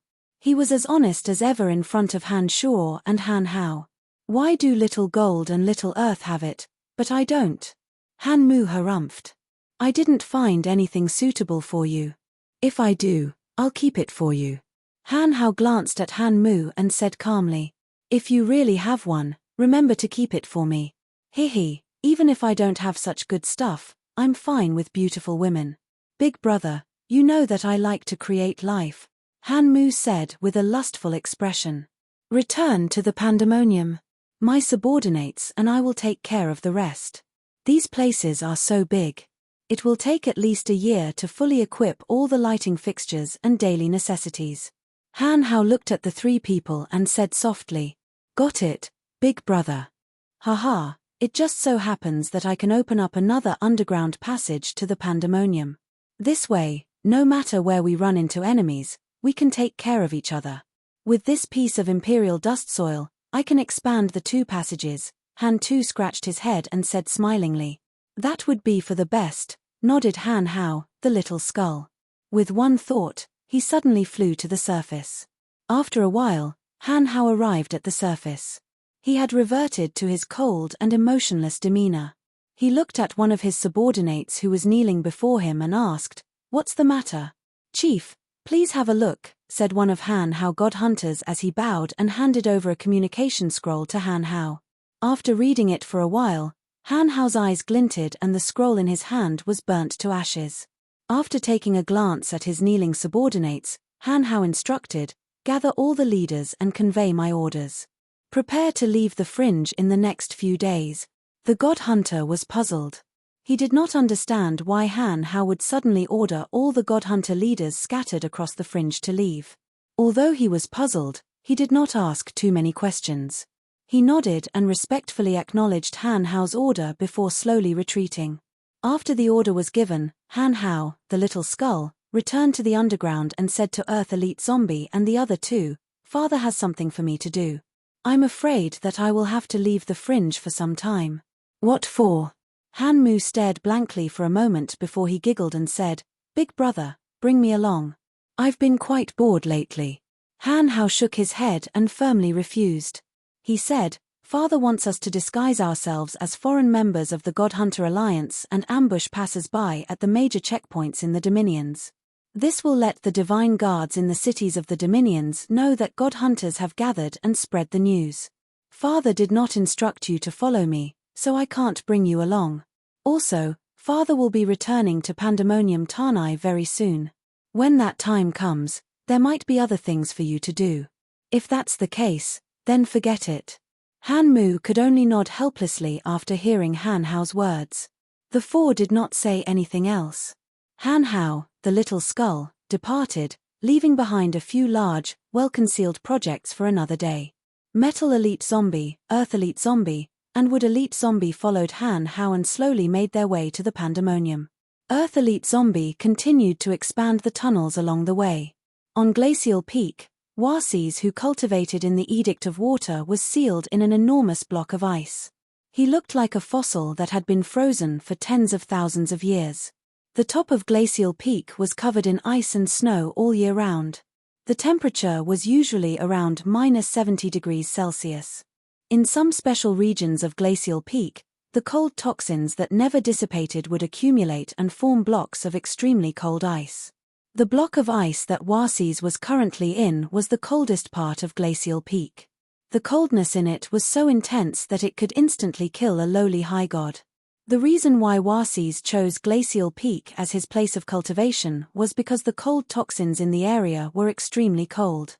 By hiding in the coldest rock and absorbing the coldness, Warses's energy of ice could reach the purest state.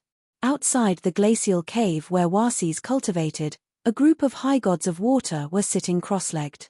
Their hair and beards were covered in ice and snow. They looked like enormous snowmen with only the faintest ripples of energy flowing in their bodies. Unlike Warses, they could not use the frigid air in the glacial cave to cultivate their energy. They could only absorb a small amount of frigid air at the entrance of the glacial cave. Even so, they had benefited immensely. Their comprehension of the energy of ice was at least 3 times faster than that of those outside. The 5 snowmen who were silently absorbing the cold air at the entrance of the ice cave closed their eyes tightly. Suddenly, one of the snowmen twitched his stiff eyelids and opened his eyes abruptly.